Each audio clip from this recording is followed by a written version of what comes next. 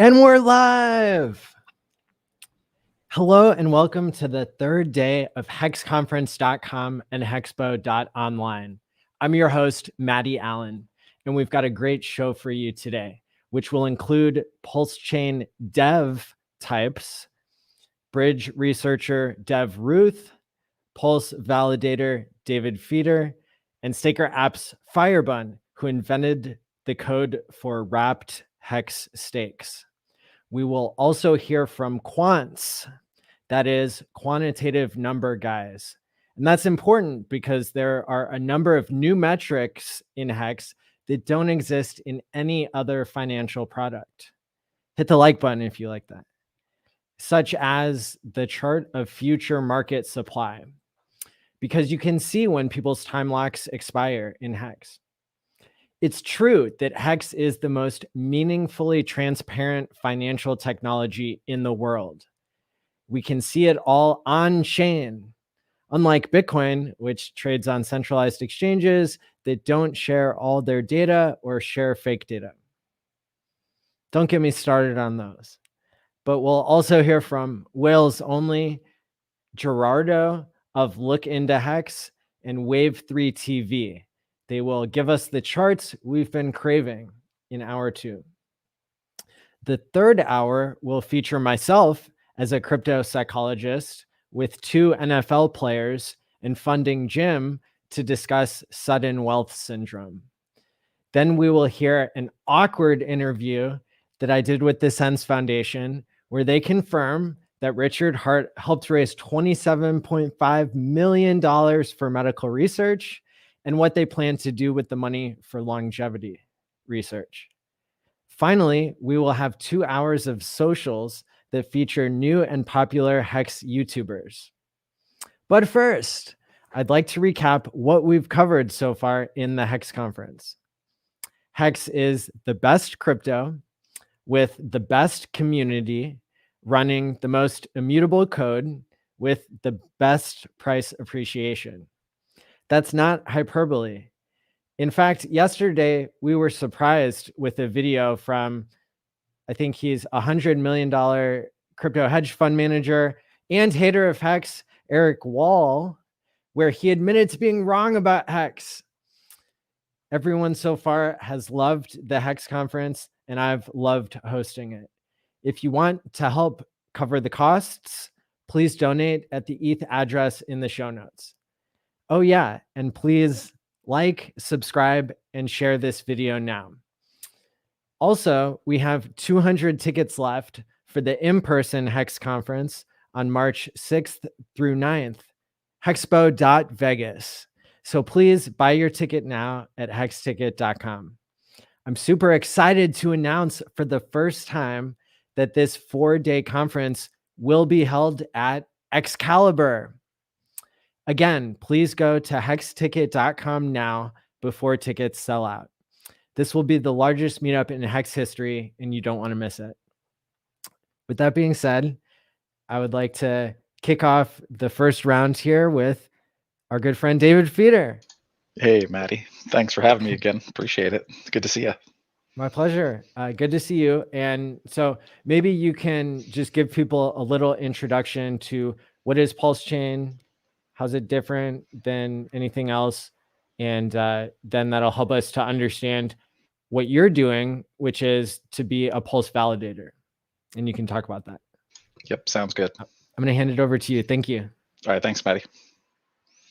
Hey, everybody. Good to see you again. I'm David Feeder. You may have saw my testimonial on the first day of this Hex conference on Thursday. Get a little more background about me. So in this panel, what I'd like to talk about is Pulse Chain. And we'll start off easy, and I'll tell you the most important things first, and then we'll get more technical and nerdy as we go on the conversation, which I know why all of you are here, because I don't know, I hope you're like me, but I'm in it for the tech, and yeah, so that's what we're going to talk about. So just to start with, what is Pulse Chain? So Pulse Chain is going to be a fork of Ethereum. Think of it as like a copy and paste. We're going to be taking everything that's on Ethereum every coin, every smart contract, the whole thing. We're going to fork it at a specific day and time. Richard will eventually announce the Ethereum block number when the fork happens, and the network's going to split. And then all you'll have to do to connect is in MetaMask, there's a little drop-down button that currently says Ethereum mainnet. You're going to click on that, and you're going to type in the details for Pulse Chain, and then boom, you can connect the Pulse Chain. Right now, we're on version 2 of the testnet. That is up and running currently. The details to connect to that are at gitlab.com/pulsechaincom. Then down at the bottom of that screen, you're going to click on the Pulse Chain testnet. And in there, you'll see all the details on how to do that.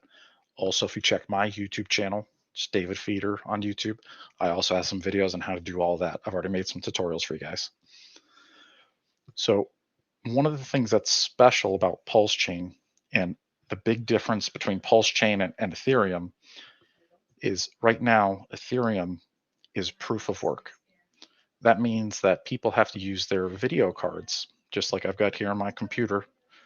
They use those video cards to mine the new blocks of Ethereum. They have to guess the hash of the next block, and whoever guesses it correctly first, they win the Ethereum block reward. And that's how every new block of Ethereum is created.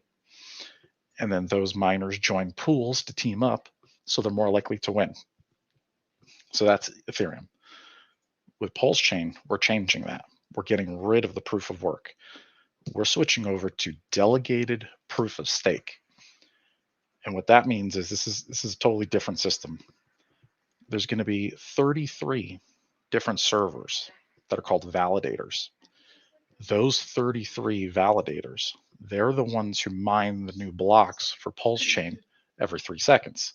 And if I'm not, some of the details aren't clear yet, but I believe they go in order. It's a rotation. They all take a turn, one after another, and like in a circle. Now, I want to run one of those servers. I'm actually going to get a number of servers in, geographically redundant locations with failover internet, serious, server equipment. That's what I'm going to build. And then once Pulse Chain launches, this is the most important part. Here's what you can do, and here's how you can make money and how you can get more Pulse. Once Pulse Chain comes out, there's going to be a website. I believe it's going to be staking.pulsechain.com. You'll be able to go there, and you're going to see the list of all 33 of the validators there. And you can pick one, and you can vote for them. And that's called delegating.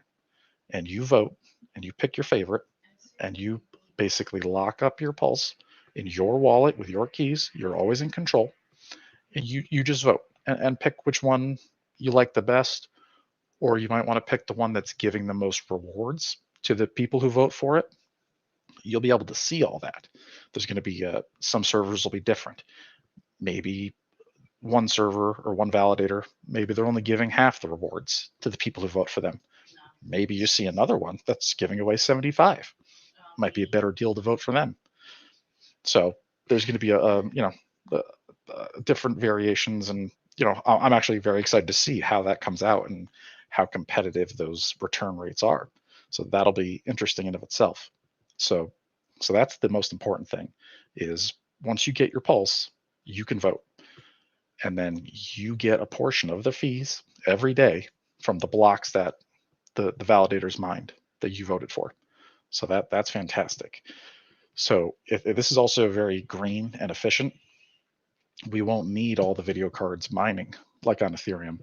All it's going to be is 33 validators running their servers in various locations, and the power bills on them.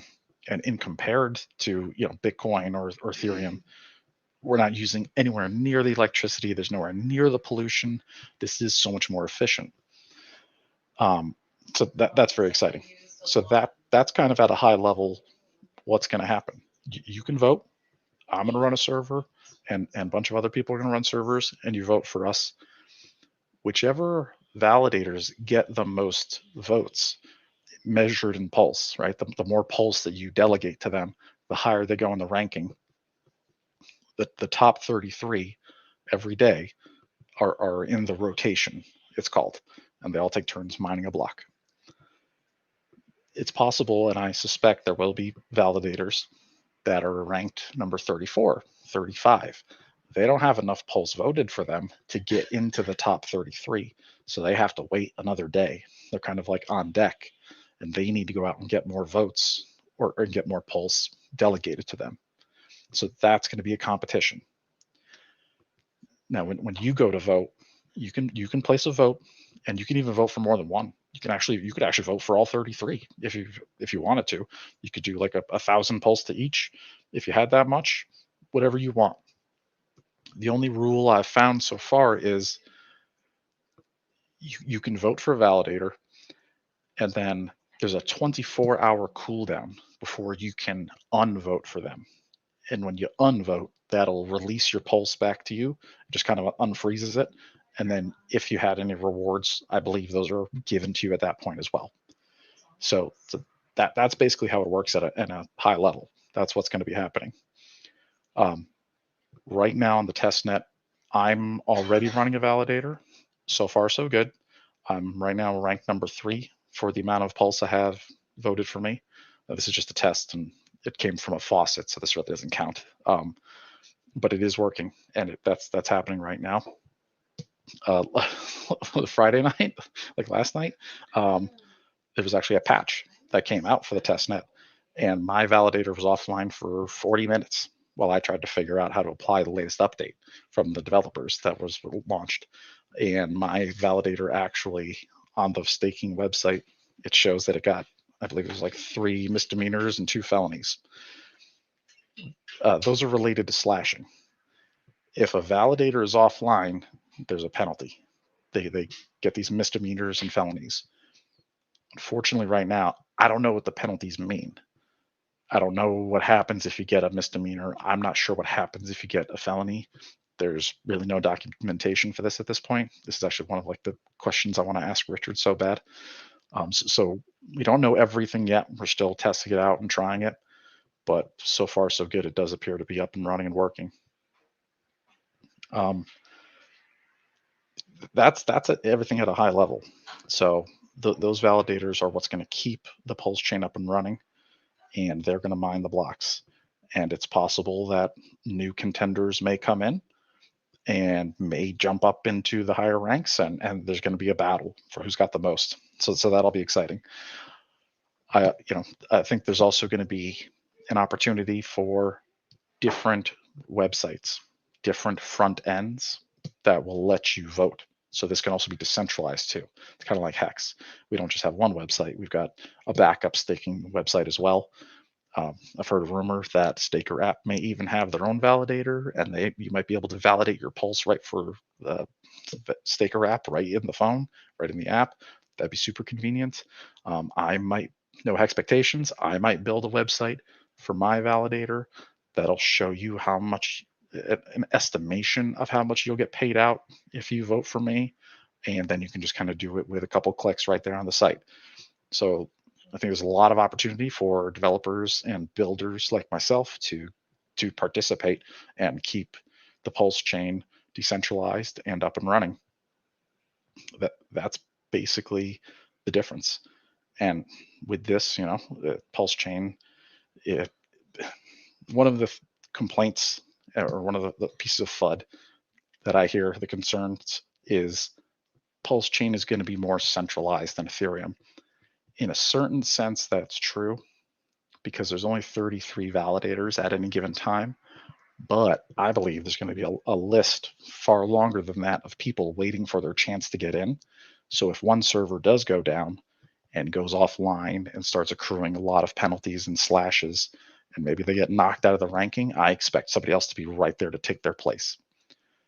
And the fact that this is proof of stake, the people who are making these servers and investing and staking all this pulse, they wouldn't want to kill the golden goose. We want to see this succeed more than anybody. So I think whenever you hear FUD about proof of stake not being secure, I don't even listen to it. That's completely not true. I disagree with that completely. I think pulse chain is going to be absolutely fine. Me personally, I am not going to be doing any miner extracted value on my validator. I promise I will never edit the blocks that my servers produce. I'm not interested in that. No, thank you. I just want everything to be fair. Um, that's pretty much everything on a technical level. Um, I don't want to go too nitty and gritty as far as how the software works and doing failover and multi-site locations. I think that's a little too deep. But basically, I just want to say everybody who sacrificed for Pulse Chain a few months ago, if you got involved with that and you're going to get some PLS tokens when we go live on the main net, and if you want to get extra coins, this is really the best way to do it, in my opinion. With zero risk, your keys, your coins, you just have to sit there and stake. And there's no time period. You can unlock after a day and vote for whoever you want. And then you'll just slowly gain more tokens. So I think this is a great system. I am so excited to be a part of this. I'm lucky; it was right up my alley, and I know how to use servers, and I'm an IT guy, so this worked out perfect for me. And I've been in the community since day one, and I would ask for anybody for your vote, and I promise I will run the default stock software, and let's keep this thing alive and have some fun. Yeah, so thank you. So I will be coming out with more videos on my personal YouTube channel, mostly as we get closer to mainnet. I'll show everybody how to do this step by step, give you tutorials. I'll show you which one's my server. I believe Hodl Dog's doing a server, probably Staker app. I'm sure a number of community members will be out there, and you'll probably have lots of choices. So it's going to be very exciting. I can't wait. If I had to speculate and give a guess, because I'm sure people are asking how long until Pulse Chain launches. Once the Pulse X sacrifice finishes, I believe at the end of February, I would expect that the Pulse X test website will be up shortly thereafter, so we could try that out. And then I think we're looking pretty good. We're not far off. I'd also like to see the go.hex.com Pulse Chain testnet version. We got to try that. Richard's already said there's a bridge it's not released yet, but it's out there. It exists. So we should be looking pretty good for, I don't know, I want to say 90 days, 120 days, 60, right after February at best, March, so soon, 4 more weeks, guys, as they say. And then we'll be able to play with Pulse Chain and try it out. So I guess the only other piece of advice I potentially have, maybe you've seen Richard's tweets.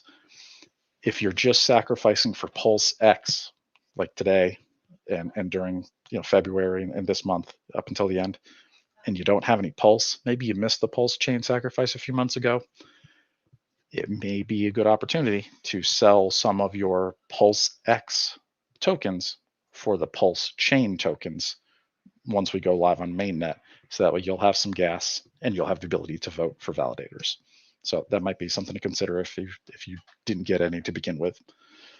Otherwise, if you did sacrifice for Pulse Chain, yep, definitely I'll have tutorials on how to stake, and I'll show you everything I know, and it's going to be a good time. That about wraps it up at a high level. Awesome. Well, I know that you're one of the first people that came forward, and we're already a known and trusted streamer, and so somebody who's definitely demonstrated technical competence by the streams that you do.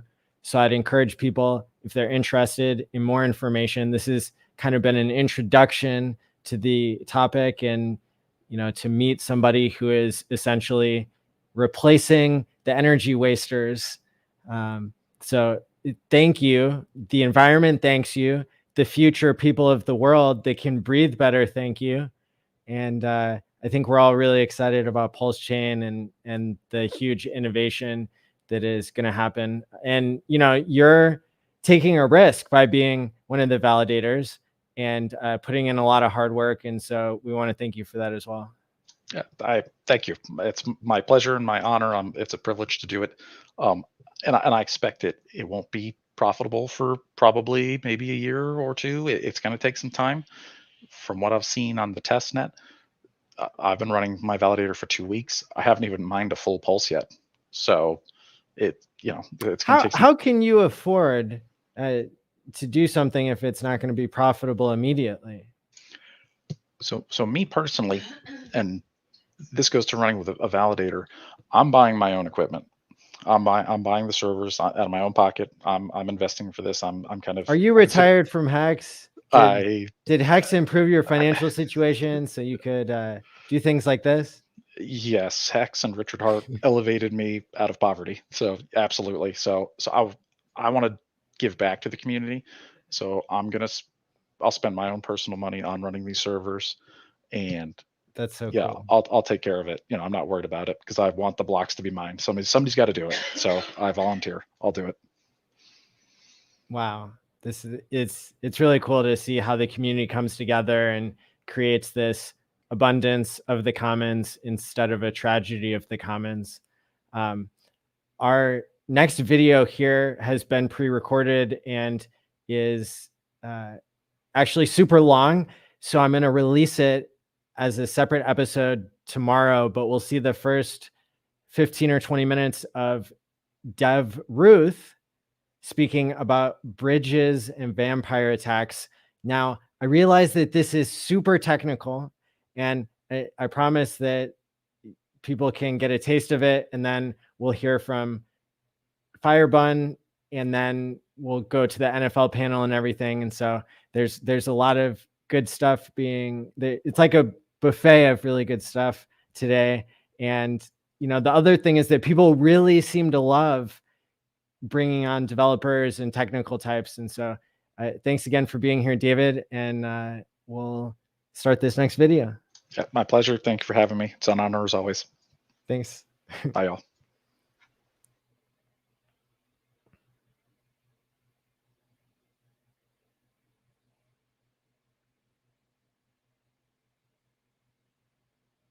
I think I might have to re-add this with sound. Stand by.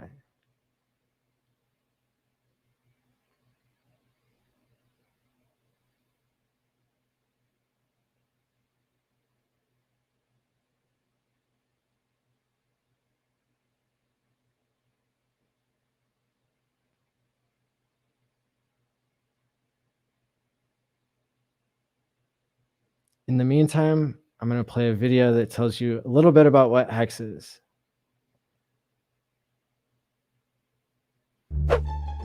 What is this HEX, you might ask? HEX is a cryptocurrency, albeit a very different type of cryptocurrency. You see, instead of simply spending or trading this cryptocurrency, HEX lets you lock up your money and gain interest on it. We already do this through our banks. It is what the banking industry calls CDs, or certificates of deposit. Customers lock up their wealth for a certain time, and in turn they grow their wealth by earning interest. But the old school currencies that we lock up in our banks suffer from inflation, which means that while you are gaining interest over time, your money is also losing some of its value. This is where HEX shines, because HEX is the first high-interest paying cryptocurrency. HEX takes the profit out of banks and government money printing and gives it to HEX holders. HEX is actually designed to increase in value. In fact, the value of a single HEX token has multiplied by more than 80 times within the first handful of months it was launched. Which means the HEX holders not only gained interest, but they also multiplied their existing investment exponentially. And it's only just getting started. What makes HEX even more reliable is the fact that HEX is a trustless peer-to-peer system, which means that there is no central power that controls the system. Everything is powered by the users without any counterparty risk. It's pretty, interesting. To get started, head to hex.com. Links below. Farewell.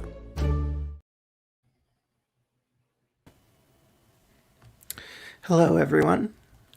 Before I start, I want to thank and recognize Matty for all the hard work he put into curating arguably the smartest set of entities in our universe for the 2022 Hex Conference. It's a lot of work bringing 80 people together. So make sure we all thank Matty. Now, certainly a statement of thanks is incomplete without mentioning the brilliant designer of Hex, Richard Hart, without whom none of us would be together, and without whom many lives would not be changed for the better. So thank you very much, Richard Hart. Finally, I include a thanks to the supportive and knowledgeable Hex community at large, and in particular to Dev Kyle, who has graciously shared his knowledge and wisdom and time with me. He's always 20 steps ahead of me and always humble about it and on Team Hex. So that's great. We're lucky to have all three of them as part of our community. And that concludes the thanks portion of my talk. I know that audiences tend to lose focus during the thanks portions of talks, so this statement is intended to give the audience a chance to refocus and get comfortable, because after a few probably not funny slides, I will tell you what I promised to deliver by the end of this talk.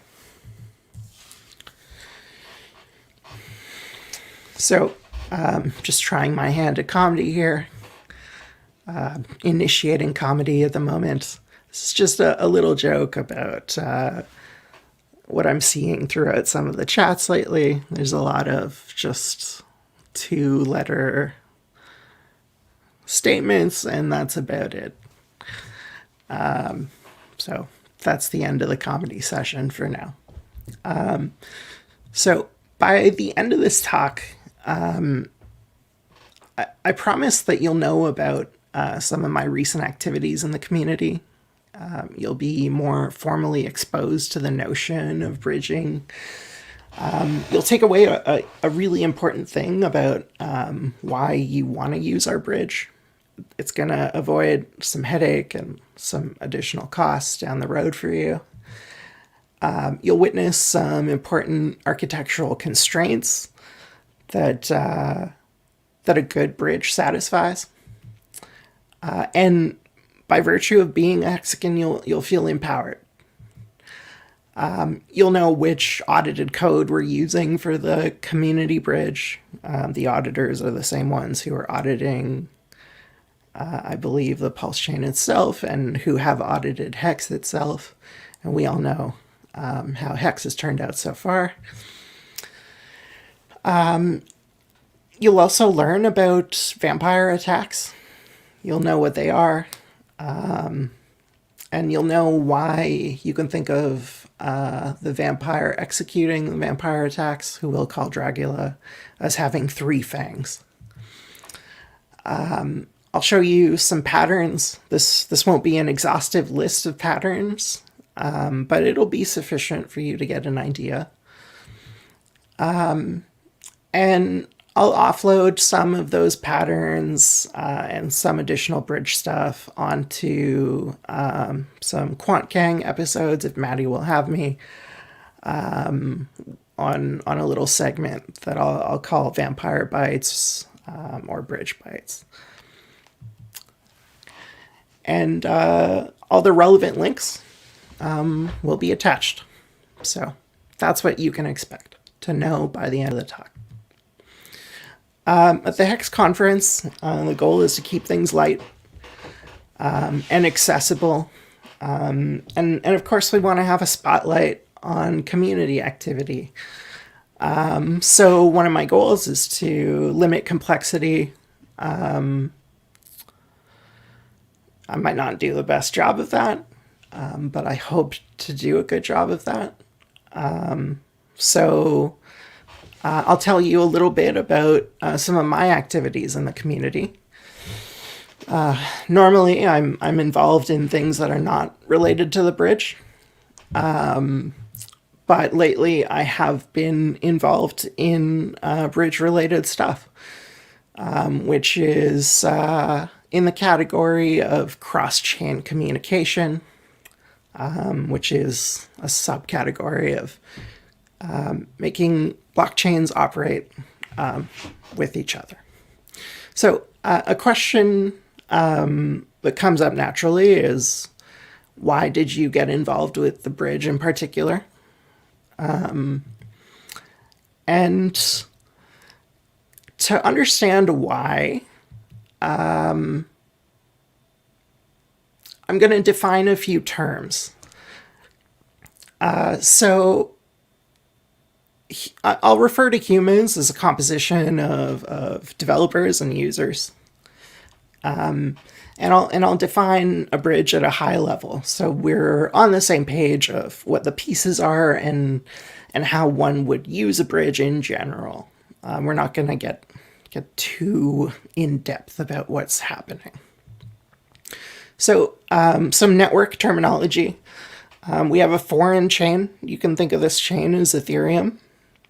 And on the foreign chain, transactions are expensive. Now, we also have a home chain, and you can think of this home chain as Pulse chain. And in general, transactions on this chain are inexpensive. And on these chains, there are contracts, and in between the contracts are humans. So a human, to use a bridge in general, would go to a URL. They would choose the asset that they want to send. I'll get into this terminology of send in a moment. They would choose the amount that they want to send. And this sending process would actually be, you could think of it as a send. And if you want to think of it as a send, awesome, great. That's totally okay. For tax purposes, my slides are getting away from me weirdly. For tax purposes, you might want to think of the send as a lock and mint. Now, certainly this is not financial or tax or any advice. I eat glue. As a lock and mint, and really as a value projection. So you're not really selling your coins or anything like that. You are projecting, as one would, a shadow onto a wall, what your coin represents. So actually a representation of your coin, to be more specific. And once that representation is there, then you can do stuff on the home chain, on Pulse chain, or you can have like a shadow puppet play or a shadow puppet battle or something like that. So without being able to project value from one chain to another, you inhibit your ability to put economic energy onto the Pulse chain, which is a critical element of the success of the Pulse chain, right? Like if we suppose that there was no bridge, then the only way to on-ramp value would be through some kind of fiat on-ramp, some form of centralized exchange. And, if something does not, if something like that does not exist, then you're going to have a bad time. I don't have a South Park meme, but it would be placed, it would be appropriate to place it here. So the community came up with the solution. It's audited. It's a solid solution, and I'll get into some of its components a little bit later. And I want to really talk about a critical takeaway of the solution rather than getting into the details of the solution. With every bridge can be thought of as, if we want to go back to this shadow puppet analogy, every bridge uses a slightly different flashlight. So every shadow will be darker or lighter. And if you're sending coins over the bridge, I'm so sorry, my slides are doing something weird. They're skipping one step, so I'll just have to deal with that. But anyway, sorry for that diversion. So if you're using 100 different bridges, then you're going to have 100 different pools of hex, and you're going to have wildly different prices. The user experience is going to suck. So it's a good thing for you as a user to use one bridge. So this comment here is accurate. They all create slightly different token projections onto the home chain, onto the pulse chain, and you're going to have a bad time. So from that idea, you can infer that liquidity pools benefit from network effects, and that's accurate. They really, really do. So another part of this talk is going to be about vampire attacks. And we're going to define what they are a little bit later. So now that you know why I decided to get involved and why I thought bridging was critical, especially in the case of potentially not having a fiat on-ramp, and potentially existing on a chain without any bridges, a natural question is, how did I get involved? And it's kind of an interesting and fun story. So I was watching a live stream shortly after the Pulse Chain sacrifice had ended, had officially ended, that is. And Richard put out a kind of a call to action for battle-tested, audited bridge code without any admin keys. Turns out it's a hard problem. It's actually a really hard problem. There's no solutions in production right now, and solutions are far away. And if you care about counterparty risk, you kind of want a solution to this. So I thought to myself, like, I'm sometimes not dumb. Earlier in the day is usually better. So maybe I can contribute. And I decided to send Richard Hart a message in DMs. And I asked him to put me into the bridge group so that I could contribute. And I described this to Matty ALLin. And he called it the put me in coach moment. And I definitely agree with that. I would say this is 100% an accurate dramatization of the the impact that I thought I would have. This is more appropriate, a more appropriate description of reality. So I went into this. Let's call it this bridge exploration with a mindset of it being okay to be perceived as not super knowledgeable in the space. I have a good foundation in the space, but the space is complicated. So really good quote from a Stoic philosopher that you should keep in mind if you want to try something new. Sometimes it's okay to look dumb. So at first I picked up these two books. I thought that they would cover everything that I needed to know. Sadly, I was wrong. They do not cover everything. But there were some really powerful ideas in Richard Hart's book SciVive that had very high utility when it came to me having some degree of impact on our little quest for a bridge without admin keys.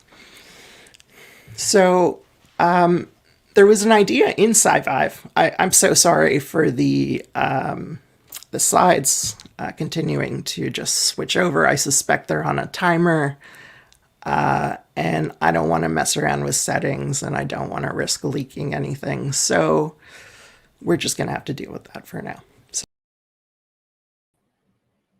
Awesome. So everybody got a great sample of Dev Ruth and how amazing you can tell this talk was. The full 80-minute video will premiere tomorrow at noon Central on my channel. And so people will be able to continue watching that at that time. Again, thanks so much to Dev Ruth for this amazing talk about Pulse Chain, bridges, and vampires. Now, we're still on time with our program here, and I'd like to bring up our next speaker, Firebun, aka Sam from Staker app. Welcome. Hey guys, thanks for having me, Matty. My pleasure. And to give people some background, can you tell us a little bit about what Staker app is? Yeah, so Staker app is an app that I co-founded with Steph, and it is designed to simplify the onboarding process such that you don't have to go from multiple places, interact with multiple things, just simplify the user experience, particularly with interacting with Hex. So something that you won't find with standard wallets like MetaMask is they're kind of a breadth first, and we did like a depth first approach, and particularly with Hex. So that sounds like something that you're interested in. That's what we Absolutely. Got. Yeah, the Staker app is loved by all Hexicans, and we love that you and Steph created it and continue to grow it in major ways. Now, I know that the topic that we've got you speaking on today is about wrapped hex stakes, and that's a new innovation that you've released the code for. And so I can't wait to hear what you've got to present here for us. Yeah, this is my second attempt. The first time I talked about wrapped stakes was on the Staker Sunday show, and I think I may have missed the target by a little bit. So we're trying things again here. Awesome. Thank you. All right. Hey guys. So I think I went into a little too much depth and specifics last time. So this time we are going, oh, thanks for the $55.55 donation. Thank you. All right. So you guys are going to like this. We're going to class today. All right. So the topic is wrapped hex stakes. Before we get into it, let me take a nice drink.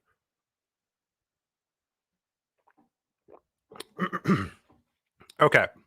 So let's talk about wrapped hex stakes. And we'll start with, what are they?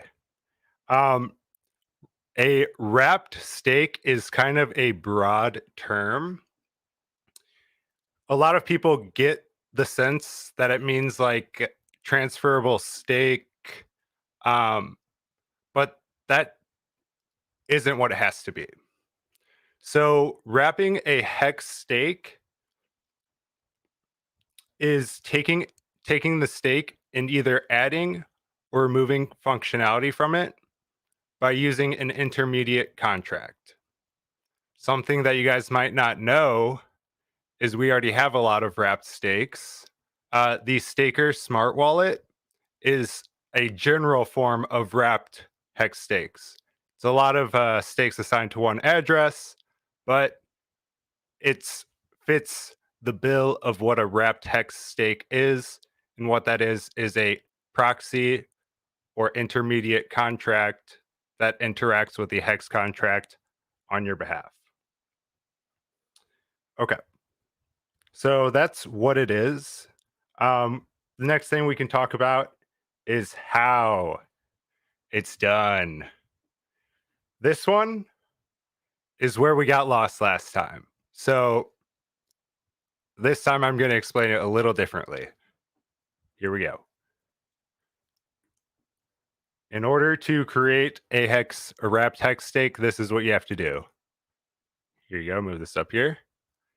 You stake hex into this magic box and it creates a wrapped hex stake.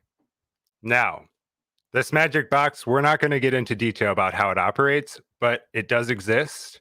And what it does is it allows the addition, subtraction, or modification, or anything along those lines for an intermediate contract, but it cannot modify the hex contract, how it operates. So you can only interact with the hex contract as if you were a user, basically, starting, stopping stakes. So we can talk about a few different forms of a wrapped hex stake.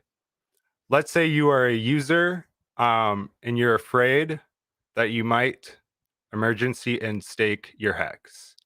You could add functionality into this magic box right here. That would, let me recenter this. You can add functionality to this magic box right here that just, it would be a contract, and you can just say, if the stake is EES, then just like revert. If it's an emergency in stake, then revert.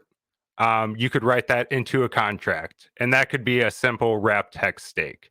Is all it does is it removes functionality, actually.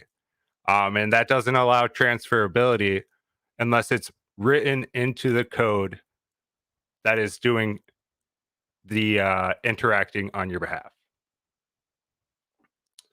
So let's talk about why you would want to do this stuff.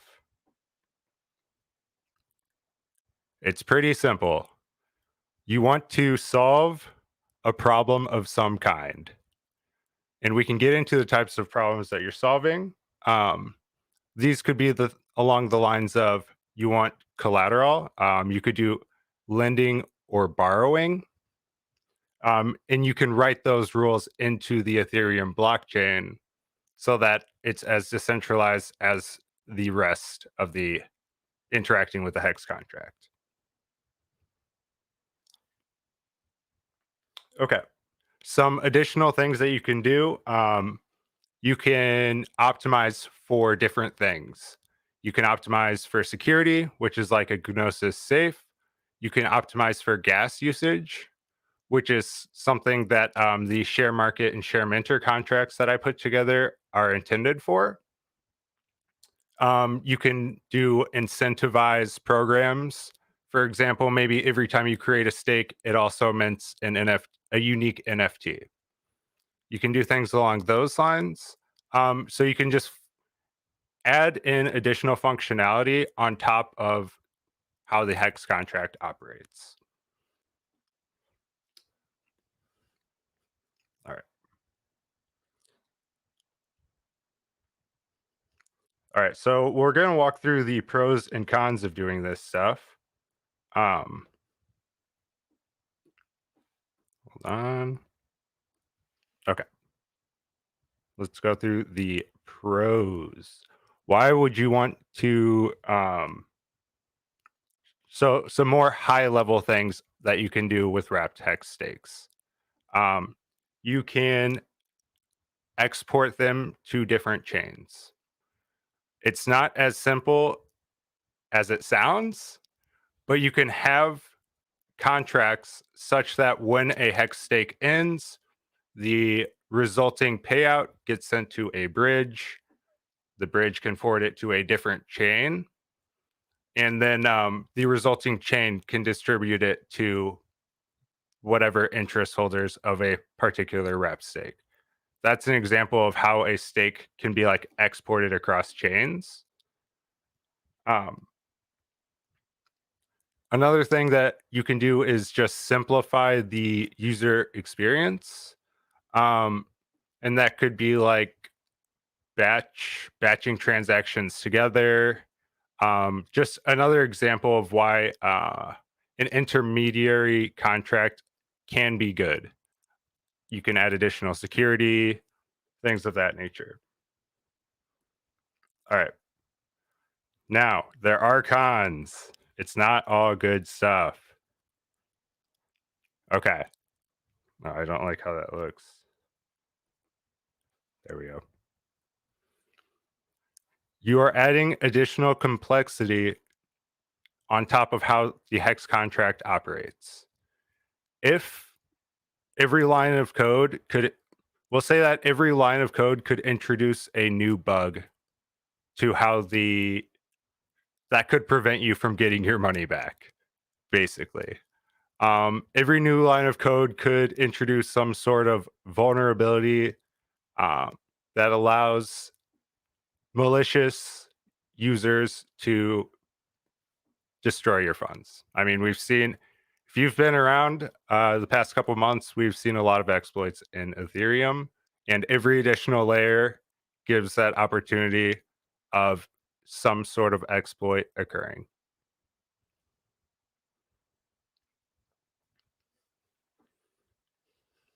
Okay.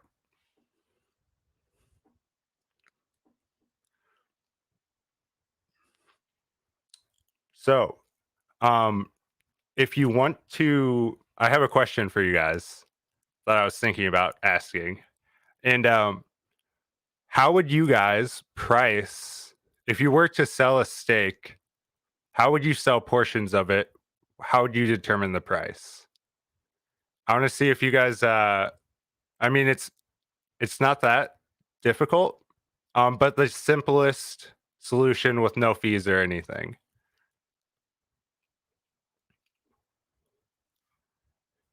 I'm going to look at the chat for about 5 more seconds to see if anybody says anything. All right. In order to price a stake, here we go, guys. You can take the... I honestly thought about this for longer than I should have, but it is the amount of hex that goes in, right? So you got hex in, and then you have an amount of shares out. So the simplest way to get the price is hex over shares. And what that allows you to do, is sell the shares according to the price that you paid to get them.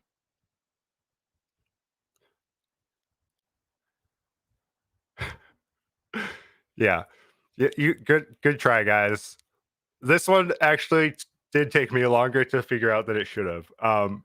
But with a small adjustment to this ratio here, you can modify the price such that it fits a criteria where you get the hex back that you put in, and that is by subtracting shares out. If you subtract shares out right here for yourself, and then you like submit this. Oh no, we're getting too technical again. You can apply an offset such that you get paid interest and the money that you put in hex back. That's an example of wrapping a hex stake, how you could price the shares, how you can add a premium to the shares. If you guys like these kind of topics, I covered the contracts more in depth at on the Staker app Medium site. So you guys should go there and follow us and hit the clap icon on the wrapped stakes for sure. And that's all I got for you guys.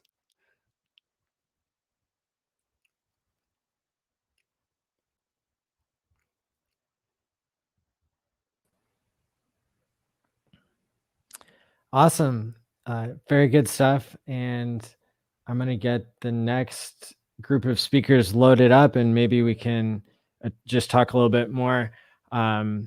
So I know we're all really excited to have Steph on the program tomorrow, and the things that you all are doing at Staker app are really exciting. There's last year, I believe at the Hex conference, you guys announced that you are doing a referral program basically.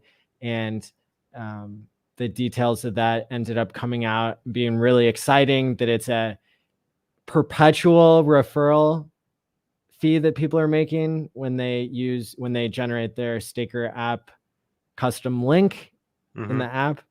And that's something that it seems like very few technology companies in the world would do. What makes it so that you guys are able to be so generous? The way that I approach these types of questions is what can bring the most value and generate the most adoption. And I don't think being selfish about, a community that like helped create. The community is so fantastic. It just, they really helped us get our app to where it is today. I really, and I admire that. There's kind of this ethos of paying stuff forward, and this community is really amazing. Apple's been very successful. I don't see Tim Cook giving away smart wallets. I don't see him creating referral programs that benefit people in the long term like Staker app is. So definitely shout out to you guys. That's really incredible. Yeah, we're just whatever we can do to onboard the most people, and I'm really excited for Pulse Chain for that reason. Oh, because yeah. that something that isn't public. It can be gathered from querying the chain, but Staker users have paid approximately $1.5 million to Ethereum. So if you take those fees and then put them into something more productive, like buying more hex or staking or being a Pulse validator of some kind or delegating, that it's just a lot more exciting on the other side. Absolutely. And if we had gotten our money's worth for those security fees, that would be one thing. But when it costs $30 to send an ERC20 token, when the system was designed for it to cost pennies, really Pulse Chain is going to restore the functionality to Ethereum in copying its system state and then taking all of its users and making things right. So yeah, it's exciting. To some degree, I don't want all of their users. Like I want users that use the things that I like. But don't make the network more expensive for everyone else in your silo on the network, please. Correct. If that could happen. Yeah. And in Vitalik's defense, maybe I didn't just roll my eyes, but in Vitalik's defense, people have bought into Ethereum as a store of value. And so if he were to dump the price, he could dump the price so it could be a world computer again and transactions could be affordable, but then he would wreck the people who put their life savings into it.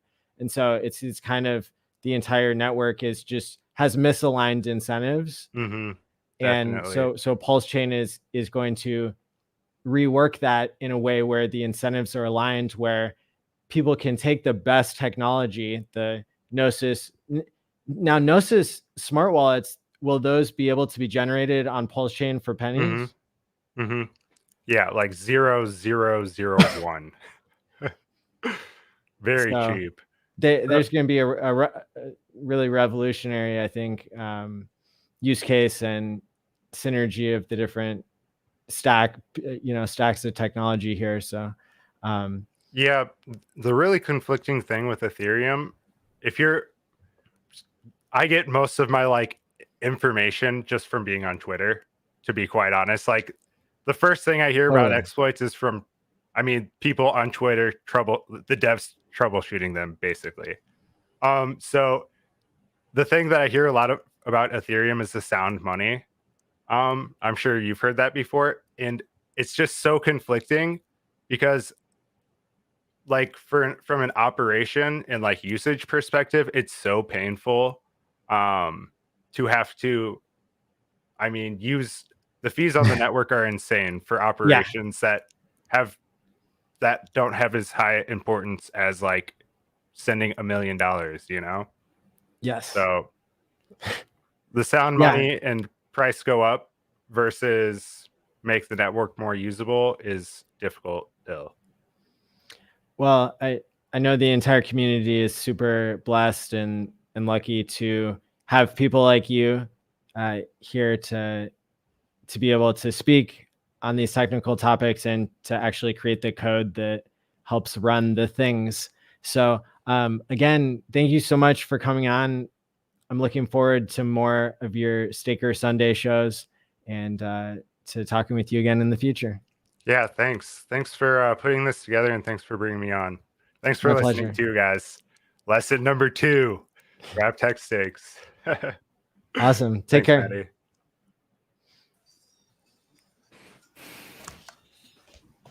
Hey guys. What's going on, man? What's up, Matty? I'm so excited to have you here, and I know everyone else is too. We've got a panel full of quants. So without any further ado, I'll let you guys take it away for a full 60 minutes. Awesome. Silver, you want to start since you're... Hey guys, yeah. Well, first of all, Matty, thank you so much for putting this together again for a second year. Super excited. First time I've actually been live with Wales, Gerardo, and Wave 3. So that's really cool. I've got a little bit that I want to talk about to start with. Obviously, anyone that doesn't know me, I'm Silver the Antidote. I have been pretty early on in Hex, did a lot of chain analysis, verified a lot of the OA addresses, and also top 100 accounts. I regularly do like health checks, maybe every 3 months, 6 months, something like that, and give a good indication of exactly where Hex is moving and what the main top accounts are actually up to. So I've got a Twitter account over Silver_Antidote. Occasionally, I'll put out information there as well. But I've been super busy working on a lot of stuff here. And it's been really interesting, actually, the development of Hex over the last 2 and a bit years. So when you actually achieve like massive amounts of wealth, it can be quite disturbing to some to actually how to deal and handle with, sudden wealth syndrome, like Matty has called it before. But what I have found out is those of people who have already been successful before in life, you can actually find yourself changing inside of who you are. And what a lot of people are doing in the community now, they are really pushing to get higher levels of onboarding. And it's really good. I've watched the last 2 days of the conference as much as I could. And it's really interesting to see the guys down in Africa who are trying to broaden into a completely new market. Now, I'm over in Asia at the moment, not going to disclose which location, but there's a big void in this territory. And it's a big demographic over here. So although I haven't been putting out too much content lately, I've been spending a lot of time changing my social circles, trying to network, because that is how you get trusted into new communities as well. So maybe for the last, 6 months to a year, I've been really trying to get into the higher echelons. And once you actually have sudden wealth syndrome and a lot of capital, people in Asia really respect money. It's one of the biggest drivers of anything. So when you can actually display a certain amount of luxury, you automatically get included. So I spent a lot of time trying to work my way up into finding the quality people. And we're talking like literally head of finance, head of economics, head of politics, even kings and queens I've literally sat down with and had dinner and things like this. So what I am trying to do myself personally, and this is why it's great to have this panel with me today, because I actually need advice from other people as to how to really break in, get that trust and show the data. Because unfortunately, a lot of these people immediately, the first sign of research that they do, boom, they pull up all the scam narrative. So it's really good to try to remove that aspect, get people into doing actual real research, because at the end of the day, it's only us and our ability and time that we spend into researching to actually find the truth. And this is one of the biggest things that I'm skilled at. Not that I wanted to do it initially, but I just found that there was an element inside of Hex at the beginning where nobody was actually following the data, the chain data, because it doesn't matter what anybody says on the internet. It doesn't matter what the charts really say, because the real truth happens through the transactions, which is indisputable. So that was something that I found very enlightening at the beginning, because very early there was so much FUD. But the chain told me something different, and it tells you a story. So this is what I found very passionate about the Hex. Now, like I'm saying, I actually have a close friend contact now who actually has about $2 billion under management that he is controlling for investment. And this is why it's good to have whales to help me with how these types of mindsets, how the stock players work.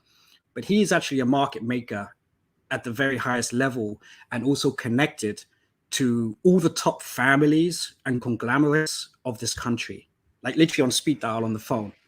So I'm looking at this as a very powerful opportunity to actually, if I can get them to trust me, to socialize, and then to believe in what it is that we all know about Hex, then I see it as we can open it up to an entire Asian country. And this guy and his contacts, they know exchanges, they can get things listed easily. So that's basically what I'm spending my time on. So even though I've been quiet, it's very interesting to see how different people in the community are actually spending their time. Some people are streaming every single day. Some guys are doing charts. Some guys are doing networking, like RG recently, I think this week or something. He's going down to see Robert Kiyosaki. So we're starting to break into this level where we all know what's going to happen in the next year or two.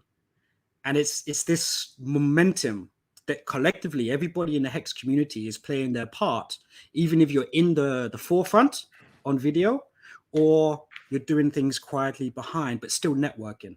And then at the end of the day, everybody knows the most powerful way that we can create this network effect is onboarding. And some people are fantastic at it, and some people are not. And it's an investment as well that you have to make, not just in yourself to develop your skills, to develop your mind, but also to develop your communication skills and kind of like power of persuasion to tell things in an educated manner, so people can just remove all the bad research that they may do just at, a 5-minute glance, but to actually hit them with truth, hit them with facts. And that's why I'm honored to be on this panel today with these fantastic OGs. Over to you guys. I guess I'll continue. Thanks for starting it off that way, man. That's great information. Because the interesting thing is that we can talk about this data all day, but people have to realize this data exists, and this is why we've taken it upon ourselves to play all roles, both on screen and off screen, right? Even if it is away from charts or just looking at Hex or talking about Hex or whatever the case is, because sometimes you do just have to get to know somebody in order to understand their mind frame, to even be able to ascertain if they're the right caliber of person for this information. Because it's another thing, this information isn't for everybody. Everybody isn't ready for crypto, and crypto isn't as common as we might think it is. And this is something that I got from joining those crypto Sparbuck boys during the road tour when they were up here in the Northeast. Like, it's just not common at all. Like, we're in our own little bubble. So we got to go out there and talk a lot about crypto, explain to people what a blockchain is, because most people don't even know what that is, right? And it's something very simple. It's just a way to record transactions. I mean, it's nothing special, but most people have no idea it exists, the utility of that object, and what we could do with it, right? Because it really opens up the world for us in a lot of different ways that just wasn't possible before. And this is why I like looking at the blockchain, because that's where it's at most of the time, man. Yeah, what I find important is not just the education, but it's trying to get people just a little bit of exposure. Just gives them that little bit of taste. And what's interesting is this gentleman has actually kind of set me a challenge, which I'm not sure if I'm going to accept yet. But he has about $3 million that he wants to deploy into PulseX. But he's kind of given me a bit of a challenge. And he said, look, I can go up to 3 million, but I want you to do an equal amount into his hedge fund. And he's giving me a challenge where if his hedge fund outperforms, then he doesn't owe me anything. But if PulseX outperforms his hedge fund, and this is on a 2-year time scale, he will give me 30% of his PulseX. Oh man, he's gonna be mad at that bet. That's like, I know I don't want to go into any stock market because that's going to be dead money. Yeah. But in order to give him that little taste, that little exposure, just to say, okay, now he's got some skin in the game, maybe that will be incentive enough for him to then start talking to all his friends. Right. And then you might not even finish that bet. Right. Might not even finish that bet, right? And that's what's interesting. This is so new that people just can't understand how new, right? I remember when episode 1 of Quant Gang, the first thing we did was we broke down worldwide assets, 100 trillion, 600 trillion here, 400 trillion there, and that 400 trillion was this, that, and the third. So understanding how capital is deployed worldwide is important, because the role that Hex plays is multifaceted. It doesn't just represent high yield. It also represents capital appreciation. And guess what? That's 2 specific investment nexuses that exist in the financial game that cover 2 industries, basically. So you can essentially take, I don't know, off the top of my head, at least $100 trillion and dump it right in the Hex, at least covered, no problem, because Hex replicates both of those markets.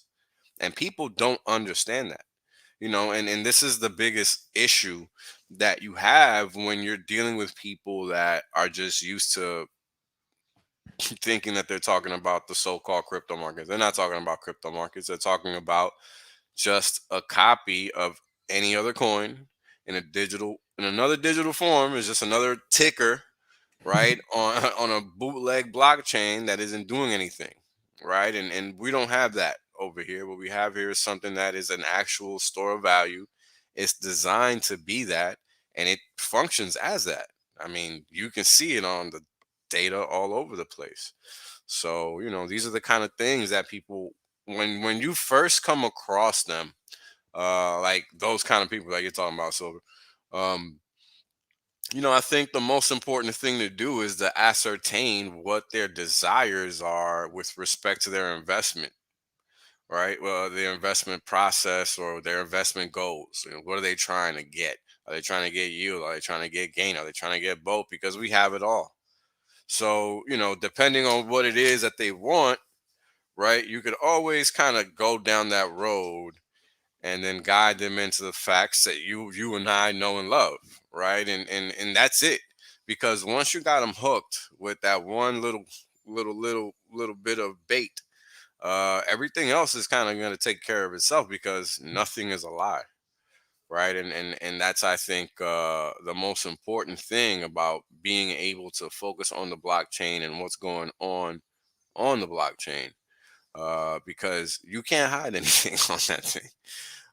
So it's pretty important that people understand it, and can kind of realize the potential that comes in understanding the importance of the blockchain.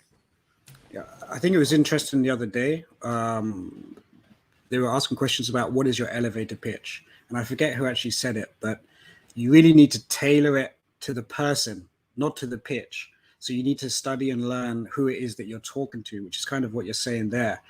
And ultimately, all hedge funds, they just want to increase their balances, right? But we know lots of money is going to be coming in. It's happening. But what is really important is always to try to hit above your weight. And I remember Richard saying it as well. He doesn't want to talk down to people. He wants to be reaching higher to people that have more followers, more influence. And I think some people inside of the community, now that I'm starting to develop more skills in that as well, there's opportunity everywhere with this new wealth that people have to try to aim up, always aim up. Try not to keep on a level or contented life of being retired and not really doing that much, because many of us in the community have been retired for many years, but you lose your sense of purpose with certain things. But what I think we're definitely going to start seeing, and everybody said it forever, is we know the momentum is going to take over. We know the bear market is occurring, and we can see that Hex is still maintaining and going up still in the current cycle. Now, one thing that I'm really curious about is if I can help this person get in, and you can correct me on this, Wells, as well. I believe the general allocation of hedge funds into crypto exposure is normally between the 1% to 5%, something like that. And I believe that they've probably got, I think probably about 2% in Ethereum, something like this. And I am really excited, if I can, just to get that little 1% of exposure, or even 0.5% of the balance that they have into Pulse X, because imagine what the psychology would happen to this person once they have like a 0.5 allocation, but suddenly that becomes 10 or 20% of their actual balance sheet. And that's going to probably make them reconfigure everything else and maybe even trickle it back down into the Pulse chain and then ultimately the Hex. And I'm a big believer of Hex ultimately over everything. But I think that's a very, you give them a little bit and boom, their asset value goes up, and it's, they have to rebalance, correct?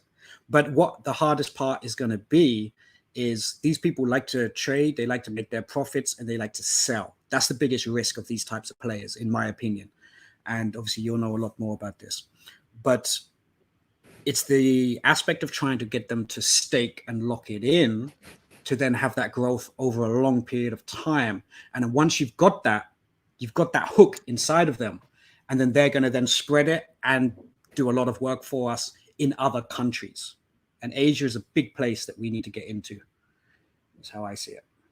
Just show them that. Sorry, go ahead. I was gonna mention regarding the portfolio sizing.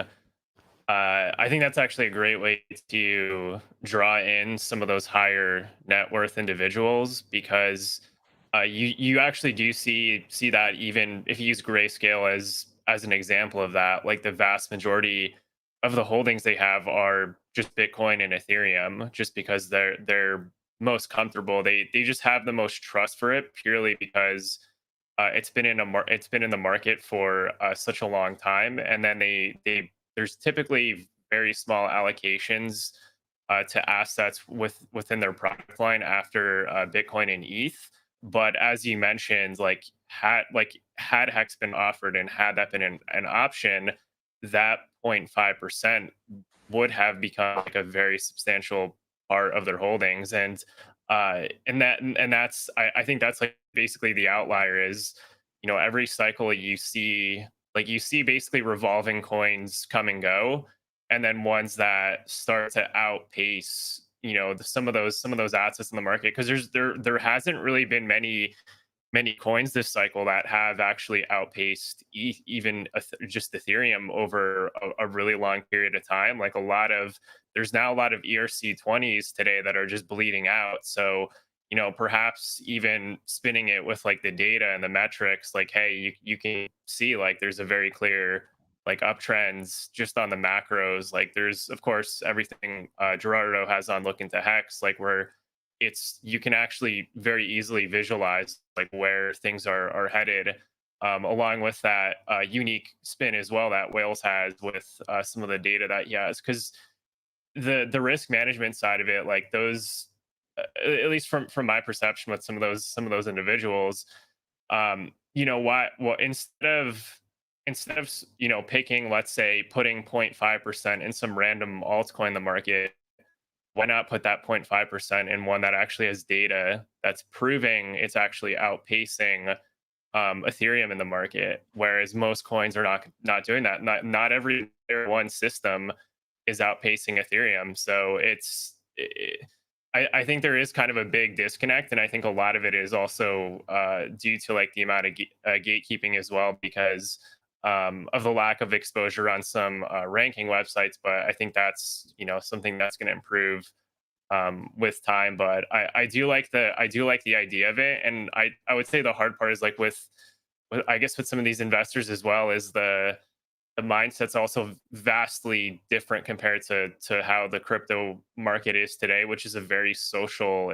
It's a very, very social market with these really big communities. So seeing a lot of engagement on crypto Twitter, like there's so many ways, even from an engagement standpoint, where you can prove in so many ways like why this coin is better, like why this is a better investment than perhaps like other considerations they have when it comes to investing in assets aside from Bitcoin and ETH. And I think the data part of it would really be a good way to sort of visualize things, and because of that, I think it would also draw them into Pulsing as well, which I think you will be on the winning side of that bet when the time comes. Mm-hmm. Yeah, I was gonna say, I don't know if you guys saw that video. I think Eric Wall posted today, but you'd want to show your billionaire buddies where he goes off saying he has to explain to his fund manager why he missed the highest appreciating asset of this cycle, and hopefully he gets to keep his job. So I mean, but yeah, like Wave 3 was saying, I mean the data, right? Like there are a ton of metrics that you could show and onboard. Like a lack of data is never going to be your issue onboarding, in my opinion. Like there's all the charts the community has made. There's that new one recently. I don't know if you guys saw the one that shows, it's like a heat map, like with the squares showing the allocations of ETH whales, like the top 1,000 ETH holders, and how the top ERC, their top ERC 20 holding is like 62%. They try to gatekeep us, like bro. They try to gatekeep us, so but they couldn't. Yeah. That's a great chart. Right. Yeah, that's a good chart to show. So they got the top 1,000 wallets, and the percentage of how much of that bucket is Hex. I think it's like 60%. It's the whale's favorite coin. Yeah. Clearly. Yeah. So I mean, look, I gotta be clear. Nobody here is advocating for these entities to enter the pool. It's just a simple fact that they're gonna have to, because the reality is that there's no returns out there.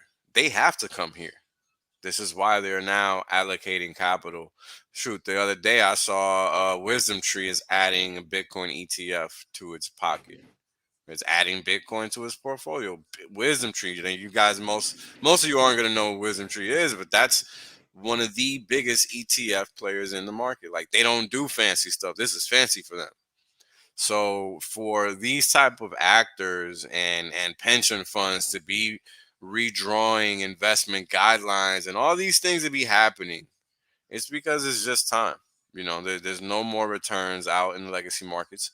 And these folks have to figure out where to get yield from. And the only other place is crypto. So eventually they are going to find Hex, because that's just what it is. Not many places for them to go, even once they get the crypto, and they're going to learn that the hard way. So, yeah. Is there generally an amount of time where an asset has traded before hedge funds and high net worth people will start to actually want to invest into it? Because some of the feedback that I'm getting is, it's just not been traded long enough. I'm like, what, 2 years of trading is not enough for you of a track record? but that's like seems like a barrier of entry. Some people I'm like kind of- 5 years of time, which is weird. I mean, you got to understand these people got money, so they're not in any rush, right? They're all good. They don't have to. They're not pressed to make returns, so they like to see certain things. Some entities have to invest in things where certain metrics, for example, and 3 and 5 year returns will be a couple of those base metrics. We don't even 3 have a and 200-week moving average yet. right. We don't even have that. Yeah. Like, So, you know, it's I mean, and this is the thing, right? This is what's gonna create a whole new class of wealthy people. I mean, it's all of these things that people just don't know, right? Like people don't know what you're talking about. I do, right? People can't comprehend why an institution that can't make any money in its current game would put a pause in investing in anything crypto, because that's what they're doing. It's not even that it's just Hex, it's just anything crypto. They're putting a pause on it because it's new, it's not known, it's unsafe, it's all these things that they keep hearing in the media, right? And this is how these people operate. So ultimately what's going to happen is that they're going to have to buckle down. The returns over here are, you know, they're not even double digits, they're triple digits, right? And over there, you know, a 10x makes you a god. We laugh at that over here, right? So, you know, they're gonna have to bend over eventually and realize that they're looking in the wrong direction. And you know, it is what it is, right? Like when you have something that is a productive economic asset, it's hard to beat that. And this is why focusing on the blockchain, and we have things to look at on the blockchain. A lot of coins do not, right? And this is what's important. We have 767 data, or 768 data points for Hex, multiplied by each data point that you can find on go.hex.com. So you have all of those data points as proof positive of activity on the blockchain that's beneficial for us in so many ways, right? Like people don't even know what their yield is on a T-share in dollar terms. They don't know because they've never done the math. And how do I know? Because I did it. I literally did it today for the past trailing 12 months. And it's probably the only chart that I'll probably show today because it's worth showing, because I made it strictly for today. I mean, just the yield in Hex terms for the past 12 months is crazy. Just people don't understand the power in staking, right? And you know, that's kind of the biggest thing. Like you talk about the behavior of these institutional players. Their behavior is short term, typically, right? That's just a fact, because they're trying to churn over cash. They're trying to make money for their quarterly bonuses or annual bonuses or whatever the case is. They're trying to make money. They're trying to put something on the books, right? So come time for Hex, they're not going to play that 5-5-5-5-5 game. That's not what they're going to do. They don't need to do that. They already got tons of money. So they're going to do what they want to do. And they will either stake or they will not. It'll depend on them. And if they do, it'll be a blended duration type of move. It won't be something where these entities will be doing, you know, they're not going to try to be, you know, me, right? Like they don't have any reason to do 90% T-shares. But, you know, they're going to try to play the game. They're going to try to figure it out. And as they learn the system, we'll see what their true intentions are. But at the end of the day, right, we all know that the name of the game is compounding your capital, right? I mean, there's no other purpose to be doing anything or be discussing any kind of capital allocation outside of that. So it'll be interesting to see what happens. But 2022, I think, is going to be a very interesting year. You see a lot of regulatory activity on the legacy side, which you really hadn't seen in a long time. I think the last time might have been, well, now that I think about it, it was around the top from last time too. So I guess it's not a surprise. Never mind. I think what you're saying about the average sort of chart length that has to happen before these types of people get in is good for me to understand. So if we're sort of putting it at the 5-year window, it means that there's still so much opportunity for everybody out there now. And That's right. Everybody has been talking for a long time, even at the beginning of Hex. We all have this vision of where we see it going. And it's just a passage of time to get there. And there's different cycles that occur on the journey. So the phase that we're in right now is there's a lot of the 2 years time frame where a lot of the big accounts are now starting to sell. That's getting distributed. We're having a little bit of chop and change in the market itself.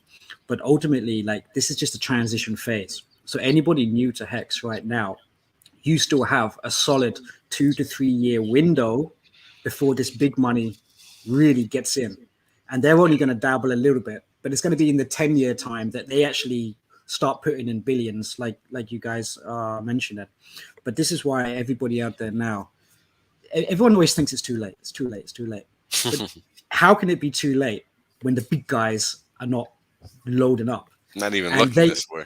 Not even looking. So this is like the transition. And especially when you have that decorrelation, especially going into this bear market, this is going to be really interesting to see how Hex actually holds up and what happens with post-chain and obviously post-X, how they perform against everything else, because the data does not lie. So when we start to have even more evidence to show to these people, there's an entire cryptoverse and an entire world of investment that might be driven just based on the data. And that is why even the price today, 25 cents or whatever it is, this is nothing. Like, there's so much more space that it's going to go. And that's what these guys on the panel are experts at, forecasting this, reading the data, telling you what's going to happen.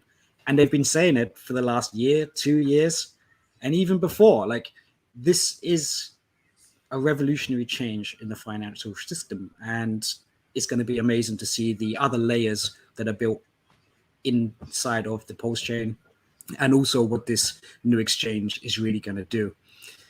So maybe, guys, you want to talk a little bit about some of the data points? Sure. Yeah, let's do it. You want to pull up that chart you made specifically for this panel? Yeah, we can start with that. Got like I 20 already minutes. have it ready. Yeah. So let me explain exactly what's going on here, because there's a lot of activity. Yeah, this is some good gumbo right here. Yes. Yes. So let's explain. The gray line is the systemic dollar APY. So I took the last 365 days of payouts per T-share, added them up. That's a dollar figure. So that's how much you made if you had a T-share over the past year in dollar terms. That's the denominator. I took the payout per T-share in dollar terms and plotted it every day, but in an annualized figure. So that's what this gray line is. So look at how much you bastards have been making and you didn't even know it. 800% annualized. I see what you're saying. Yeah, because it's on the left-hand scale. The values for this line are on the left-hand scale, as well as the values for this orange line, which is a systemic APY in hex terms. So we started out at 200%. And this is post-big payday, all these data points, post-big payday. And right now, we curved all the way down into, I think the low was like maybe 100.3% or something like that. And now we're curving back up. 102% is the yield. So again, we're taking the daily payout, right?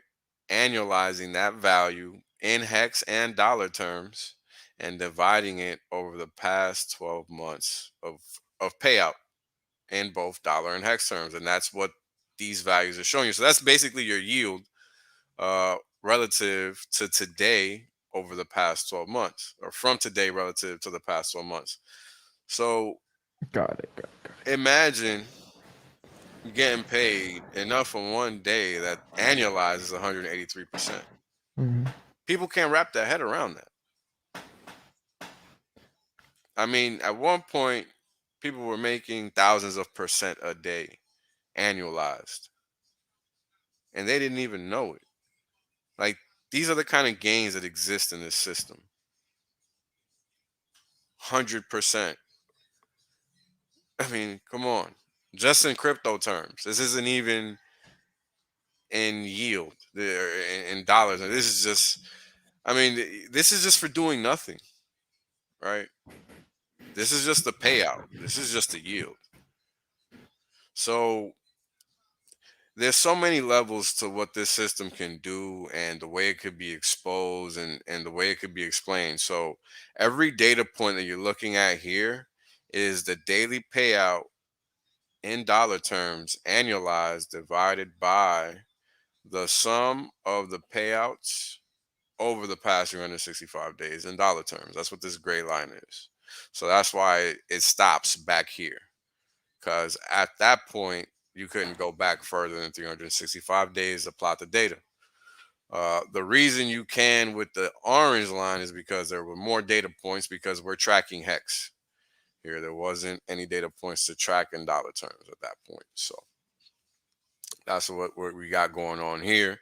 But this again, right, it just goes to show the power of hex, right? Because in dollar terms, your gains are crazy, and in hex terms are crazy as well. Who's getting a double daily annualized? Nobody. But if you're staked, you are. This is the power of hex, right? And in a double, and I gotta do a video on this, the power of money. I mean, or the rules of money. Rule number one is try to find as many ways as possible to double your money, because that's exactly what gives you the ability. I mean, think about it, right? And just do this on an Excel spreadsheet. You take one, double it, that gets you 2, 4, 8, right? And we see this all the time. Anytime you're looking at a log-based 2 chart, hell, here's 150, 100, 200, 400, 800, 1600, right? And this doubling effect is so important to making money, because this is the importance of Richard saying you could have sold it on a double 13 times. He doesn't do it for fun. He does it to mock people, because they can't do that. Who else can be out here talking about 13 doubles? Just Hexicans. We have that ability, but the question is why? And this is why.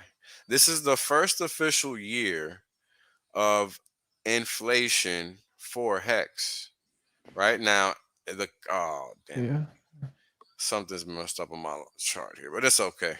Uh the damn it, this is annoying. Give me a second, guys. So it's supposed to be showing the systemic inflation, which is 3.69, Mm. but it's not showing there. I'm gonna just fix this chart real quick.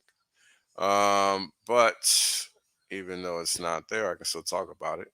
But the reality is different, right? What the chart is showing us is that the actual inflation, which is an orange, cumulative inflation here, is actually after launch phase year one was only 1.73%. It was not 3.69%. Mm-hmm. So what this means is that 1.96%, the difference between 3.69 and 1.73, was deferred into the future. So this is the power in staking. Like, you don't get this kind of price performance, 167x, without putting away some supply, right? Demand versus supply. And the system incentivizes you to use it in that way. And this is why you can defer 53% of the inflation into the future and only mint 46% of it. I mean, that's power, right? Right there. Because who else can do that? Nobody. I mean, the ability to do that is powerful, right? I mean, there is some serious strength in that. People talk about this being an inflationary system, but the reality is glaringly different. I mean, and this chart proves it, right? The inflation just isn't there. It's not. So it's important for you to understand that if you own Hex, because this is the power in owning it, right? Like there's literally no other reason to own it. So it's important to realize the strength in the system and how it's engineered to work, because everybody's assuming 3.69, but it's, I mean, hell, it's not even on the chart because it's not even relevant, really. I mean, that's the gist of the story, right? Because it would just be a flat line anyway. So deferred inflation, man, this is what carries the price, right? And Rich has explained it a million times. When you hide the supply, right, just like the beers does, the value automatically goes up because it has to. So what we're going to see now in year 2 is the same process repeat itself, right? How is the deflation going to be deferred? How is it actually going to be minted? And that's what's going to affect price, because it's not what actually exists on the chain, but it's what's available for sale that matters. And if there isn't anything available for sale and people come trying to buy, well, that only leads to one thing. So, and I think one of the other things to highlight as well would obviously be the volume of Hex that is being sacrificed to both of these new oh yeah, let's new pull coins that now up. as well. Yeah, Let's pull that up. And the PulseX sacrifice phase isn't even over yet. Nope. And we all saw what happened at the end of Pulse Sac phase. Yeah, Pulse Chain, right? It was like fireworks going off. Yeah, it was around the same. We had like around here 600-700 milli in there, and then boom, just I think it was 700. billion, I think it was it was like 700 million, and then the lid blew off. Literally. Yeah. Big Sac entered the chat. Yeah, I agree with it was crazy. Crypto journey, man. The chart is like, once you start looking at the higher time frames, like the 2 week and the monthly, it's incredible. It's starting to build back up again. So when you consider yearly that, candles look fun too. Yeah. Oh yeah. I mean, just look at this chart, right? If you look at this chart, this was the end of year 1. It looks almost like the beginning of year 1, right? So when you come, this is what it looked like back then. This is big payday. And what did we just have? A similar sell-off, only longer and potentially bigger. And potentially what's happening now is that instead of getting a flat double bottom, maybe we're getting a slanted one, because Hex is weird like that. Right? I mean, you got it here, you got it here, you got it here, where it made a slanted bottom. It didn't really make a flat bottom like what we used to see. And Hex does weird things. So, you know, for all we know, this is just making a fractal. I mean, look at this. Right? This was kind of a similar angled move. Come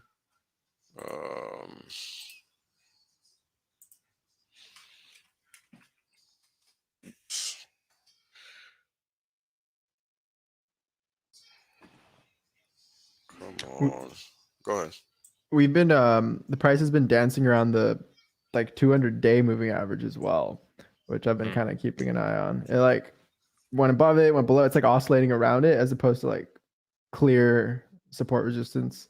Right. Same with the like the 20-week and the 20-week MA and 21-week EMA. They're kind of almost contradicting right now. It's like prices in that little band created by their separation. Limbo zone. No man's land. Let me pull them up. Yeah, there you go. No man's land. Because at like 15 cents, it was like obvious. It was like near the bottom. Right. And honestly, like 36 cents, it was kind of obvious, not gonna lie, that it was a local top.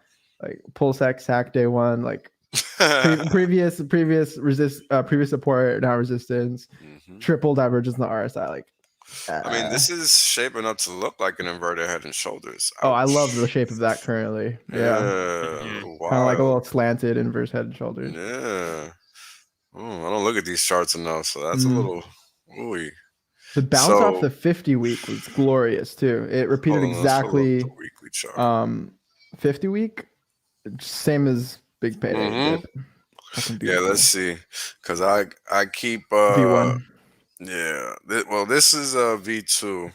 I just want to check my. Let me see here. 1, 2, 3, 4, 6. Okay. And I think I got 6 here. 3. Yeah, so we got 6, 6. So this was 2. Was it 5? Damn, I forgot already. Sorry. Yeah, use different colors. Yeah, That's why I 5. do rainbows, bro. Yeah, well, the thing is I split it. So I got 6 blue and then others is dark. But I just That's had to fine, yeah. remember. Yeah, I just had to remember. 5. I had to remember the start. So this is 55. Fibonacci. Yeah, I just use Fibonacci That's values. good. Nice. Yeah. So that was 55 right there. Yep. And that was where it bounced off. And now it's holding on to 34.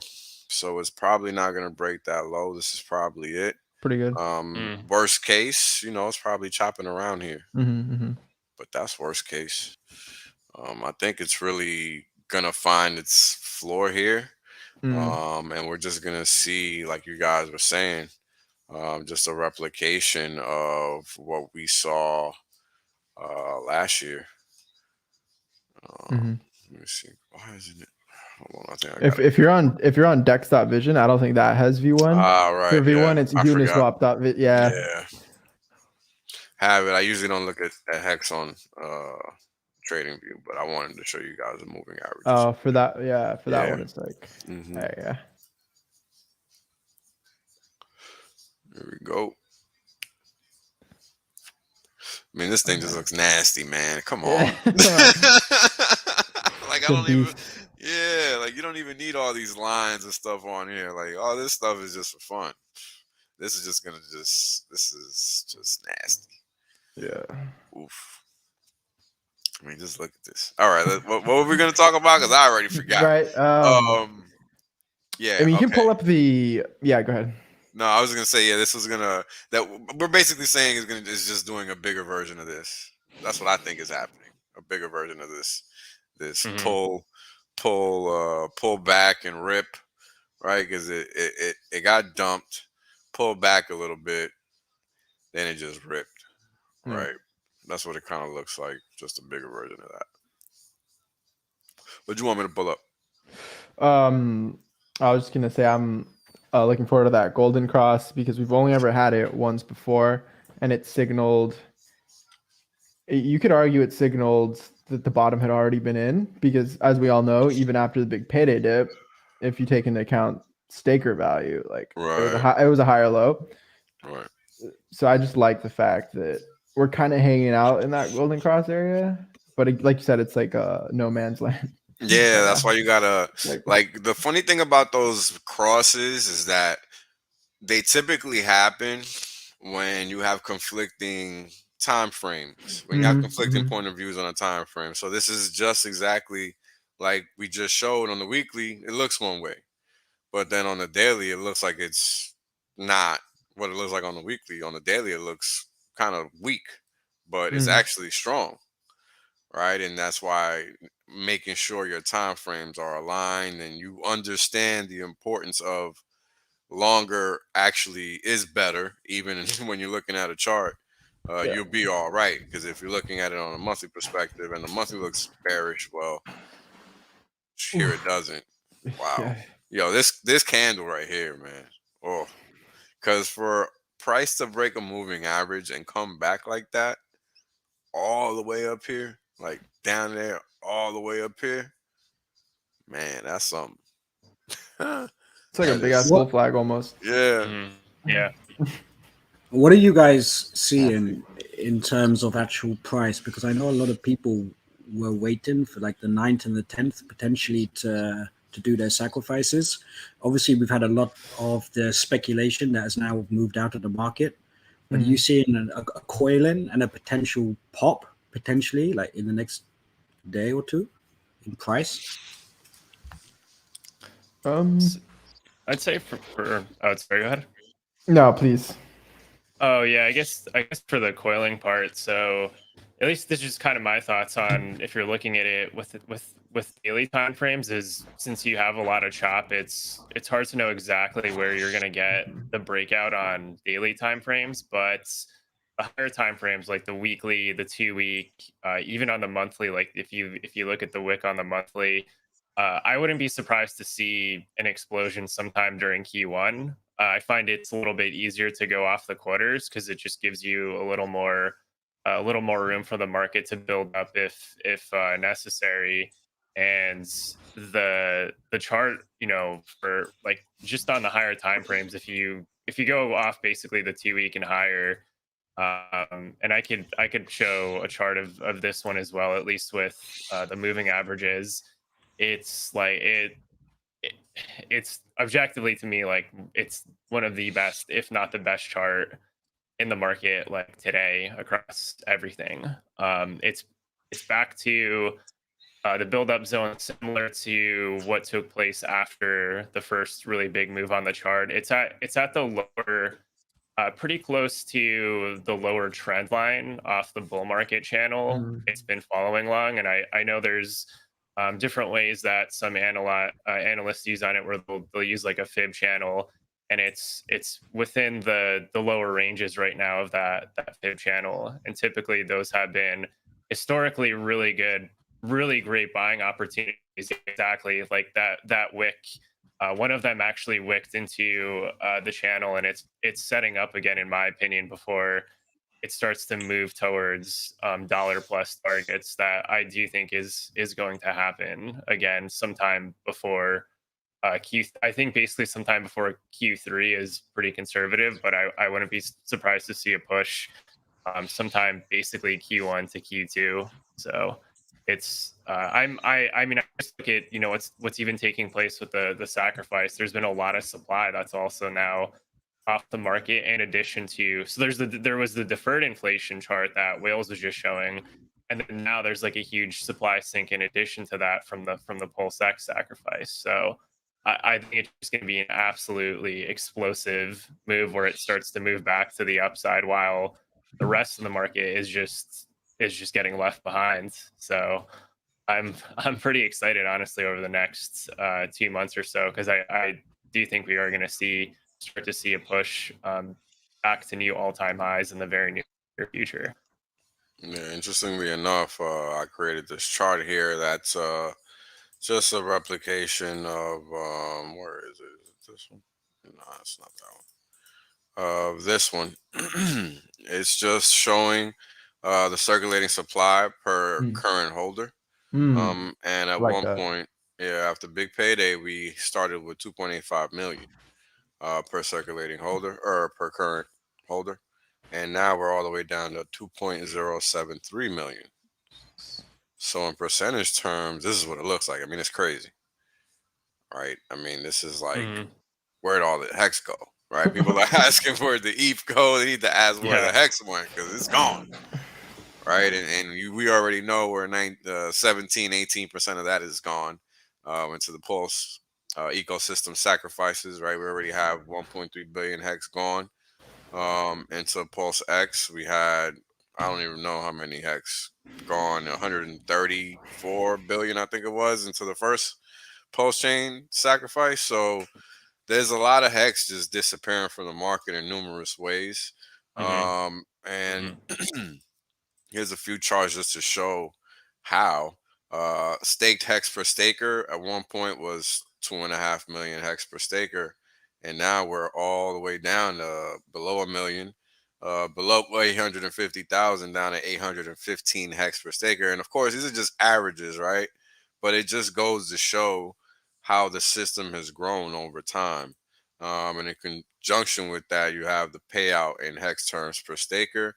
At one point, we were easily above 2,000 hex terms, right? And now we're crawling below 1,000, right? What are the odds of that creeping back up again? We don't know. But if more people enter the system, it's going to be a flat line, right? Like, because we're seeing our payout go up, but people are coming in. So it's going to keep this line flat like we're seeing now, because it's just going to be an average. So to talk about price predictions, it's important to understand that when you have something like Hex, it's very decentralized, right? So what that means is not going to move like everything else. And the reason for that is because it's not listed everywhere like everywhere else. It's only listed on decentralized exchanges, and that's important. Because what that means is that when you're seeing a bull run, that thing is real. That's not a pump and dump. That's a real pump. So you got to get in there and you got to get your bag, because if not, you will get left behind. Right? And this is the lesson that all the people that sold the bottom after big payday learned, because look at where we are 167x later. Well, 167x is up here, so this is probably 83x later, which is a lot of X's, right? Because everybody else likes to talk in percentages. That's 8,300%. So that's a nice move, right? Like that's a career for a lot of people. And we're spoiled in that regard. So it's important that people understand that what's going on here takes time, because Hex has been around for 767 days. And in that time, it's made 13 doubles.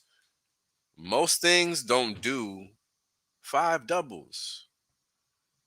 We've been exposed to 13. That's where this number comes from.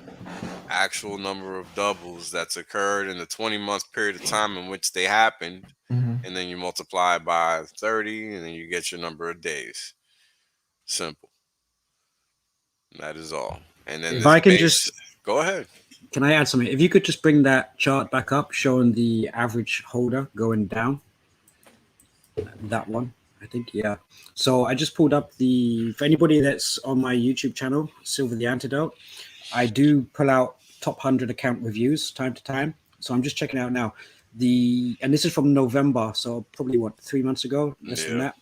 So the video that I did, it actually shows that there was a 46% decrease in T-shares in the top 100. And of those people, there was about 8 or so that literally just went straight off of the top 100. And many of those either moved it to another account, distributed it into other accounts, or literally sold all their Hex.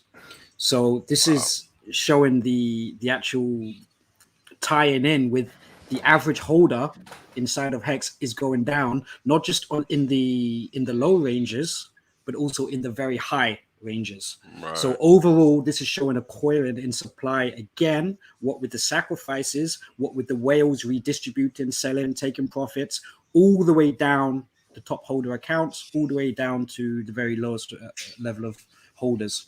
So this happens across the board, and this will only increase that scarcity going into time. There you go. It would be cool to see with this chart and the next one in USD terms, seeing like how much on average, like staked Hex per staker, but in US dollar terms, because the price of Hex is going. There's like multiplying those two charts right there. Yeah. I'll get that whipped up. That would look cool. Yeah, I got you. Send that one right after, because that's real easy. It's just Excel. Yeah. Yeah, but just because we're about to wrap it up, just so people could take this to the bank, right? Understand that when Hex moves, it moves, and when it doesn't, it's because it doesn't have to. There's no reason for it to. You don't need wash trading here, right? You want actual quality activity, because that's what's going to generate the outsized gains, not a seesaw. You don't want seesaw activity. You want true interest in this product. That's what's going to take people to the next 200x, 10,000x, whatever many x's there's going to be, because this has an actual reason to exist. That's like supremely critical. I mean, very important. So, to be able to get to, this at one point in time had 5 zeros after the decimal point. For us to get to 93 cents is about a 3x. right? That's about $100 million or so just to get us to a buck. From these levels with the liquidity that we have in the liquidity pool at this point in time. That comment, Kareem's scarf has more t-shirts than me. It's true. more t-shirts than everybody though. Oh man, but understand that as time passes, right? This chart has to become true to a certain extent. And this trend line is why. This is the nature of this system, right? Logarithmic base 2. So just to top it off, let's go over my favorite Wikipedia page, which I don't think anybody has one. I'm probably the only person. We need a shirt that says 2 to the power of 13. Yeah, 2 to the power of everything. Let's get all the 2s. 2 to the N. Yeah, 2 to the N. There we go, 2 to the N. So when we square these values up against these charts, what we start realizing is that they're similar. Like we talked about earlier, 20, 40, 80, 160, 320, 640. All these are power base 2 values, right? And what that means is 2 carried to the n power, n being this value here, and it yields a number. And that number is that value, that base 2 value. And if you look at this here, n equals 15, you got 32,768. Well, we're going to multiply that by 10 in our heads, add a 0, and look, it's magically right there. You didn't even have to do anything. It's like magic. Hex already gave it to you. See, and it does that for every value below it. So if you're wondering what value you need to see on my chart for the hex to be $1, it's literally 655,360. There you go. That's it. Because that's literally what you have going on here at the previous value of 32,768. It just took that and added a 0. And this is what's going on this blockchain, right? This is why this is log base 2. This is why the trend is log base 2. This is why over time we can have some confidence in the fact that price is going to continue to propel itself forward through time, because it's designed to do so for all of the reasons that we talked about today. Deferred inflation, people being incentivized to defer that inflation, institutional interest because they have to generate yield, people out there needing to find financial freedom. All of these things are true, right? All of these things are going to create this vortex, and Hex is a vortex for capital. And this is why we always love to say capital goes to where it's treated best. Ain't that right, Matty? That's right. Wonderful. You guys have done an awesome job here. Thank you. Thank you so much. How much more time do we have? We've got the next panel up now. Yeah. Alrighty. But go ahead and give us all your final thoughts, if you would. I got one thing to say. I think what's interesting to see that now that we're reaching that 2-year phase, and a lot of the early stakers who maybe didn't believe such long time frames, they're now moving out. And we're now seeing a lot of people jumping up the ranks very quickly.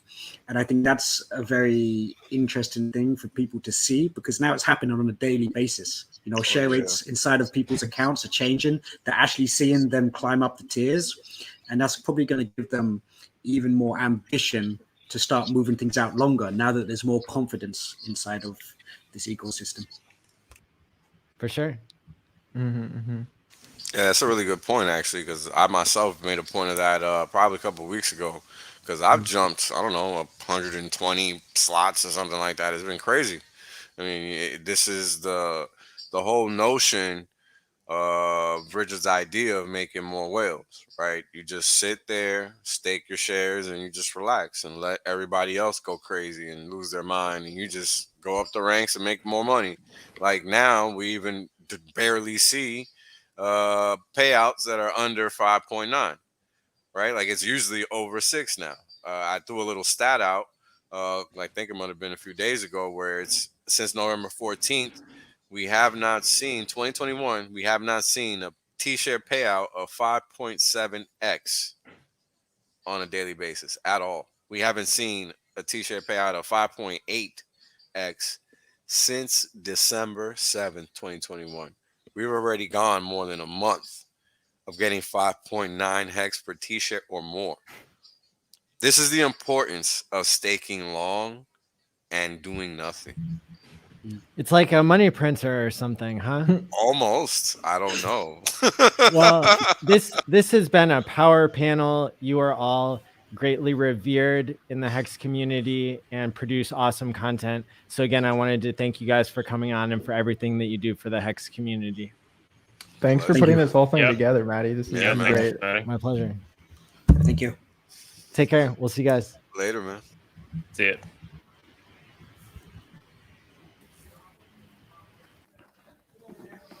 So we have 2 NFL stars and FundingGym. So Justice Hill is an American football running back for the Baltimore Ravens. Keelan Doss is an American football wide receiver who's a free agent, and both HEXICANs. Is that right? Yes, sir. Yes, sir. 2 HEXICANs, man. Awesome. And so I know that FundingGym here is somebody who is a really good representative of the community and is also psychologically minded, is able to share a lot of really good advice. And so I'm looking forward to this panel because we'll be able to mash up the topics of sudden wealth syndrome and why you all have gotten into Hex. So yeah, you want to kick off? You want to have like a Q&A thing and maybe ask Justice and Keelan their origin, and then I can kind of follow up a little bit. Yeah, that sounds great. So Justice, would you like to start by telling what got you into Hex? Yeah. For me, I mean, I got into crypto in like 2016 and just kind of been like accumulating for a long time, never really sold anything. And I just for a long time was kind of like into Ethereum. And then a YouTuber I saw, it was like, I'm giving all my Ethereum to Richard Hart or something like that. And so that caught my attention. And so that was the first time I heard about Hex. And then like a couple months went by, I heard about it again, started looking at the charts and kind of following it. And I was like, okay, let me start looking into it for real. And then kind of got into it more, started playing around with staking, and then kind of just been in a big accumulation since then. So it's been kind of fun just being on the journey of kind of just getting into the community and just learning the entire system and how it really works and how there's nothing like it, man. There's nothing like it. And so it's been a fun journey, and Keelan can tell this for it. For sure. Yeah, man. So I got into crypto like a year ago, and thanks to Jay Hill, and then I got into Hex about 3 months ago thanks to Jay Hill.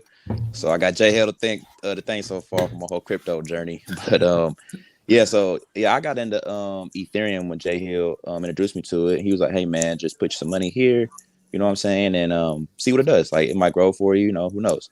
So I decided to put a little bit in, and literally like 4 months went by, and it grew from like, I think at the time it was 1,200, went to like 3,500. I'm like, oh snap, like, you know what I'm saying? Okay, I see what you're saying.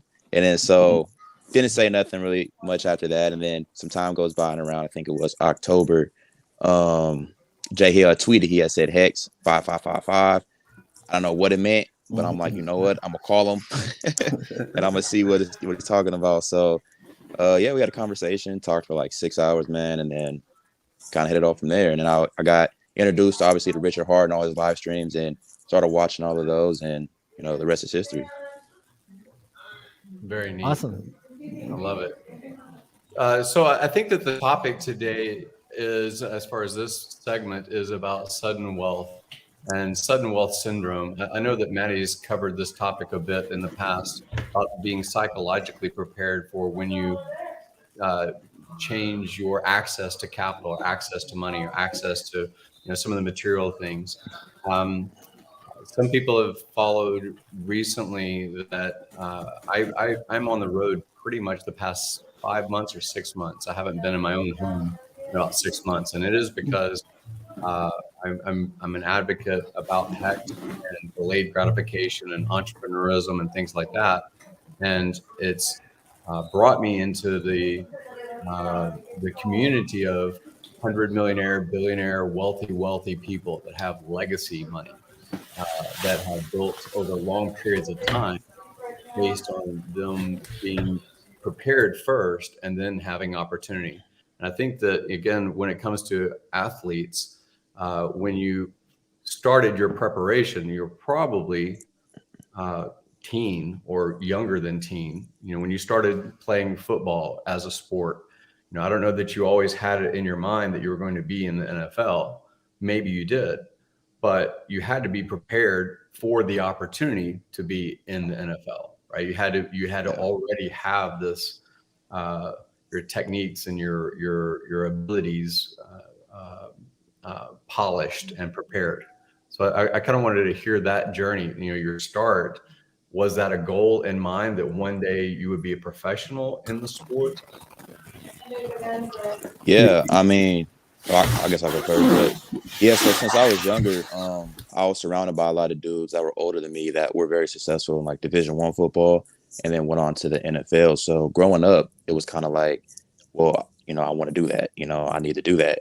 And so it's a lot of work though, man. Like people obviously just see you playing in college Saturdays, NFL Sundays, but they don't see the work, the constant grind of a Monday to Sunday and just going at it all the time, man.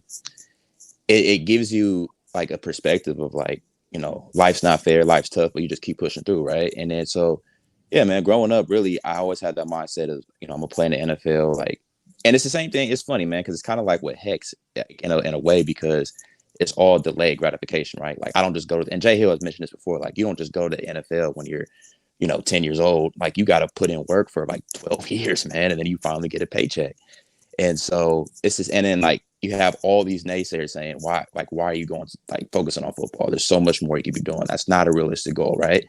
You hear the same thing about HEX, you know what I mean? You hear people talking about why invest in HEX, why HEX, it's not real, it's not this, it's not that.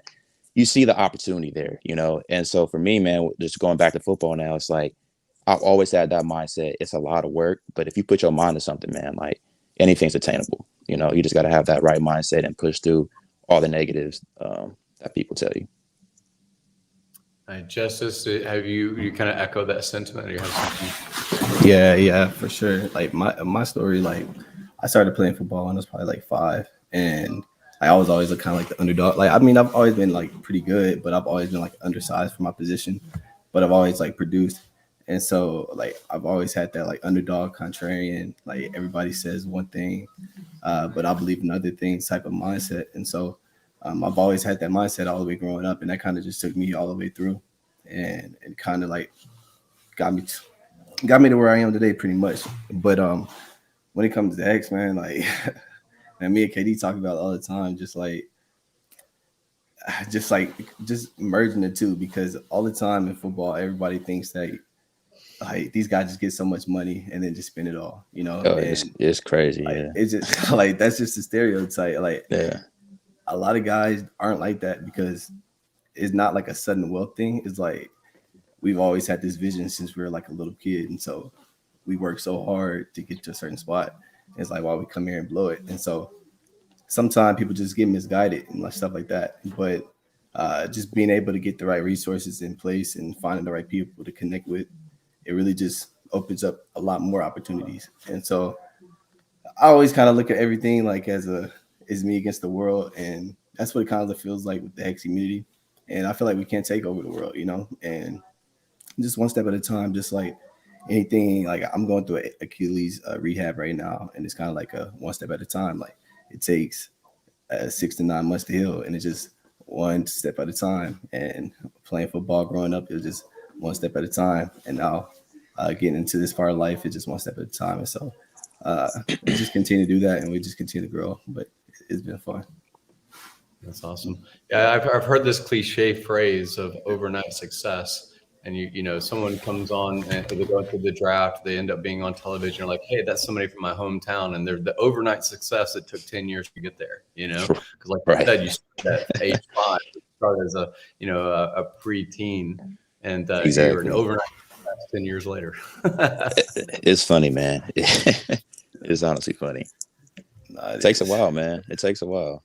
So and it just gets harder and harder each step you go to. It does, yeah. Like, especially college. Like, college is probably the hardest for a college athlete. Like, doing 15, 18-hour courses, and then full-time 48 plus hours a week football is like it's really hard. So it teaches you time management and how to use your time. Like, that's real, like, a thing that we learned a lot of, because you don't have that much time to yourself. So you kind of just get to feel like the importance of it, And so, like, now that you're kind of in this realm of it, you realize what time is, and what money is, and trying to connect the two, and like, what are you willing to give up for it? And I don't know, man, just now you kind of got this time freedom, and it's kind of like a really, really, really cool feeling to have. So yeah.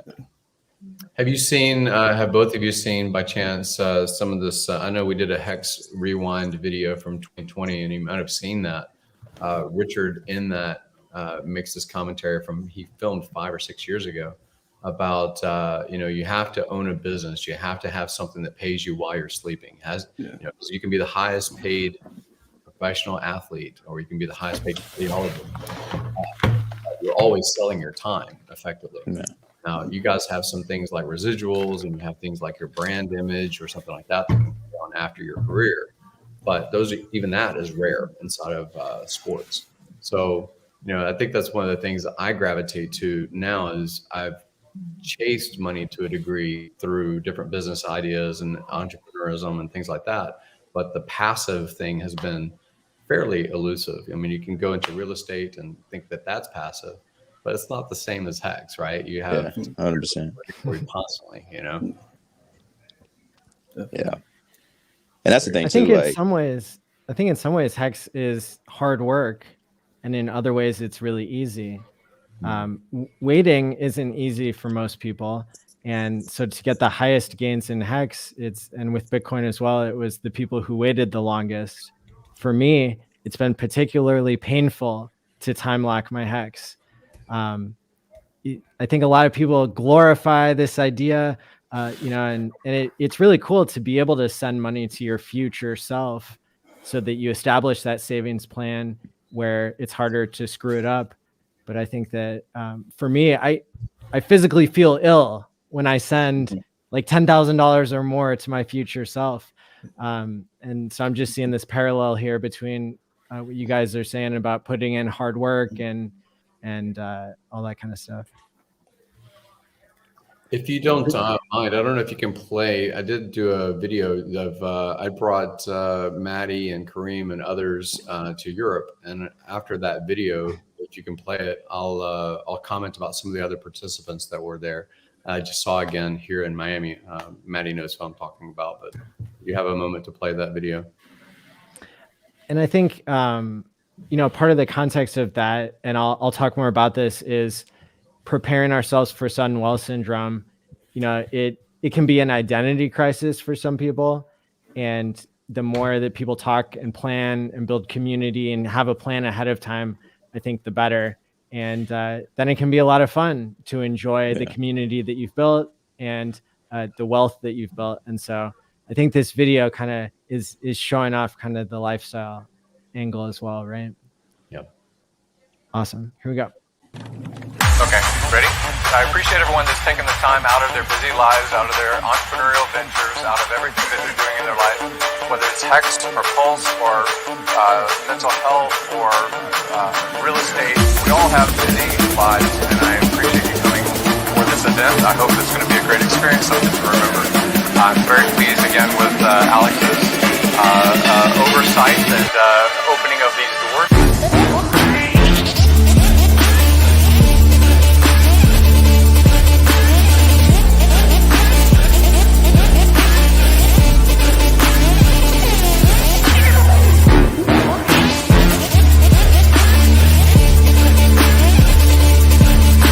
Hex helps people's mental health when they time lock their money and pay their futures out themselves. Well, he's been a friend for 8 years years, I think coming close to 8 years now. And I don't think of anyone more trustworthy than Alex on this coast, since you are not always in this coast. I think, but anyone that's in Europe, I respect you the highest. Thank you so much. Cheers. Friendship, everyone.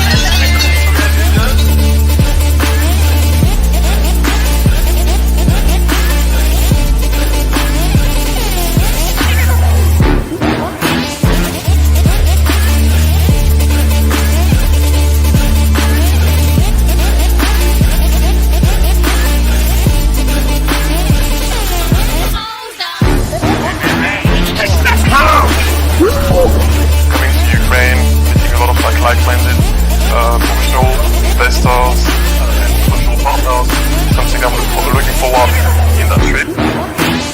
And it's also the opportunity for me just to relax a little bit. I've been working really hard for the past 12 months, and it's a good mix of business and leisure.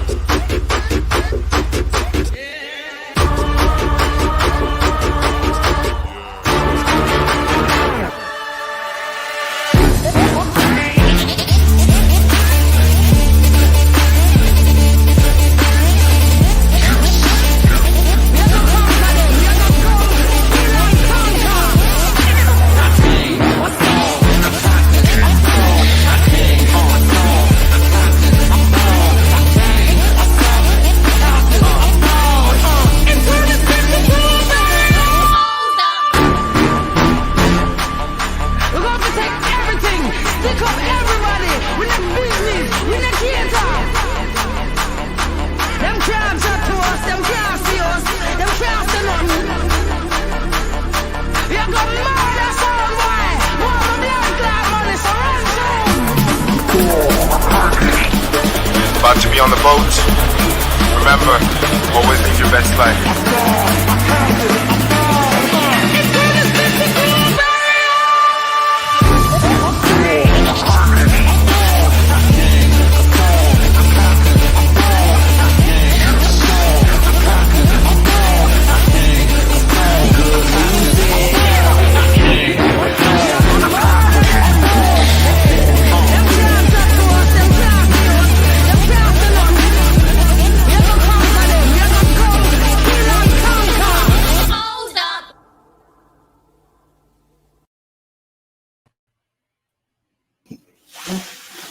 Hey, Matty, he was out there getting loose, man. Hell yeah. So the comments I wanted to make about that, because I did make a Twitter tweet about it, is even though that is some imagery of wealth or access and things like that, a lot of people don't realize that was the culmination of an 8-year-long relationship with Alex. Alex helped us a lot in development of some of that imagery and such. Sam Miller is a journalist out of Colombia, and I think that was a 7-year relationship, and that's why he came as a journalist on that trip with us. Matty has been a pillar in this community for 3 years or longer. Steph has, a prior history with Google as a senior developer, and started his business with StakeRap and things like that after a successful career. And that's what I was kind of commenting on is, when preparation meets opportunity is where you have success. One of the gentlemen in the last part of that video is a multi-billionaire guy. He's the guy that also I just saw in Miami and invited us to his one of his yachts. And his childhood with his father was going to look at businesses. He was a 10-year-old and he's going on weekends instead of going to the garage sale that's happening in the neighborhood. His father showed him how to evaluate the equity in a business and buy and sell businesses. So when preparation and your curiosity meet opportunities, where you find these successes. So HEX is an example of it takes something to understand, and when you are prepared for it, you can find the results and the yield. That's kind of my commentary. What are your thoughts about that event? Matty, did you have something along those same lines from your experience? Well, yeah, the reason I was there was to build community and to, enjoy some of these mad gains. And so we had a good time. But as Alex pointed out, he got tired of us only talking about Hex all the time. But you could imagine if you're there with these guys, like I compare Steph to Steve Jobs. It's like if you're on vacation with Steve Jobs, like right before he launches the iPhone or something, yeah, you're gonna talk each other's ears off and stuff. So it's really cool to know so many influential people here in the Hex community and to be in a group of people who is so forward thinking. You know, it's really incredible to see StakerApp. You know, they're the largest deployer of smart contracts in the world now. The same technology that the founder of Ethereum, Vitalik, uses to protect his billions of dollars of crypto, StakerApp gives away for free, and it costs StakerApp like in between $20 and $100 to make one of these wallets because of the high Ethereum fees, and they're giving them away like candy. It's really incredible, but they're investing in the future, and when Pulse Chain comes out, they'll be able to do it for pennies. So we're really going to see this leap forward in technology happen when Pulse Chain comes out here in the next couple months, maybe. And so I think a lot more people are going to get suddenly wealthy if they've put $100 into Pulse or PulseX, just like people who put $100 into Hex when it was at its deepest discount, or when it was on day 33 a couple years ago, right? $100 turned into multiple millions of dollars, and that's what Bitcoin did. And so I think it's interesting. You know, my background, I worked as a community mental health therapist, only working with people who made less than $15,000 a year. So people who are more on the end of poverty, and to be helping with mental health and substance abuse and addiction issues.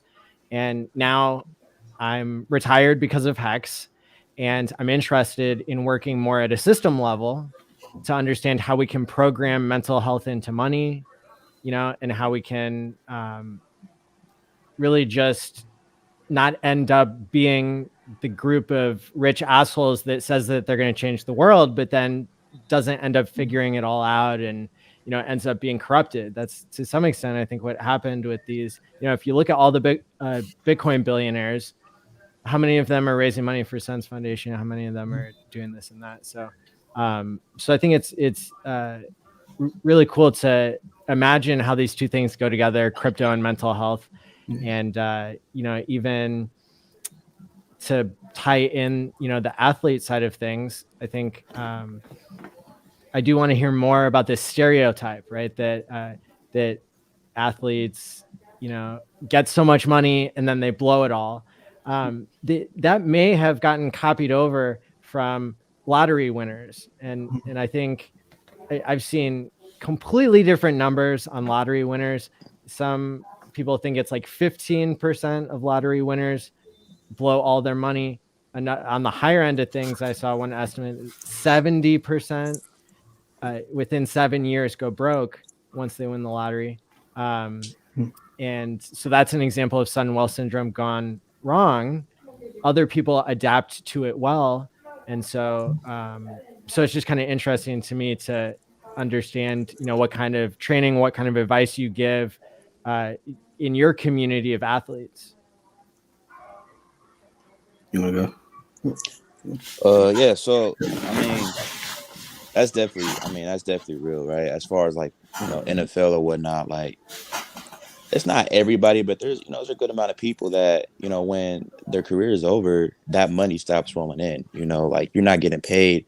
The top guys, I guess you could say $10 million, $15 million a year anymore. Guys that are making league minimum at that point, it'll probably be like $1 million or something a year, right? Like a lot of people get this perception that NFL players just make a whole lot of money. And yes, like granted, like we do, but after you consider taxes, right, half of it's gone. And then you get the mindset, and you only get paid obviously during the season. You don't get paid outside the season. And so what happens is it's really easy to spend money.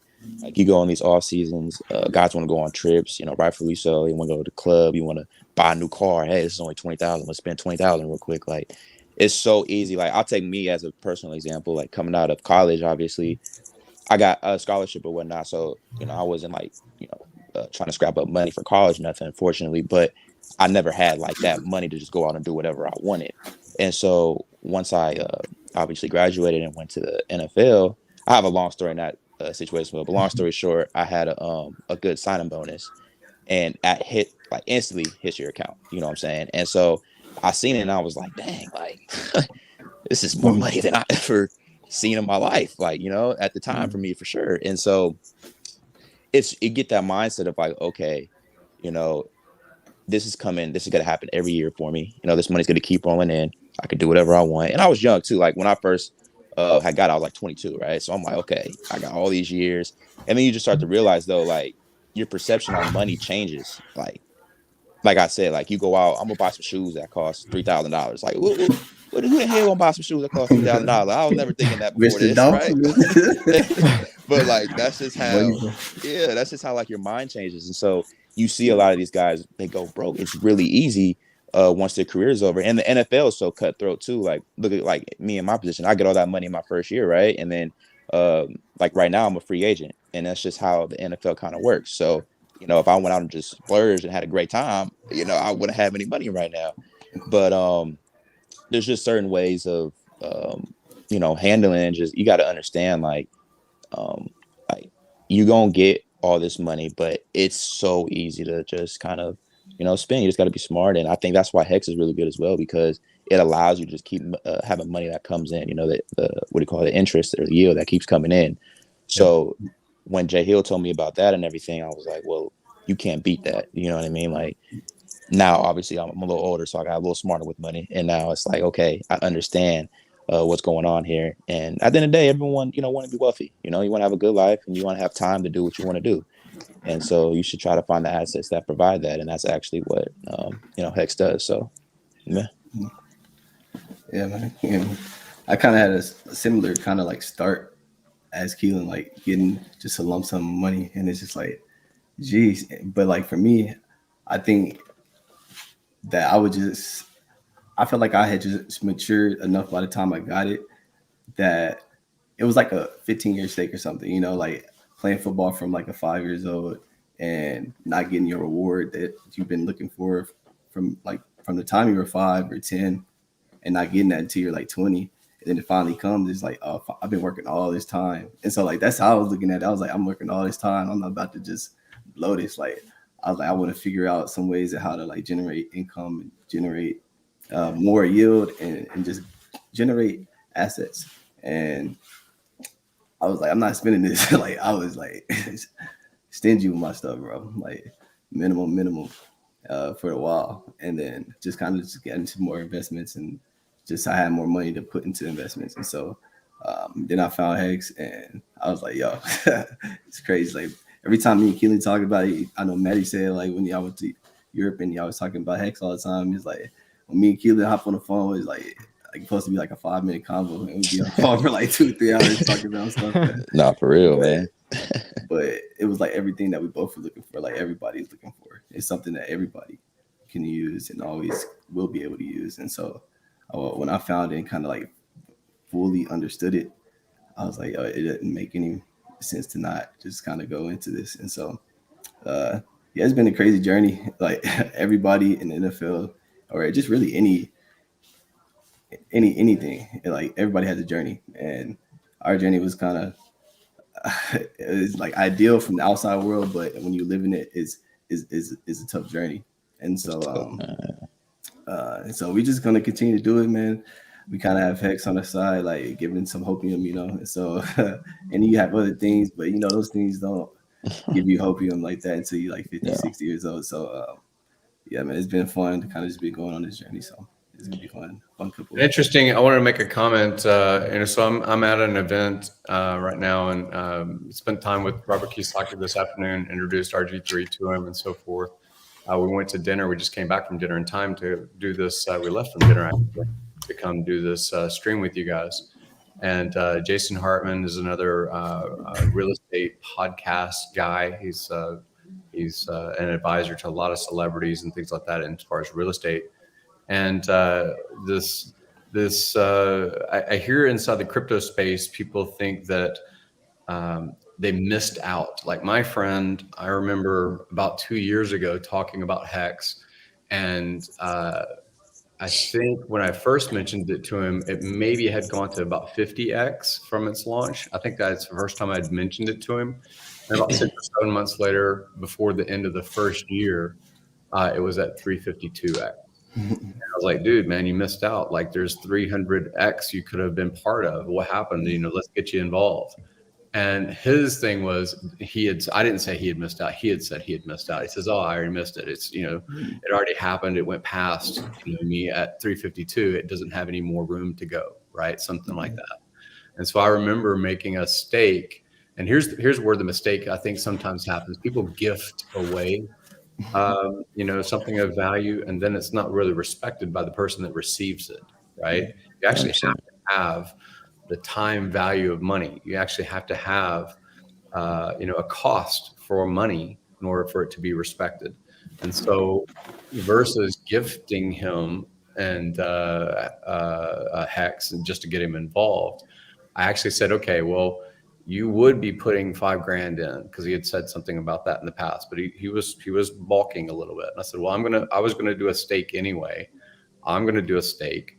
And it was on a brand new Ethereum address. So it wasn't all of my history, but it was a brand new Ethereum address. And I bought $5,000 worth of Hex. And then I put that address into his Staker app. So on his phone, he had Staker app, and he would be watching, you know, what would have been his stake. He watched that for a year, and it went something like 1,000x or something like that. He cried. I would have too. Right. So those kinds of things, you know, they're good examples of you making a commitment. You making a commitment to your own, you know, belief system or your narrative of delayed gratification or something like yourself. And those little seeds, it's like Johnny Appleseed. Those seeds that you plant, years down the road, people come back.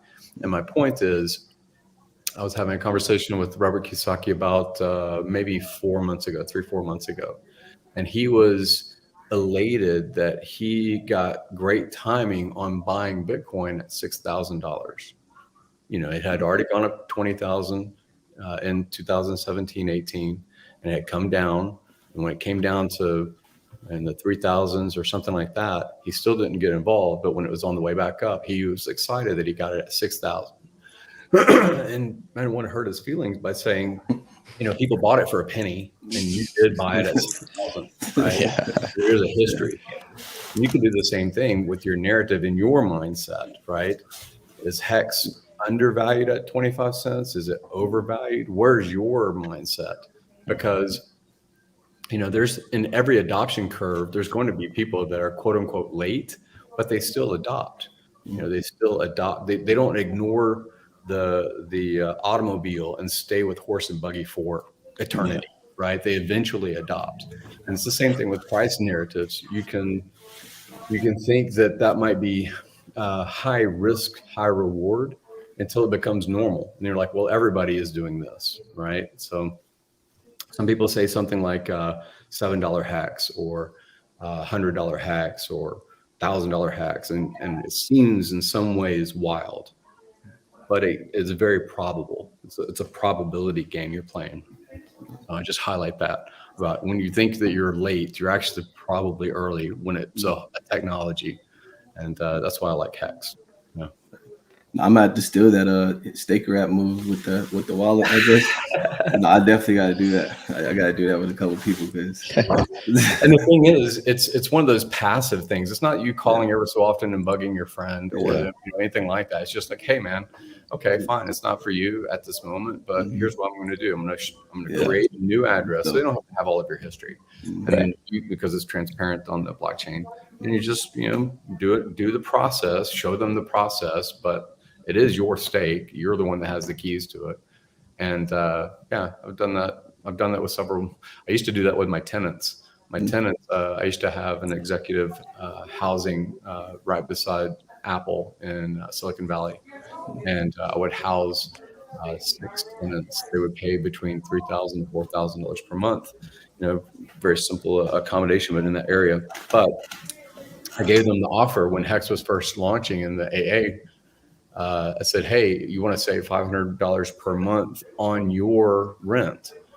They'd say, how? And I'd say, well, you have to learn how. I'm going to show you how to buy HEX and then pay me in HEX. And they liked that they were getting a $500 in fiat cost less, right? They were paying $500 per month less. But of course, I was wanting them to be adopted and see the trend. So over time, they saw that they were giving me less HEX every month, even though it was the same dollar amount. So 2 and 2 makes sense. In mind, you're like, oh, the price of HEX is going up because I'm giving less HEX each time. And I think that's another passive way to do, still be entrepreneurial, still run a business. I was running an accommodation business. It's a rental business. But, it was also part of the synergy of adopting HEX into the mainstream. I think that's a good point too when you mentioned like the price and everything. Like, are you too late? Are you too early? Because I know personally, I've tried to onboard a couple of my friends, and I'm telling them like, look, guys, this the potential here, right? Like, you gotta sit down, you gotta learn the code, you just gotta understand what's going on. And the first thing they point to is, well, the market cap's already here. In order to do this, you gotta hit this.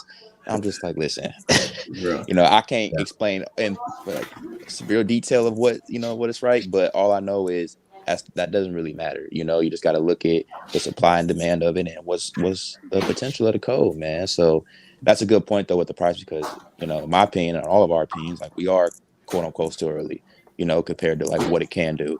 And so yeah, that's why I try to. It's just interesting you brought that up, because people do say that all the time. Like, it already did this, man. There's no way it could, go up even more. And I'm just like, man, please just put in $100. Like, Right, something. Just something. Just something. Yeah, I mean, you can point to references about how mainstream news channels would say, the internet is a silly idea. Why would we want this email concept? And that's only like 20 years ago that there would be like, we already have mail. We can send in our check to pay our bills. Why would we do this internet thing? And that seems preposterous to us because we're born into the internet. You guys are born into the internet. But that's it's interesting to look at history because it tends to rhyme. 100%. I think we could make it so that people are late to HEX. We could make the price go down if we stop telling people about it, and if we stop it from becoming more scarce. We could stop time locking it, and just all shut up about it. But I think the odds of that happening are very low at this point. Yeah, very slow. It really feels like HEX is on the precipice of going viral. That when I look at the view counts of Richard's videos, or even this HEX conference got 14,000 views here in the past couple of days, and that was just on the first day. That's 3 times as much as last year. So, and that's long format kind of content in an ADD world. You got to think about the value of how much content is available, and people digesting that amount in this current society where a 15-second TikTok is a long time. That's true. That's true. There's a cool way I have of onboarding people, and I give them one of these physical coins, and it's called Cold Storage Coin. It's actually an Ethereum wallet, and so the coin looks like this. It's a 1 ounce silver coin, and on the back of it, it's got a tamper evident seal, and if you peel the seal back, then it exposes the private key. So it's 50 letters and numbers. Your 12 seed words that you get out of MetaMask are actually code for that 50 character string of letters and numbers that is actually your private key. So the computer language automatically translates it into your private key when it's signing transactions and stuff. But anyway, the bottom line is that whoever owns this coin, right, could potentially, have control of the funds. But what I do is I take the private key, I put it into my just phone or computer or whatever, and then I put $100 worth of HEX on there, and then I stake it for 15 years, and now I can gift this to somebody, and it's weird people's reaction when they get it, because it's totally different than me loading it on their phone for them, right? It's something physical. Now they have to keep track of this thing that might be worth something in the future. And I see people get a lot more engaged with things than they otherwise would if I was just gifting them $100, because I've done that with a lot of people.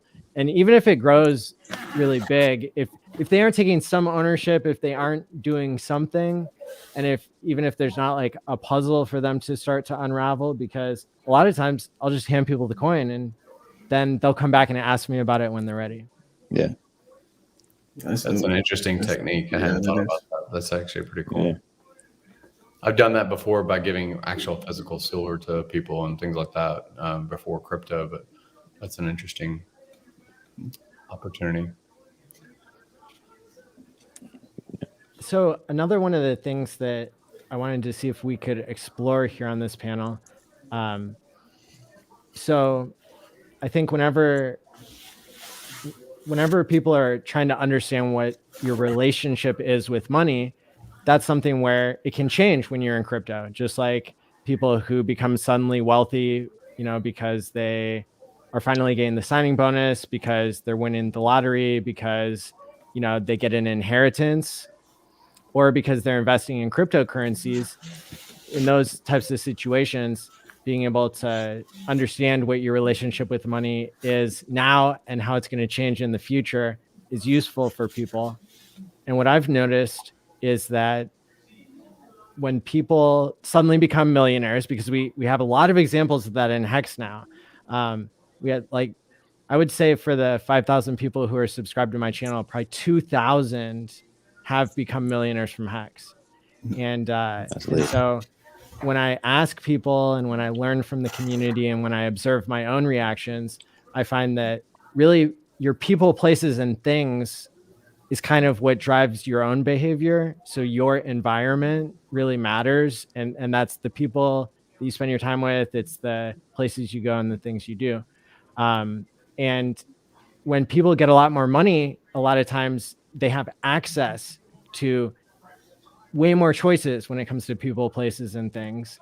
And some of the advice, I think, for people when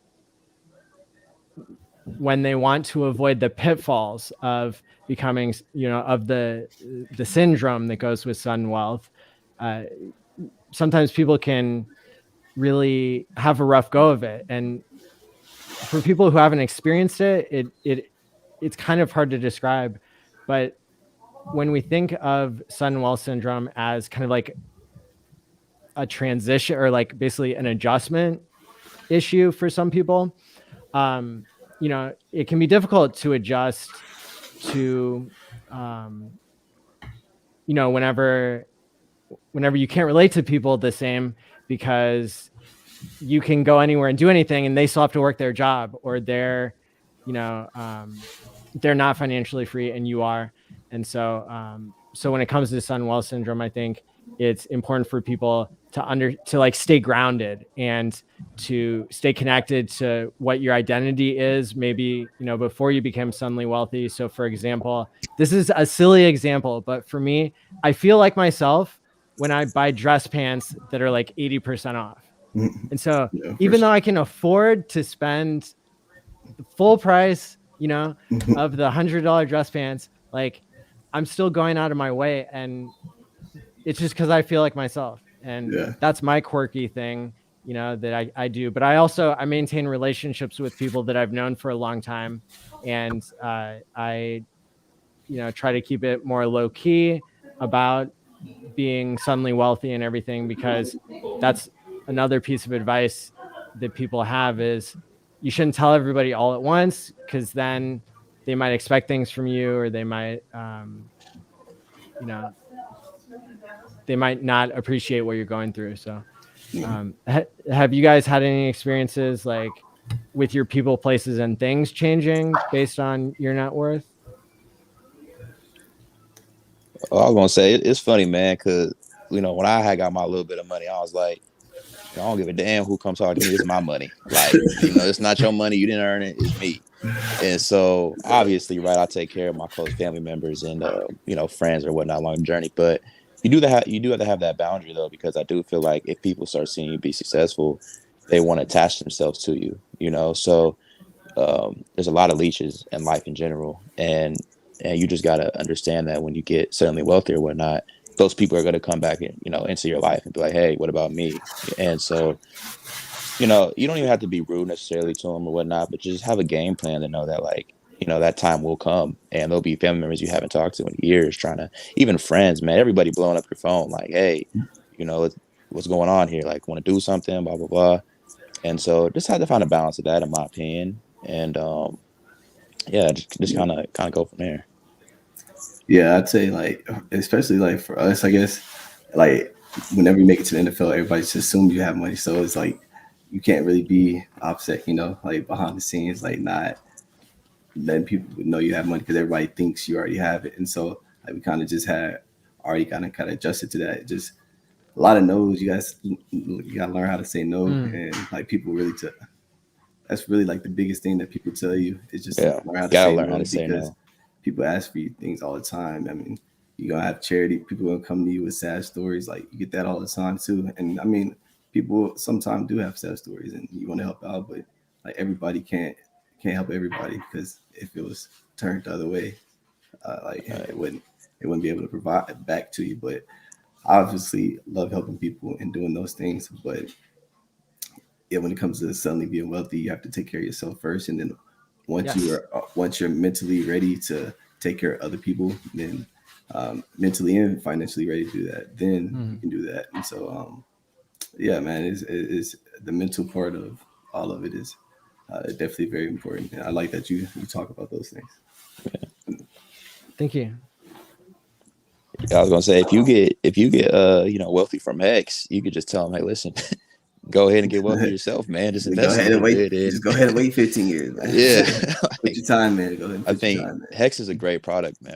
Product, just because, you know, it helps out everybody, man. Like you said, it's just delayed gratification. If you don't have a lot of money initially or whatnot, just put a little in, let the stake in 10 or 15 years. I know it's a long time. Don't get me wrong. I know it's a long time, but it's just like you have an opportunity to kind of change your life. You only get to live one, right? So when you come across something like this, for example, you should take advantage of it, man. It's just finding it at the right time and understanding, and then just, you know, taking a risk. Because if you don't take a risk in life, you know, you'll just be, you know, kind of like quote unquote average. You know, you'll just fall in place of what everyone's kind of doing. And that's not how I think life. Like, I don't think no one should be working a 9 to 5, like all day, every day, no time really to spend with their family and their kids. Like, I think everyone should enjoy life, you know? And so obviously the way the system's built, it's hard for people to do that. And, you know, when you find opportunities like this, I think it's, you know, kind of important just to do some research and try to grasp it while you can. Yeah, I think like there's still mad gains possible in the world for everybody. People wouldn't have to work so many hours.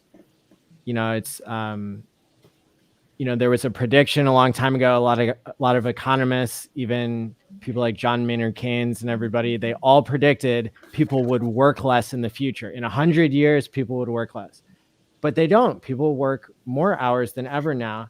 And the more technology happens, it seems like the more there's a wealth and a gap of inequality and everything. And so I think it's interesting that in Hex, the inflation is paid to the people who are saving for the long term. And with the dollar, the inflation is really, it's exported to other countries because they have to use the dollar to trade. There are like all these financial tricks that are occurring. Most people don't understand what inflation is. So when the cost of, you know, the things that you need, food and other items, when the cost of that doubles every 10 to 15 years, that's because the new money in the system is being given to the people who are well connected with the government and with the banks. And that's really stealing from the mad gains that society is making. And if you listen to a Bitcoiner named Jeff Booth, he talks about how, you know, if technology had its way, this exponentially growing abundance, then the cost of everything would go down over time. But because the government is printing so much money, it kind of, you know, there's technology exponentially making things cheaper. And then there's the government exponentially making more dollars, which makes them less scarce. And the price of things goes up a little bit or stays about the same. And people don't realize that they're being robbed from not only the percentage of inflation, but also all those mad gains in technology. And so I think it's going to take things like Hex and the entire stack, right? The whole Richard Hart ecosystem of Pulse and PulseX to really make that leap forward in technology and to let more people enjoy those gains who are maybe doing the right behavior of saving. Instead, when you live in a debt-based world, I believe that has an effect on people's psychology, and that basically when you're borrowing from your future self instead of paying your future self, you just get a bad deal in life. And so you don't want to help your neighbor necessarily, or you don't want to help that stranger because you're not getting the best deal that you could. And so that's why I really like Hex.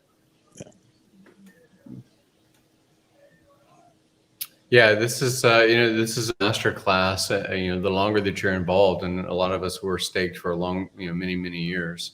So we'll be involved in financially educating ourselves over decades, and it helps you actually with your relatability because these people that are very successful in entrepreneurialism and things like that.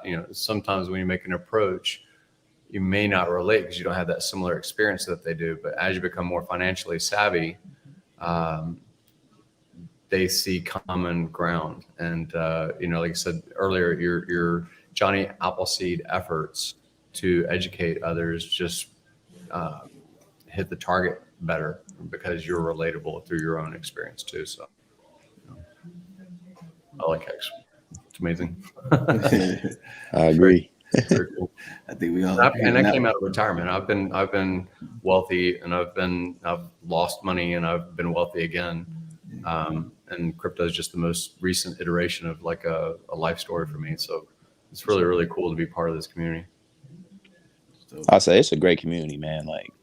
You guys are awesome. All you guys are, truly. I'm not gonna lie.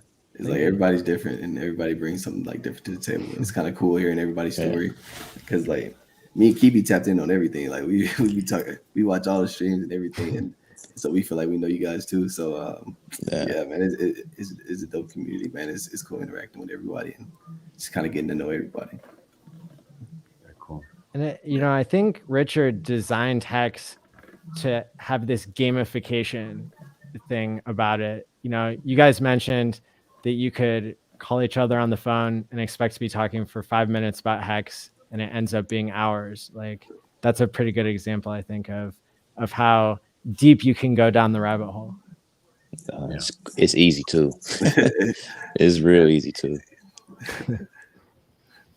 And there's so much synergy, even outside of the crypto and the narrative of the protocol, or the alignment of incentive that the community may have of participating. There's so much that even if Richard hadn't made the crypto itself, the community, you're almost compelled to become successful just through the cross benefits. It's very cool. Yeah, I agree.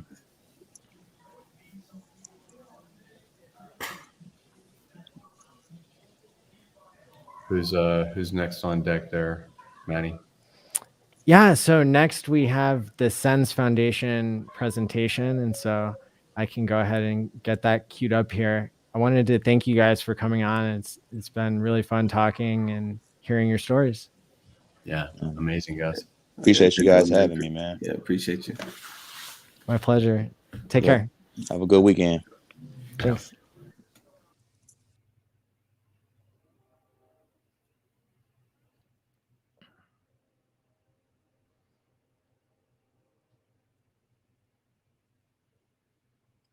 So I'm going to share the video here, and then I'll explain a little bit of what we're going to see.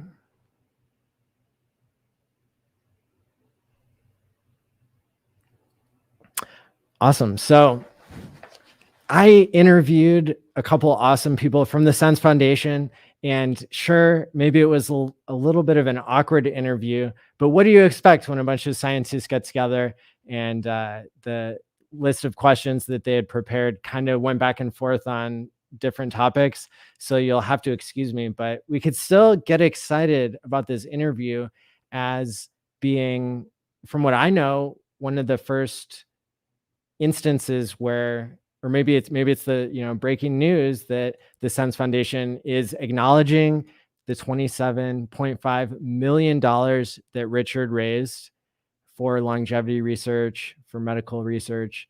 And this is something that could help everybody in the world live longer, healthier lives to increase the health span. And so also we'll hear what they're doing with the money and how more money can still be invested over time. I plan to give again to the SENS Foundation. And so I'm going to go ahead and roll. This is about an hour and 10 minutes or an hour and 15 minutes. Like I said, it might jump around a little bit here and there, but I promise it'll all come together at the end. So here we go. And we're live. Thanks to the SENS Foundation for sending 2 amazing speakers here for the HEX conference. I've got some questions prepared, but first off, I just wanted to welcome you to the HEX conference. Thank you, Matty. We're really excited to be here. Yeah, thanks for having us on. My pleasure. And could you 2 introduce yourselves and explain what your affiliation is with the SENS Foundation? Sure. I'll go first if that's okay, Michael. I'm Lisa Fabini Kaiser. I'm the executive director at SENS Research Foundation. I've been with the company since 2012 officially, but I volunteered starting in 2010. So I've been around for a while. Michael? My name is Michael. I'm science writer at SENS Research Foundation, and I've been with the organization since there was a SENS Research Foundation, and actually before that, when we were still sort of a division within the Methuselah Foundation. Great. Well, we're really excited to have you all here. And of course, the connection between the SENS Foundation and the HEX community comes through Richard Hart, who apparently had volunteered there at the SENS Foundation in the past, and then devised a way to have basically a donation period for part of the Pulse airdrop. And so could either of you explain kind of how that went and Yeah, what was up with so that? that was spectacular to say the least, and almost entirely unexpected. Richard Hart had been following us for a while, had attended a couple of our conferences, was a big supporter of Aubrey and of SRF in general. And we got on a call with him and he said, hey, I'm doing this airdrop and I'd like part of that to have the proceeds go to SENS Research Foundation to support your work. And we'd done some crypto in the past. We've accepted crypto as the donation method for a number of years at this point. But it was still an experience. It wasn't something that Richard or us had ever done before. So it was really exciting to kind of help him plan that out, how that was going to work legally from a 501c3 nonprofit status, how we could offer that donation status receipt to our donors, and also how he could incentivize people to make that donation to us. And obviously, it was hugely successful. We got around $28 million worth of cryptocurrencies, all kinds of cryptocurrencies. But largely, I think it was the HEX community that really stepped up and supported us. And honestly, we're eternally grateful for them and for Richard Hart. I'm really excited because part of my platform here within the HEX community relates to mental health and to how people, when they're time locking their crypto and delaying gratification, how they're incentivized to take better care of themselves if the value of that crypto suddenly goes up in value. And so the prior panel that we had today, which is our section right now is being pre-recorded, but the segment that was immediately before this one when it's airing was with some NFL players and some HEX psychologists, including myself and Blaze, who are learning more about sudden wealth syndrome, But in particular, I think one of the ways that people in Hex are kind of how their psychology is working now in crypto relates to this time locking, relates to delaying gratification. And so being able to work on the issues of aging and medical research, I think, is really important to the community. So a question here for Michael: why is addressing aging as a medical problem so important? Well, aging is literally the greatest cause of death and disability around the world.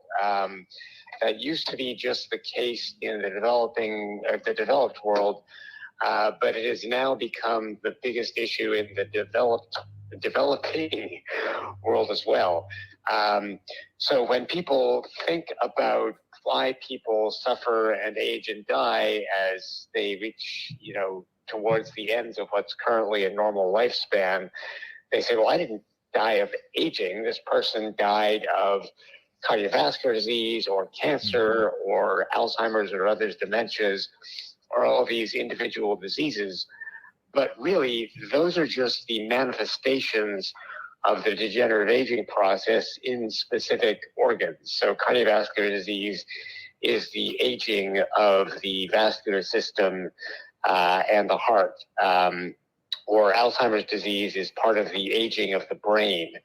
And all of these processes are just the accumulation of cellular and molecular damage in those tissues. And so if we want to keep people young, we have to find ways to remove, repair, or replace the damage that is causing the dysfunction of those organs. What you're basically looking at in all these diseases is this organ is dysfunctional because it has accumulated a lot of age-related damage in it. And that damage can be removed or mitigated with coming rejuvenation biotechnologies. And that's something that's really exciting that I think we'll want to ask more specific questions about here as well. Now, did you guys want me to go back and forth between you two, or? We can just, as it goes, whatever you're interested in, we're happy to follow the thread of conversation. Okay, perfect. So can you all say a little bit more, maybe give an example of a specific mechanism of aging and how that's being addressed by the research that the SENS Foundation is doing? Sure. If you're ready. Yeah. Yeah. So as an example, let's look at Alzheimer's disease. So I think most people have heard of beta amyloid plaque. This is a sticky substance that is made up of a otherwise normal protein that has been accidentally cleaved in the wrong spot. And it causes that protein to become very resistant to normal clearance. And it accumulates in the aging brain and causes the neurons to no longer communicate with each other effectively. There's another one that at least some people will have heard of, and that is aggregates form of a different protein called tau that accumulate inside the neuron and cause the neuron itself to become dysfunctional and eventually to die. And then, of course, there is, the cumulative loss of those neurons, both from that tau-related damage, but also from other processes. That could be anything from traumatic brain injury to very small strokes to any other form of damage. And so in order to delay, prevent, and eventually be able to reverse the process that leads to Alzheimer's disease, you would want to remove or repair all of that damage. So how would you approach that? Two projects that SENS Research Foundation are working on that are most relevant here. One is a really effective way to replace neurons in the brain. That's actually a very difficult challenge. I think people might have heard of neurogenesis, that is the birth of new neurons in the brain. And I think people jump to the conclusion that that is a process that can solve that problem. It really, unfortunately, isn't. That neurogenesis is restricted to a very small region of the brain, and it mostly is not involved in really replacing neuron. It's involved in ongoing neural activity. Whereas what we really need is replacement of neurons all across the brain. And so we have an excellent strategy that we are funding at the Albert Einstein College of Medicine, the lab of Jean Hebert, that is working on dispersing neurons that have been produced potentially from an individual person derived from their own cells that will transform cells scattered across the brain into new neurons and allow them to integrate, form new circuits, repair and restore existing circuits, and keep the brain healthy that way. Meanwhile, we have a strategy for addressing tau inside neurons. That's actually being worked on inside of our research center in Mountain View, where we have developed a potential. We were in the very early stages of this, so I don't want to say we developed it yet, but we are in the process of developing a really innovative new strategy to bring in new enzymes into the brain that will chop up those abnormal tau proteins and remove them so that the neuron can function again. So with both those plus strategies that actually pharma is still pursuing pretty aggressively now to effectively clear out the amyloid beta, we should be able to keep the brain from developing that constellation of damage that, like, phenotypically or clinically manifests as Alzheimer's disease. Okay, yeah, that's a good example. So Lisa, can you tell me a little bit more in general, how does the money allocation work when it comes to grant processes, or to how the decisions are made as to how the money gets used from the Pulse airdrop at the SENS Foundation? Certainly. So as Michael mentioned, he mentioned two of our projects. One's of our external program and one is an internal program. All of our research programs undergo the same rigor when we're judging whether or not we want to fund them. So we receive proposals both internally and externally. Our internal researchers also have to present proposals for new research ideas to what's called our RDC, our Research Development Committee, which is comprised of our senior staff and our senior research team members. Together, we work to review these projects and to score them based on criteria on a scorecard, because we're all basically scientists. We all have mostly a scientific background. And so we like quantitative information. So we give it a score that we can refer to later. And if it meets a certain threshold, usually it's about 50%. If it gets 50% score, we say, great, we'll discuss it. And then we have a conversation, and somebody, usually the person who has the highest score, will champion it. And the person who has the lowest score gets to say why they gave it such a low score. Sometimes those scores aren't that wildly different. Sometimes they are. The criteria that we look at are things like scientific feasibility, if it's worth the money that is proposed for, what the impact to our mission will be, and whether or not it's already being currently funded, that sort of work. We are very interested in funding things that are translatable, that can turn into therapies in the near future to make a dent really in this aging problem as soon as possible, and also things that are chronically underfunded but are necessary to advancing the field. Sometimes those two don't always go hands in hand, but we think they're both extremely critical to the mission that we have.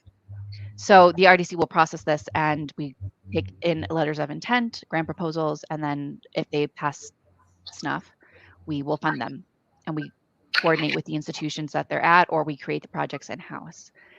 That's really what we're focusing on, this great money that came in from the HEX community and from the crypto community at large. We're largely using that to expand our research programs, by and large. We already spend well over 50% of our budget every year on research, and we have from day one. That's always been our highest priority. We always kind of bootstrap the outreach and the admin activities so that we can put as much money as possible into our research activities. And with this new influx of funds, that's really what we're looking at. We have a budget for the RDC every year called our slush fund, which is money that we've set aside deliberately for starting new projects in our field. And this coming year, it's larger than ever. I'm not saying that we're going to spend all of that money at once by a long shot, but we have significantly increased the RDC slush fund so that we can spend more money where it's needed most in our research to keep our mission going forward. We're very excited about it. We think That's we're going to awesome. start some great projects this year. from what I know, it sounds like your review process for grants and for funding is very similar to the NIH process.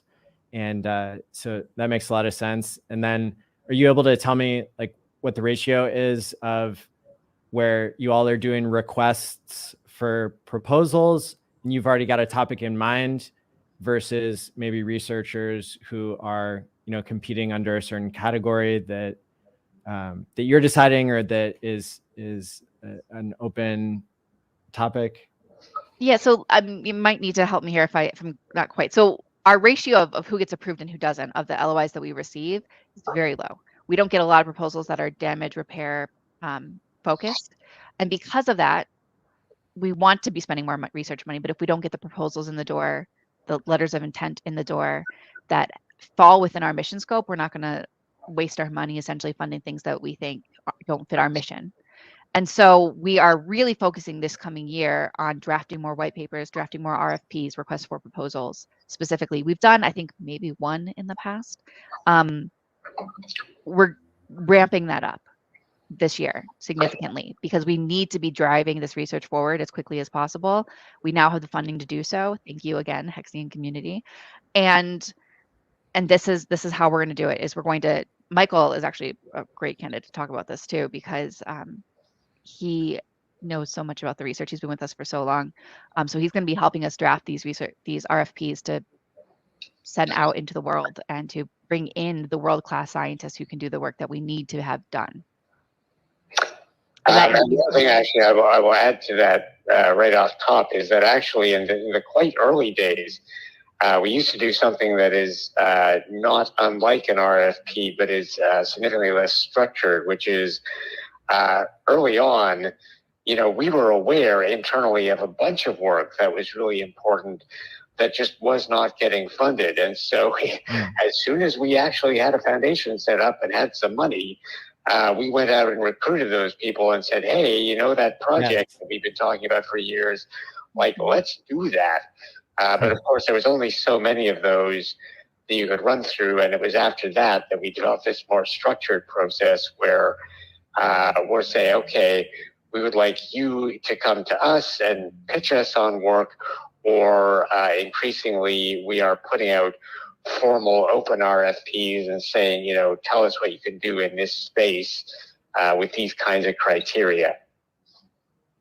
Awesome. And maybe some of these questions will be out of order and I'll fix it up later. But kind of one general question I'm wondering about is, so for the money that was raised from the airdrop is $27.5 million. Is that more than the budget you all normally work with each year? Yes, significantly. Our budget every year is approximately 5 million. We shoot for 5 million. It usually falls somewhere around 4.5. Are we increasing our 2022 budget to $27.5 million? No, of course we're not. Even if we wanted to spend all of that in 1 year, we don't have the research to do it, and we're not going to spend it on things that don't fit mission. It has to fall within our scope. It has to be approved through the RDC. We have to follow process here to make sure that we're spending our money wisely. So no, this is way more money than we've ever really had to work with, and we're making plans going forward on how to best utilize that funds. And one of the things we're talking about as well is expanding our space. So we started in Arizona and then in Sunnyvale, and our Sunnyvale facility, which I was present at, was small, one room, had a loft above that was an administrative loft, just really tiny. And now we're in Mountain View. We started off with 1 suite, and now we've taken over about 2.5 suites, formally, I think it is. And we're running out of space. Which is great. I mean, it's a great problem to have, right? That we have so much going on. We have so much research happening that we need more lab space, particularly. So we're looking at expanding again with some of this money so that we can bring more projects in-house. And the best part about having them in-house, as opposed to doing them externally, is that one, our overhead rates is about 20%. If you go to other institutions, their overhead rate are like 80%. And so even though we try very hard to not pay indirect fees, and oftentimes we get away with it because we're a nonprofit, it's still more expensive to fund external programs, and we don't own as much of the IP, so we don't get the benefits. Essentially, we don't get to drive those programs forward as fast as we want. So it's great to have them internal. So if we can expand our space, which is our goal this year, we can bring more projects internally. We can drive up our researcher staff, and we can move things forward faster. That's awesome. Yeah, I think another general question that I have has to do with what is the perception of aging in popular culture when it comes to like trying to reverse aging, or I guess, is that controversial, and why do you think that is? Have you ever talked to a boomer? So I should start with, hey, I'm from the Midwest. So I'm from Ohio. That's where I was born and raised. I found out about longevity and cryonics through Robert Heinlein, the science fiction author. And when I heard about SENS, it was like, wait a minute. And I was a scientist, mind you. My background is science. As a scientist, I was like, wait a minute, people are actually treating aging as a disease seriously. And then I picked up the book, of course, that Michael Ray co-authored with Dr. Aubrey de Grey, Ending Aging. And I was like, oh my gosh, this is actually happening. And in the Midwest, that wasn't a thing. It's still not a thing. My parents are boomers. They're of that age generation. And to them, it's still not really a thing. And that's awful, because I want it to be a thing. For them, death is an inevitability. And for the rest of us, we see, our grandparents dying, and we say, this isn't going to be how it's going to be. This isn't all that has to be. We're going to do better. We can do better. We have the science and the technology to do better. So, let's do better. And I think really that's where the crypto community and the longevity community really mesh, because I think the crypto community looked at the finance world and said, we can do better, right? Yes, and that's right. We look at the medical field and we go, we can do better. So I really think that's why we work so well together. And I feel like, this is how I rope in people of my parents' generation and people who look at aging as a disease and go, what are you doing? I go, do you know anybody who died of cancer? Anybody who has cancer, who suffered from cancer? Anybody? And they're like, well, yeah, of course. And I go, okay. Yeah, that's a disease that's associated with aging. How about Alzheimer's? My grandmother passed of Alzheimer's. Do you know anybody who died of Alzheimer's or dementia? And they go, yeah, of course. And I go, wasn't that awful? And they go, yeah, it really was. And I'm like, great, that's a disease of aging. We're looking to cure that, right? So this is really how we're fighting that stigma of, oh no, I don't want to live to get forever. Oh no. People should die, right? And we're here going, wouldn't it be nice if people didn't have to suffer when they were old? Wouldn't it be nice if you had an option to live as long as you wanted? Wouldn't that be nice? And people are like, oh yeah, it might be. And I'm like, great. And that's where we're at. So yes, there's definitely a stigma. Yes, we are working actively against it. And I think honestly, we're making progress. So it sounds like I mean, I like to say that there are two types of people in the world: people who understand crypto and people who will. And so maybe aging research is the same thing, where longevity will be appreciated by more people in the future than it is now. And I agree that there's some really cool synergy between the crypto community, like you said, and the longevity research community. And I would really like to see this be an ongoing relationship between the HEXICAN community, who are a group of like-minded investors who are incentivized now to take better care of ourselves in terms of our health decisions, because we've time locked all of our money into the future. And so a lot of people, they didn't realize that if they time locked $100 or $1,000 for 10 or 15 years, now 2 years later, the value of that cryptocurrency is over $1 million. And so even since the conference that we did last year, HEX is up 25x from where it was. And so there's a large amount of wealth being accumulated. But as we've reviewed in other parts of this conference, life isn't just all about money. And so for people to be able to improve their health span and not just their lifespan, the number of years where they're healthy, it seems like that's something that is a mutual interest between these two communities, Is that right? Oh, definitely. Couldn't have said it better myself. Exactly. I mean, we would love to help everybody live as long as they can, as healthy as they can, so that they can stake as long as they can. Yes. Yeah.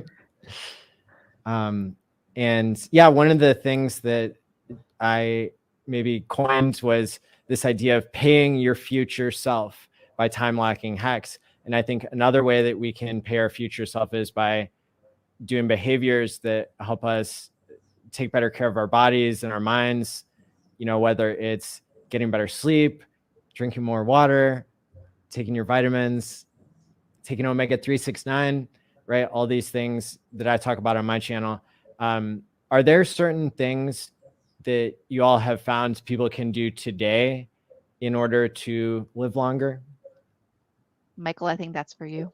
Yeah, I mean, there certainly are. I think the things that are strongest supportive in that space are really the things that, you know, you hear from the CDC and, you know, from every channel you want to look into. It's not really so much exotic supplements and whether you're practicing zone 2 training or high intensity interval training for your exercise. It's the basic fact of, you know, eating well, you know, eating a lot of vegetables, not eating a ton of trans fat or saturated fat. It's getting significant exercise, both cardiovascular and resistance training. It's definitely, you know, focusing on your sleep, getting enough rest. And it's also, you know, improving the quality of your mental health, because, you know, no one wants to spend and no one will spend an eternity in chronic mental health or disease. That is a path towards self-destruction. I think the other important thing to emphasize about that is that most of what we're talking about in those spaces, you know, the most flagrant example is smoking, where what we're really doing with most of that stuff is not so much lengthening our lives as avoiding, you know, shortening our lives through doing stupid things that kill us. Whereas when we're talking about rejuvenation biotechnology, we're talking about interventions that actually will extend the inborn potential of a human being that is otherwise cut off by the same cellular processes that actually keep us alive, which are what's driving aging. So yeah, there are definitely things that one can do to avoid stupidly killing oneself early. But you know, the ultimate game here is to really radically extend the human potential for a long and healthy life. Yeah, we don't really focus at SENS Research Foundation on the vitamins that you should take or the regimen you should do. Although I think a lot of us follow some of that just as you get interested in it. You know, you want to live as long as you can, as healthy as you can. But really what we're looking at is what Michael said is really extending the human potential for health span and increasing that and giving people more opportunity to live longer, healthier lives overall. And really, you should be watching our space, because we have some interesting tech coming out, some companies that have started that are doing really great, interesting, world-changing kind of things. And you're going to be seeing that in the next year or two, really hitting the market and running, and you're going to be hearing all about it. It's going to be great. I can't talk about it, but it's going to be great. And do y'all think that, so tell me more about like the investment side of things. Richard Hart has pointed out that he thinks more billionaires and millionaires should be contributing towards longevity research, although he says that it's been unpopular in the past with certain people. He uses the example of Steve Jobs, who died and did not donate a lot of money to medical research. Yeah, so that's a problem. He's completely correct. It's a problem that a lot of people are more interested in seeing a return on their investment, and even in the short term. You know, you had talked about being able to have that delayed gratification. We're noticing a lot of people who are maybe classically wealthy, is maybe the better way of putting it, aren't inclined to wait long, aren't inclined to invest in medical technology. There are the exceptions, right? Richard Hart's a good one. So is Jim Mellon. There are a bunch of people out there who have really, Michael Grieve of Germany is fantastic about that. There are a bunch of people who are doing that, but they're really the minority. And we really need to see greater investment in this space And one of the things that we're also discussing is how to incentivize in our organization the larger investors, how to really make that attractive, because making investing in our future, in our tech that we're doing, to incentivize that, to make it attractive, doesn't just help our small foundation, right? It helps everybody. If we can get that money in the door, we can do really amazing work with it. We can really move this research forward much faster. We can fund the clinical trials that are necessary and the preclinical trials that are necessary to get this stuff on the market faster, when we're not spending half of our time doing fundraising, right? And if we had these big backers, these big investors in the space, we wouldn't be having nearly as many struggles. And so we're discussing internally also how to help make that happen. And honestly, cryptocurrency, again, has been enormously helpful, because there's all these people, I think, who grew up with backgrounds of seeing, not being classically wealthy, not having just money always there, but really having this idea in their head of, if someday I have a lot of money, I really want to make the world a better place. And how am I going to do that? Right? I don't think I'm alone in saying that. You think about that sometimes when you're younger and you didn't have a lot of money, thinking, man, if I had some money, I would fix this problem. Right? And I feel like the crypto community is really enabling these people who have had these dreams since they were young to say, okay, I made this investment, I took this risk in this cryptocurrency, and it really paid off. And now I'm at this point where I only dreamed about when I was young, and now I can do something. It's not the classical wealthy people who are used to money and used to having it, but the new people with money in their bank saying, I'm going to make a difference. And it's those people, I think, that are really going to contribute. And so that's one of the reasons why we're also really excited about the crypto community, because I think they're going to make a huge dent in the longevity space. And it's going to be exciting to watch. And to a lesser extent, I'd say that's also true across tech, right? Like if you look at the profile of our donors, we have a really high percentage of our donors are people who are computer scientists, they're engineers, they're in some area of biomedical science or other kinds of scientists. We just have a lot of people who understand that, human beings have the potential to really choose their future, choose their environment, and build what they want to see in the future. And their specialization might not be in developing rejuvenation biotechnologies, but they get it right in their guts. They get the idea that aging is a problem that we can technically solve. Absolutely. And I think, again, the Hex community, it's filled with people who in some ways are sharing an incentive in order to work together to, we say make the world a better place. But I mean, really, let's take me, for example, I guess, right? Like I worked as a neuroscience researcher for 7 years. Then I worked as a mental health therapist for 7 years. And I got really frustrated when I was doing direct services with clients that the medical system was not designed for me to help the greatest number of people possible, but it seemed like it was designed for me to do the maximum amount of paperwork. And so for example, when I was working with Medicaid clients, I would only be able to see maybe in between 1 and 10 clients at a time. And even when I did groups, I could help 10 people at a time. But on YouTube, when I talk about people using Omega 369 to basically upgrade their brain, because Omega 369 is the material that you need in order to insulate the electrical wires in your brain, so that axons, they're myelinated with a myelin sheath, and that's created from the Omega 369. It's installed by a type of brain cell called an ogliodendrocyte. And so this is a way that the brain, communicates is electrically. 25% of the weight of your brain is supposed to be omega-3. And, this is something that in the clinic, I was able to see people who were working on their mental health, people who were working on quitting substances. This is the number one, it seemed, intervention I could do with people is to upgrade their prefrontal cortex and to deal with this basically vitamin deficiency or kind of dietary deficiency. And that in my own life changed my behavior and was noticeable, which I think a lot of times, if I'm taking a multivitamin, I can't really tell a difference, but there have been now hundreds of people who have told me that when they take their omega-369, they notice thinking more clearly after 1 to 4 weeks.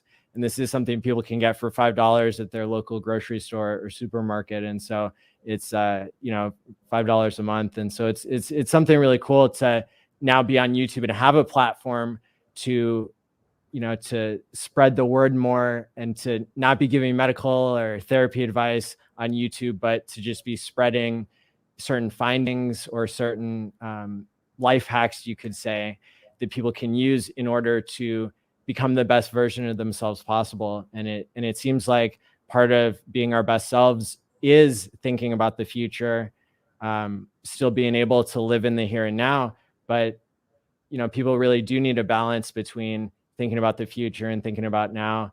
And so, yeah, I really think it's interesting that there's synergy with certain types of people, certain types of investors, people of a certain philosophy, maybe, who do see the world as worth living in, people who, believe in technology as a way to advance human health. And so are there other insights that you can give us about maybe an example of where some of the airdrop money that's been raised for research, an example of where that's being targeted? Sure. So one of our, I guess I'll go. One of the places that first comes to mind is that our SENS team internally, it's our immunology group internally, has doubled since we've had this funding. Wow. It's That's really awesome. exciting. He's Dr. Amit Sharma is our head of that program. And he now has doubled his program and doubled his staff, and he's still hiring. So if you're, in that field and you need a job, look at our page. So we've really almost doubled our researchers in-house. But that particular project we've had a sub project there that we've been waiting to start. We just haven't had the funding to really get it off the ground. And now we do. And so it's moving, and we're really excited. In fact, I just onboarded one of the team leads there today. So that's going to be really exciting. Michael, did you have an example other than that? Well, that was actually the example I was going to go to, but there certainly are lots of examples out there. I mean, there's a whole additional strategy for repairing damage to our mitochondria, which are the sort of powerhouse of the cell, the part of the cell that produces all the energy that the cell needs. And there's two things. There's our existing strategy that we're using now, can be very greatly expanded with sufficient funding. But there's a whole second strategy that we've sort of had in our back pocket and never been able to get around to funding, that with sufficient funding we could be able to advance as a alternative strategy that might be simpler to implement. And that, the dysfunction of the mitochondria with age is implicated in everything from Parkinson's disease to sarcopenia, and that's the loss of not just muscle mass, but the actual function of the muscle with age, which is why people become frail and weak as they age, to just the overall systemic decline of the aging body.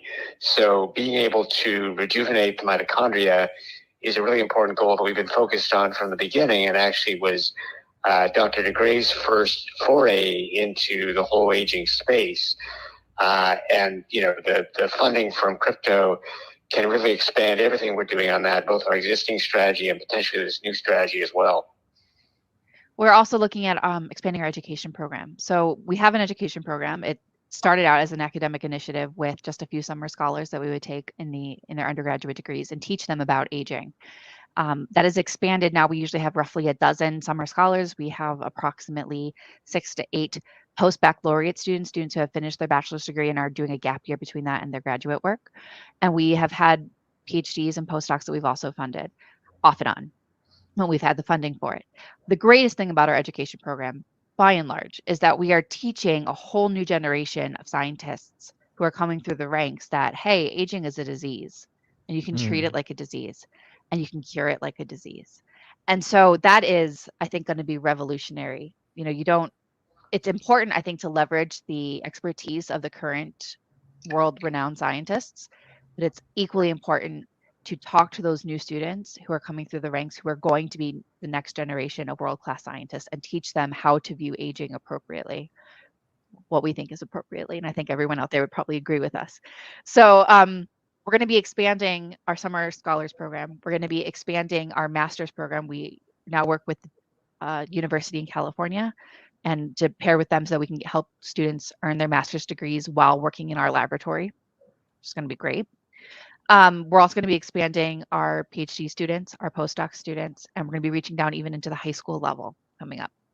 We also have some plans for our education program to do more community outreach, because like we've always said, this isn't about one person, one foundation. This is about a global community of people. And there are so many people, like Michael had said earlier, about having a lot of engineers and people in technology really invested in our space.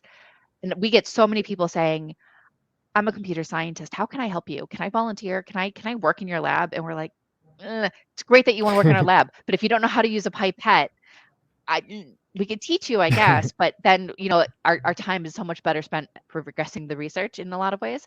But we're also now looking at community engagement, the way of creating camps or workshops for people to learn how to best leverage their current skill set in the longevity field. Because it takes a community, it takes a movement, and it's not going to be just the scientists and the pencil pushers. Hey, I'm a pencil pusher. Making this go forward. It's going to take everybody. And so that's a next step of our education program, is really doing more of that community engagement and education as well. Yeah, human resources is really important in order to organize everybody and to find what people's best strengths are, and then to utilize that. That sounds really exciting. I'm really, really excited about it. There's a lot of really exciting stuff going on that really would not have been possible without Richard Hart and the HEXICAN community. It's been amazing, and I'm so grateful.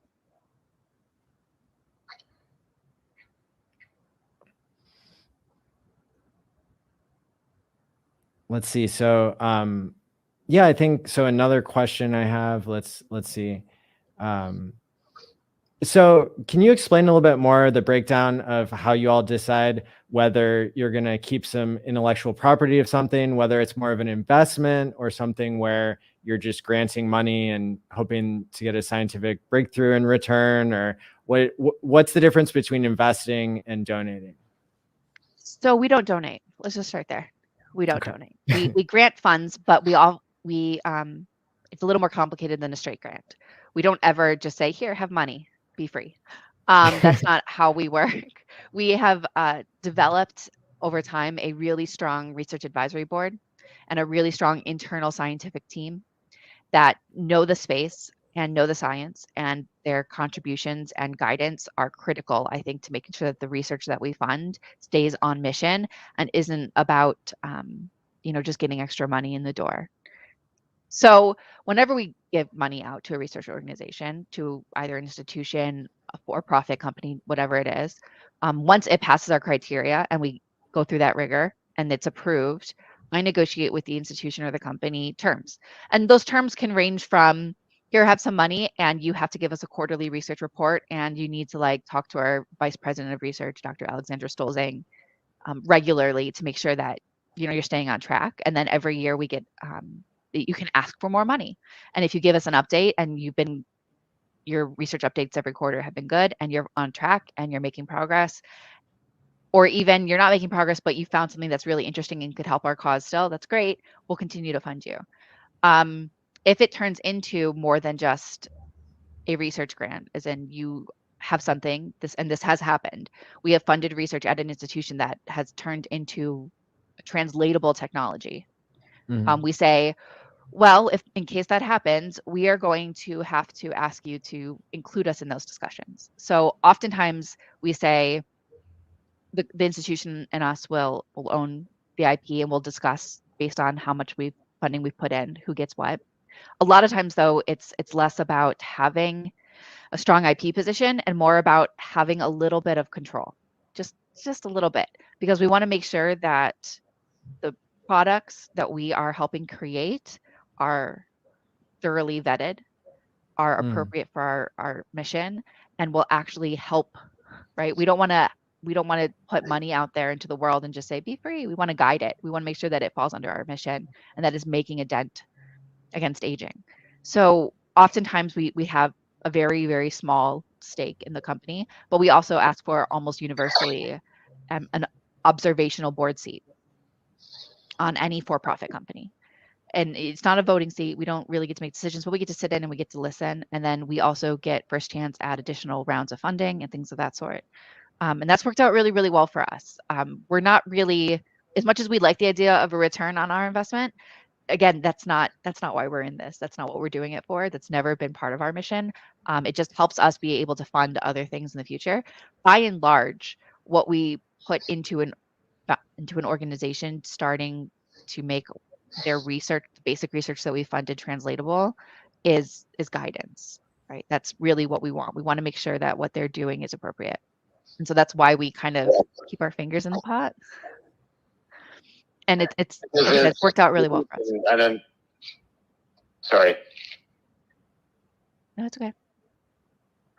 There is an unfortunate track record of companies that have launched in the past that initially start off saying we're going to target aging, and then their investors get impatient and they wind up saying, well, okay, we're going to sort of get diverted into this very small area of, some narrow specific disease indication or something else entirely that has no biomedical relevance. And they tend to essentially go nowhere at all. Whereas it's really important us, we're not going to have full control over these companies, but that we have a stake in them so that we can help guide them to make sure that they really are developing a therapy that's really going to change people's lives. That's always been where our core mission is at, is changing people's lives for the better, of course.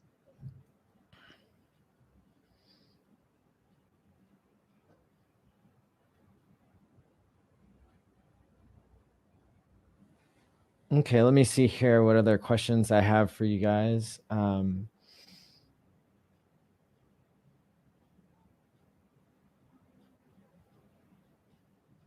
So is there potential for a lot of profit in people investing in anti-aging research and things that are translatable? Yeah, not through us at this moment. I'm not saying that's not going to come in the future. I'm not going to pigeonhole us like that, but yes, actually, if you pay attention to the work we fund and the projects we spin out, and all of this is on our annual reports every year, it's on our websites. I would follow those closely, because if you can get in as an investor at an early stage on those, I think there will be a lot of profit. We don't take a lot of profit because we're more interested in that money going towards the research to make sure that it gets out the door as fast as possible. Again, though, I'm not going to say that we'll never do that, or that that's not going to be an avenue we'll explore. But right now, that's not what we do. But yes, you should definitely pay attention to our portfolio. I would say, though, that the potential for money making within the longevity therapeutic space is really enormous. As I was saying earlier, aging really is the cause of everything almost that we think of as age-related disease, and that is just such an enormous cost to society in human terms, but also in medical terms. And we're talking about developing an entire new industry that is going to stop just trying to manage those diseases and keep people from dying flat out of them, and actually start rejuvenating them and keeping them young and healthy. And that is just going to be an enormous value add, and there's going to be more money in that than the standard pharmaceuticals, because we're actually developing cures and not just sort of palliative care, essentially. Yep. If you watch our portfolio, you're going to see things like, oh, one of the SRF portfolio pieces cured atherosclerosis. Oh, one of them cured Alzheimer's. Oh, look, there's no more wrinkles. right? Like these are the sorts of things that if we do our job right, you're going to be seeing in the next, 2 to 10 years. I think another interesting aspect that maybe I could ask you guys about is I mean, it seems like people like Elon Musk, they are always marketing and hyping up ideas, talking about areas of science that don't exist yet, and then doing huge fundraising that sometimes makes that possible. Is being a good hype man part of being able to fund research? Is that one of the areas that can further be developed, I guess, in the fight against aging? Oh yeah, definitely. Yeah, There's nothing that you can't do with the right amount of hype. Really, I think it takes you really need to get the word out and to build up the excitement and to get the money in the door to be able to do the work that you want to do. Definitely, there's a place for that. In the medical system currently, do you think that there are maybe some incentives that are misaligned and money gets wasted, kind of letting people age and then just trying to fix the problem when it's too late? I don't think that's being done intentionally, but it is being fueled by a bunch of perverse incentives, one of which is just, to publish papers for the sake of publishing papers, rather than, developing actual interventions. I mean, the other thing is that the way we have traditionally approached disease is really based on, either just ameliorating the symptoms of a disease, or it's based on sort of interfering with the biological pathways that ultimately contribute to the damage that accumulates and causes age-related disease without tackling that damage directly. And that is, in part just because of the way that we have always done in the past. People are going to keep doing that.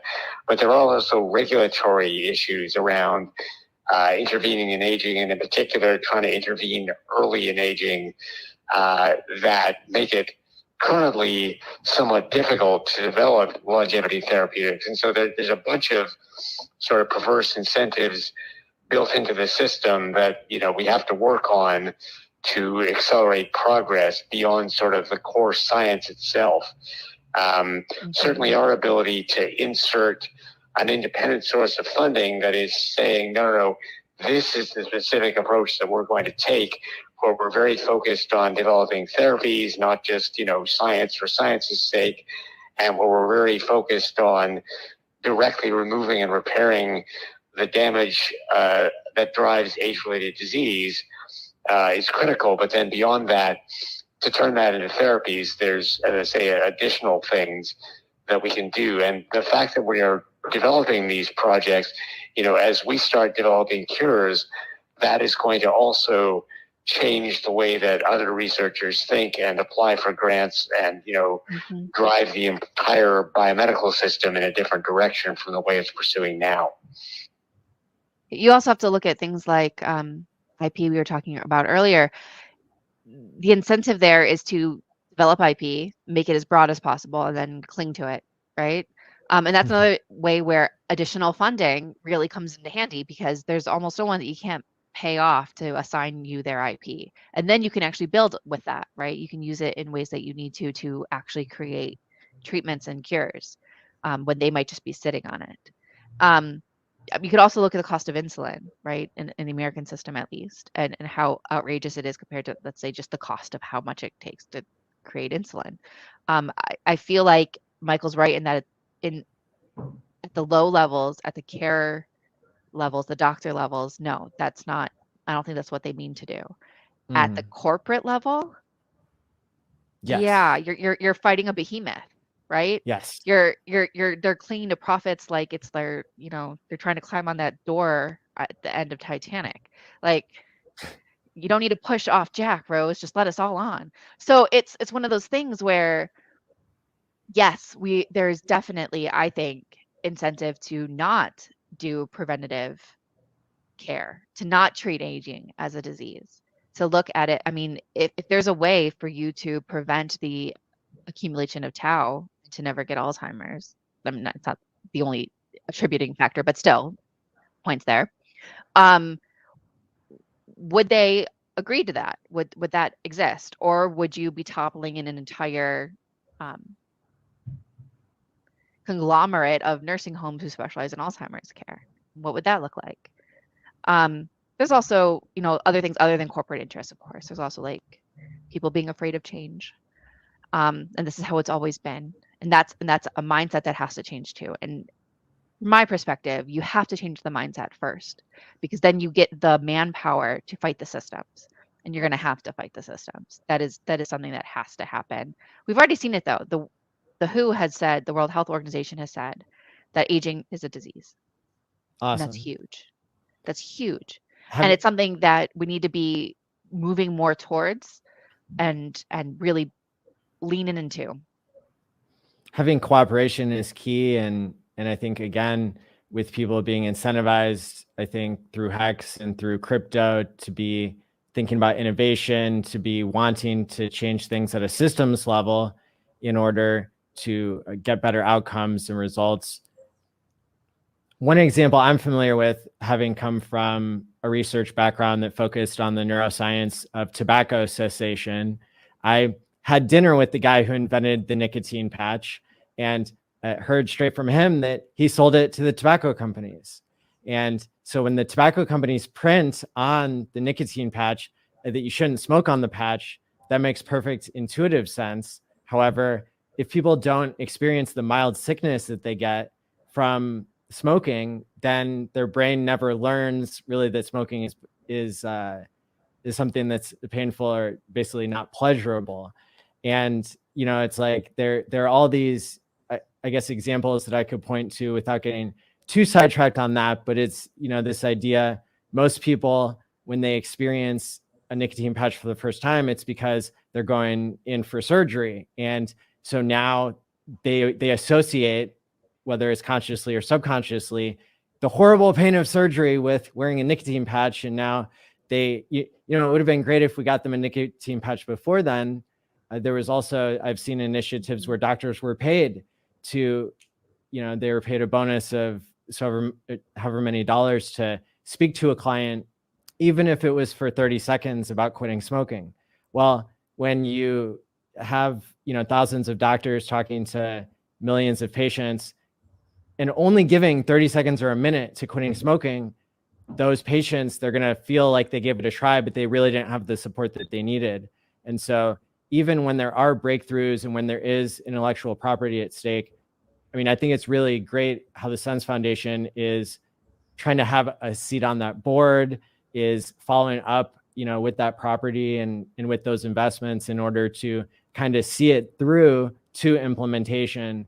And I wish that had been done in the case of the nicotine patch being invented and being maybe applied in a smarter way and in a systematic way that would help more people to quit smoking.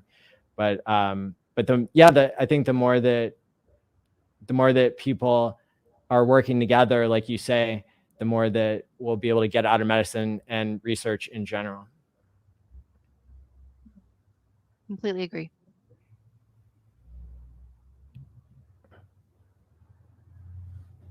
And so the SENS Foundation, you've been getting a lot of support from not just the Hex community, but also you've received several millions of dollars from Vitalik. Can you speak to that? Yeah, that was fantastic as well. So Vitalik gave us, he's one of the co-founders, obviously, of Ethereum, co-creators of Ethereum.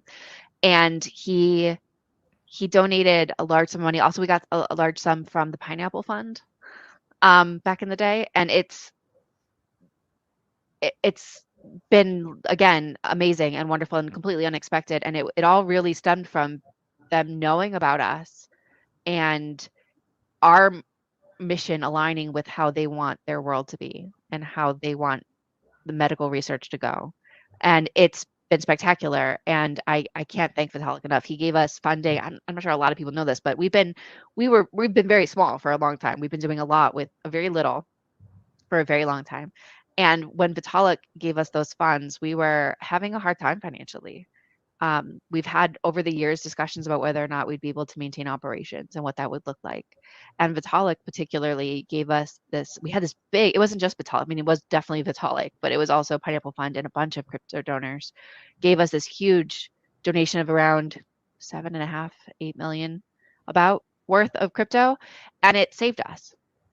It did. It saved us. And we were able to continue our research and to do all the things that we've been doing for the last 3 to 5 years. And it's been spectacular and wonderful. And I can't even express how grateful I am, because I was there during that. I've been obviously with the organization for a while. So I was there during that time frame. And we were all so,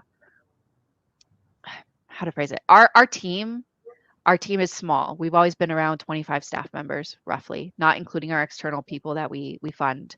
And every single one of us on staff is dedicated, mission-driven, passionate about the work we do, and just always there, always on. Nobody really takes a break. I know it's horrible for mental health. I know that, believe me. And I try to encourage my people to really take the breaks that they need when they need them. But for all of us, it's a passion of love. Like this is the work we do because we love it and we believe in it, and this is the dent that we want to make in the world with our lives. And so when we were in that financial period where we were really struggling, it was, I mean, I was at that point, I think I was running 4 different departments by myself because we didn't have the funding for admin, for outreach. The money we had was almost entirely getting funneled into our research because it was so important to all of us that research got done and moved forward. And that money that came from Vitalik and the Pineapple Fund and all the crypto people, the whole crypto community that year was just remarkable and just saved us. And I can't be grateful enough. I've got a couple more questions here. One would be, when it came to maybe the origin story of how Richard Hart approached the SENS Foundation about the Pulse sacrifice, can you say a little bit about how that went? And yeah, so I think our outreach director, Maria Entregues, and myself, and our CSO at the time, Dr. Aubrey DeGray, were all involved in communicating with Richard. He just basically came to us with this idea, and can we do this? And I got roped in because I set up our crypto to begin with years and years and years ago. And we're like, well, how would that work? How is this going to work? You're telling me that people are going to donate to us and get Pulse, but then how are you going to do it? And so we had to create this whole system of, okay, there's going to be a form to fill out. We're going to have to collect addresses and only so, but you know, there's a lot of people in crypto who don't like to be, prefer to be anonymous. And so we're like, well, how's that going to work? And what information are we passing to whom? And I don't know if people know this, but at the time of the Pulse airdrop, there were 3 of us working on the Pulse airdrop. 3 of us. There was myself, there was Maria Entregues, our director of outreach, and our chief of staff, Kelly Bemmel. 3 of us. And on the day that the Pulse happened, that it started, we didn't know when it was going to start. Everyone's like, when's it going to start? And they kept emailing us. And we're like, because Richard kept saying us, well, it's going to be soon. It's going to be soon. And we're like, okay, it's going to be soon. But we didn't know, right? And there were some people who were messaging us who were like, you're going to get slammed. You're going to be completely overwhelmed. Best of luck to you, but you're just going to get slammed. And we're like, well, we'll see how it goes. And Richard was beyond generous. He had said to us, I want you to make a significant sum of money. And if you do not make a significant sum of money, I will make sure that you get a significant sum of money. He was by and large our benefactor. He was bound and determined to make sure that we got funded one way or another. So that was amazing in and of itself. Richard is portrayed in some places as a controversial character in crypto. Some people call him a scammer. If you do a Google search on him, it's a bunch of stuff that I don't find to be true at all. That is things we looked at when we were approached. Part of my job is to make sure that we're not being scammed, that things are legitimate, that we are doing things in a way that comports with our 501c3 nonprofit status with the IRS. And so I had to look into that. Can you speak a little bit about what allowed you to build the trust that you needed to work with Richard Hart? Honestly, a lot of it was just talking to him. honestly, he's a very upfront person. He tells it like it is. He knows what he's talking about, which is great too. But he was also willing to work with us, and there was so much sincerity in what he was saying. It was very obvious to me that all he really wanted to do was help. And he'd been with us for a really long time.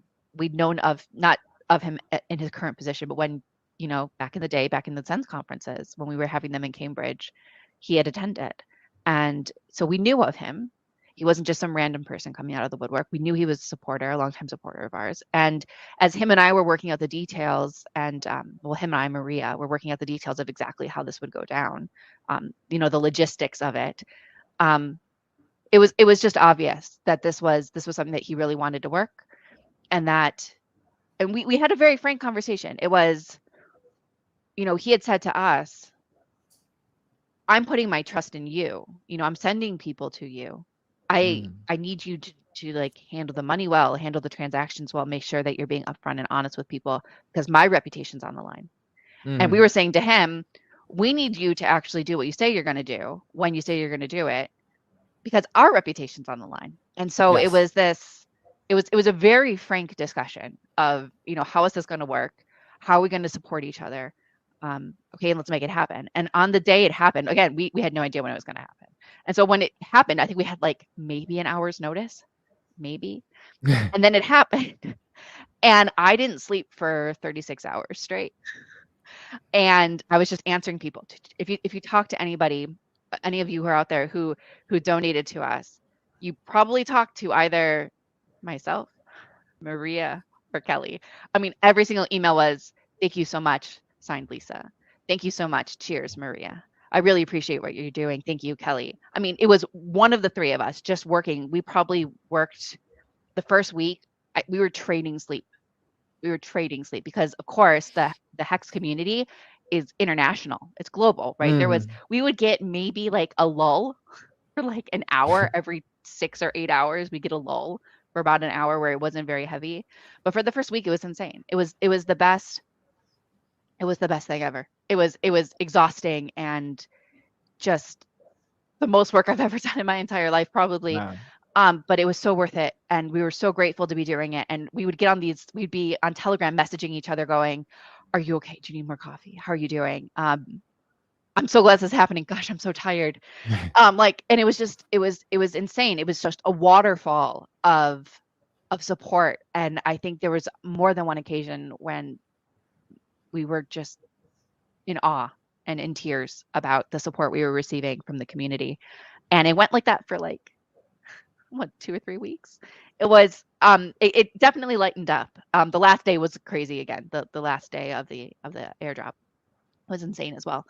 But it was overwhelming support. And we couldn't be more grateful, all of us. And also, for all of you out there who are listening to this, if you are having trouble with your donations and you've been contacting us, we're on it. I promise. We don't have a lot of issues, but we do have 1 or 2 people who are like, "Oh, hey, I can't see this thing," and we're like, "Yeah, we're working on it. Thank you."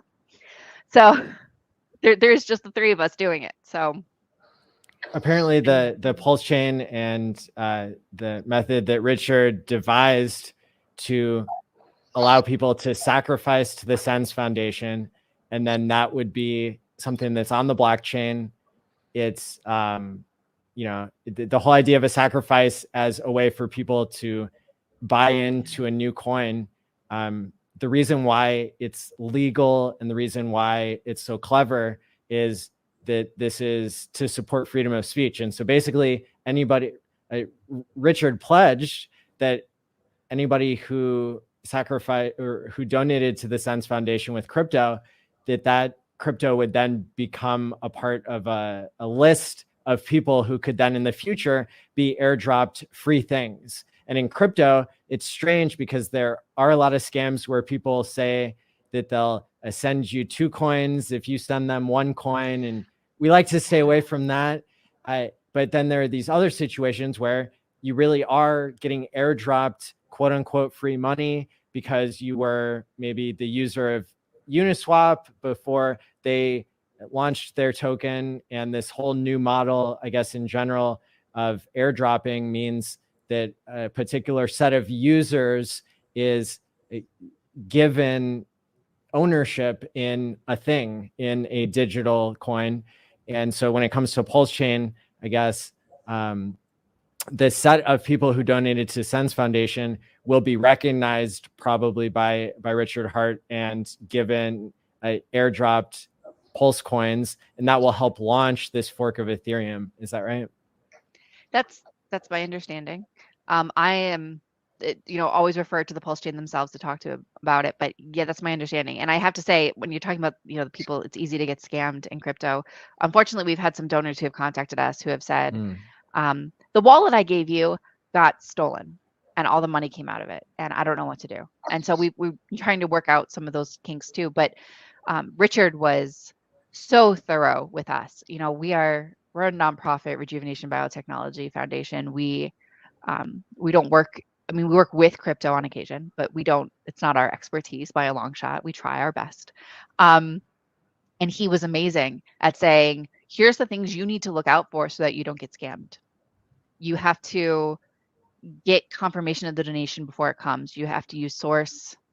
You have to have the source wallet. And then you still have to know beforehand because you can see it on the blockchain.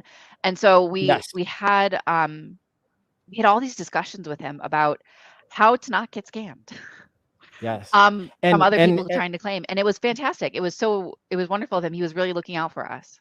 And following the methods that were prescribed and that made sense from a technical level, I guess, made this possible, this airdrop model being tested successfully in this situation. And what I would love to see is if that model of people being able to donate to something and then they might get something of value in the crypto world as a gift because people are recognizing their contribution, their sacrifice, their donation.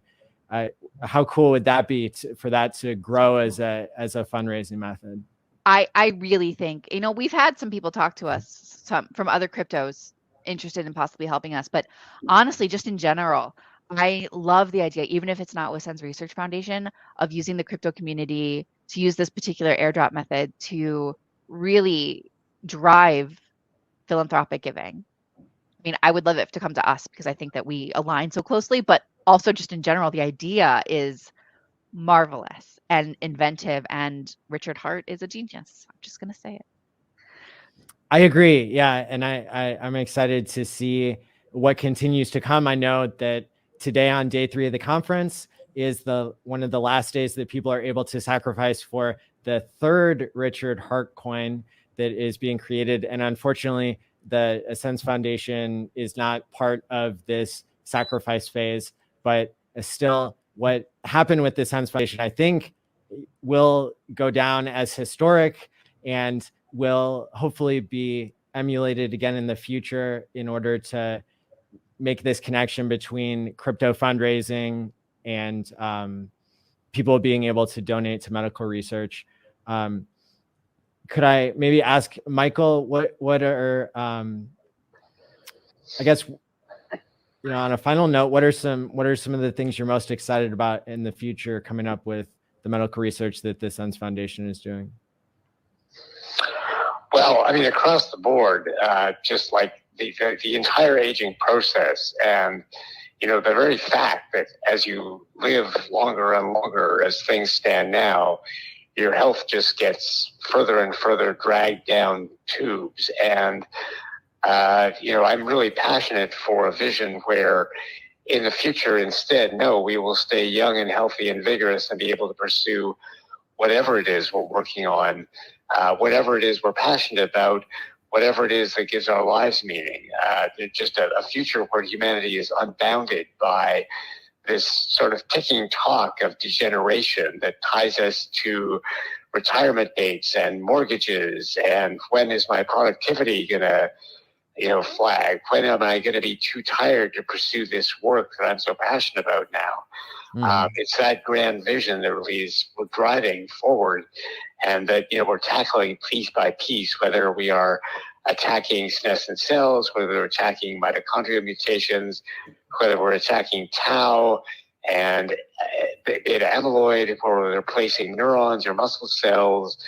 The entire range of aging damage is all open to this damage repair approach. And as the funding rolls in, we're just going to find ways to tackle them one by one until the whole job is done. Awesome. Yeah, personally, as somebody who was one of the donors from the Pulse Chain sacrifice, I would love to give again to the SENS Foundation, even if I'm not getting anything in return other than the awesome work that you all do. And I also believe that there are a lot of members of the HEX community who would probably also like to make donations. I know a lot of us have our crypto time locked. For me, I'm a part of a group of people who put together what's called a staking ladder. And so each year I have some crypto coming out on my birthday. And I think a lot of other people kind of have a yearly scheme to their stakes.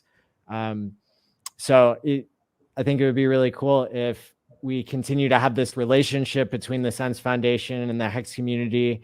And I would encourage other people to get excited about giving to longevity research now, because that can make a difference in when we're going to need the medicine later on in life.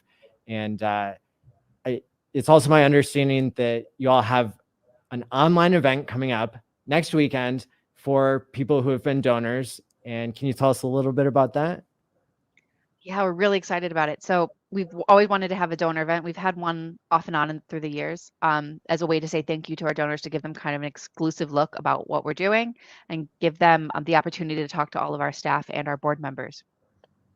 So, of course, with COVID raging, we can't have a regular conference. So we're doing a VR event on XVO. It's a very cool platform. We're having two-hour sessions so that regardless of what time zone you're in, you should be able to get access. It's free. All you have to do is have a donation into us at any point in the past. Come and hang out with us, meet our staff, see what we're doing, talk to our researchers. We're going to have our SRF marketplace is going to be up. We've often had people ask us for SRF swag. So we have some swag now. So we're going to have it. We're going to be debuting it there. It's going to be really exciting. Seriously, all of our staff will be there. So come talk to us, come meet us. We would love to chat with you one-on-one. Everybody gets a small little VR person that's good that you walk around like you're in a conference. It's going to be great. I really hope you come. It's the 15th of January. That's right. And I've got a landing page for it on my YouTube page. And so people can learn more about it, and we'll link to it there. And I'll be kind of covering the event if it's all right with y'all, so that we can help to drive the buzz and to make sure everybody in the HEX community who donated realizes that they can go hang out, can learn more, can participate in this virtual conference, and take it from there. But I really want to thank you all for participating kind of at the last minute in this HEX conference. And I'm hoping that in the future, as we continue to have HEX conferences, that we'll be able to check in with you all and to also really drive some more fundraising. It'd be great. And thank you for having us. It's been a pleasure. And thank you personally for donating to SRF. That's wonderful. And I really appreciate it. My pleasure. I'm excited. The entire HEX community in this experience has been extremely valuable to us, and is really going to help us, accelerate our work now, which is going to be in a faster rate where cures start rolling out in the future. Awesome. Well, thanks again to both of you, and we'll talk again in the future, I hope. Yes. Thank you, Matty. Thanks. Thanks, Matty.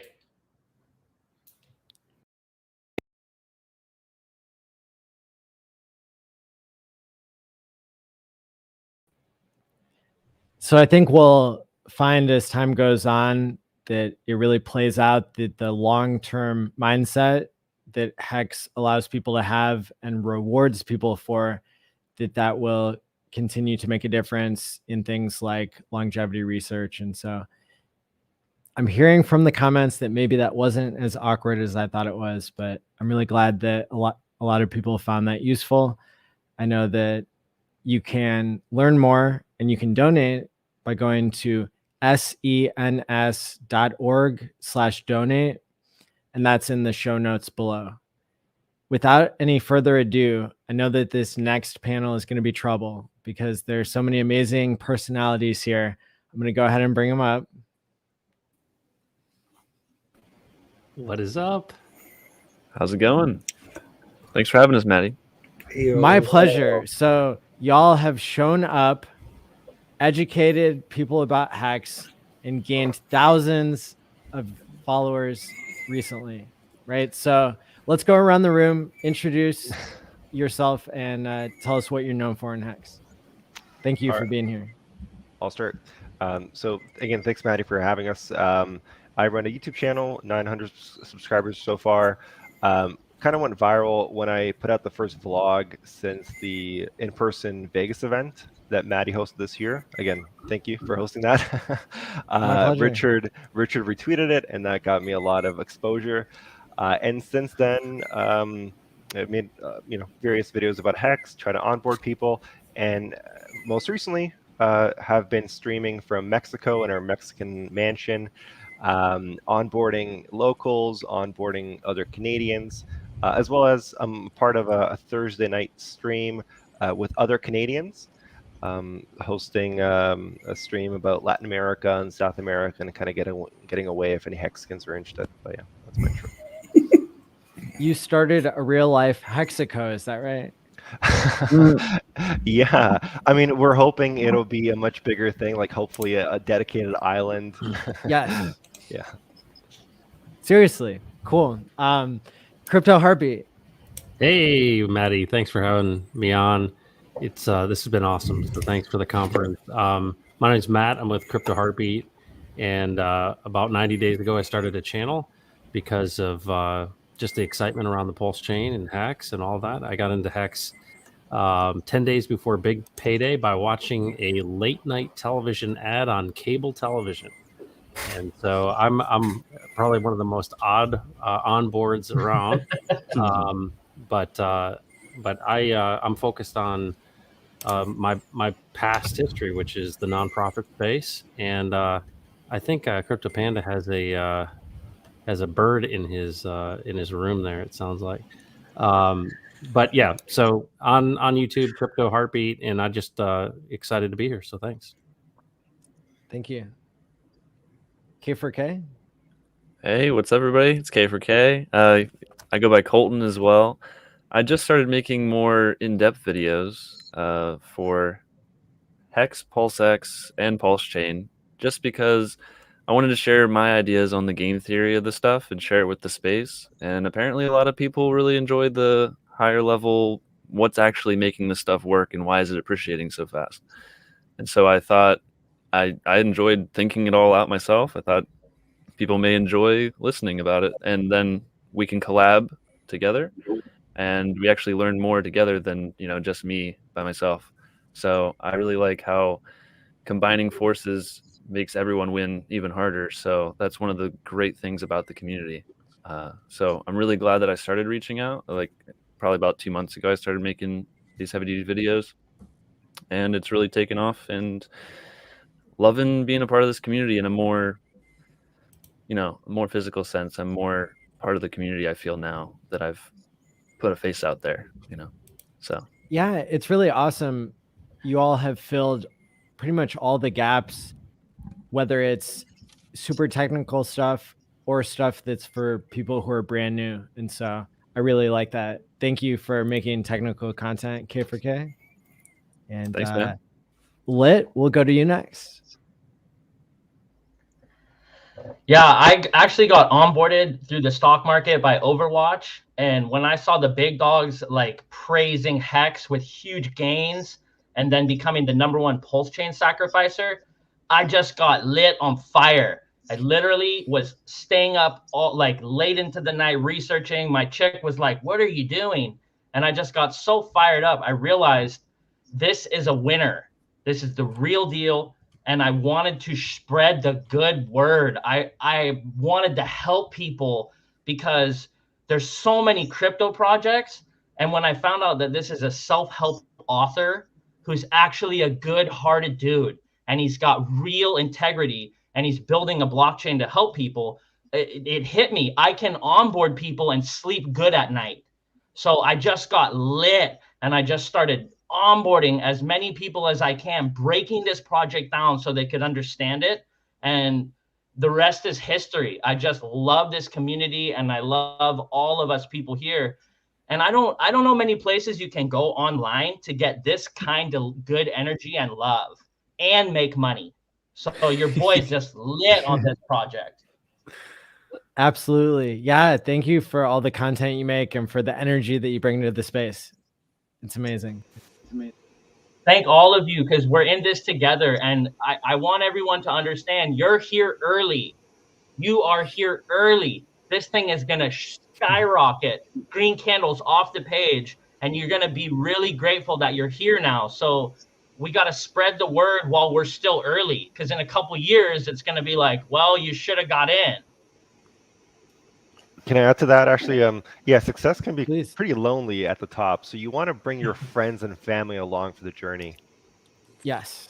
That helps with the Sunwell syndrome. If you stay grounded, but your ground is 1,000x higher because all your people are 1,000x higher. Yeah, actually, funny enough, Coffee preached that in his earlier videos, and that always stuck with me. It made so much sense. Like, this isn't just for me. It's my mission to then pass it on and get everyone else in. Totally. J Future? The last thing I want to say is Go ahead. I just realized in what I'm saying that this blockchain actually has serious long-term potential too. So even 2 or 3 years later, it's probably still going to be an incredible investment. Because look, people buy Bitcoin at 50 racks, right? So right. I'm like, people are still going to be buying this thing in a couple years. So like, we're really here early, and let's just spread the good word, y'all. This is where you want to be in this crypto game. Toby Wan gave an amazing fact earlier on the Hex conference. I haven't been able to fact check it yet, but he said that even if Hex went down 20% a year, that everybody would still be good. Basically, like, it would, as long as you're time locked in average duration, then you're not going to be losing money. So that's pretty incredible to think about. J Future. Hey guys, Welcome. J Future here. I recently started a YouTube channel where I'd like to be talking about SEO, search engine optimization, and how that relates to Hex, and how all of us in the community can learn more about that and pump our bags, just understanding how all that works. I feel like I don't deserve to be here as much. Like, tell us as much as everything the other you know YouTubers about here. SEO. Well, we were just talking about that in the green room, which is interesting. People's different ideas about Did somebody how take to notes? use tags and everything, and I think we all need to spread the word about what works. And like the key with all of it is always to keep changing, right? Because like the algorithm updates every day, updates thousands of times a day. And that's why we're gonna have a new website, right? Hex.com is gonna get revamped. Yeah. Again? V5? I remember Richard speaking super early on with Hexologist saying that it's okay that the website sucks so bad because that's how you let legacy investors know that they're early. Interesting. Yeah.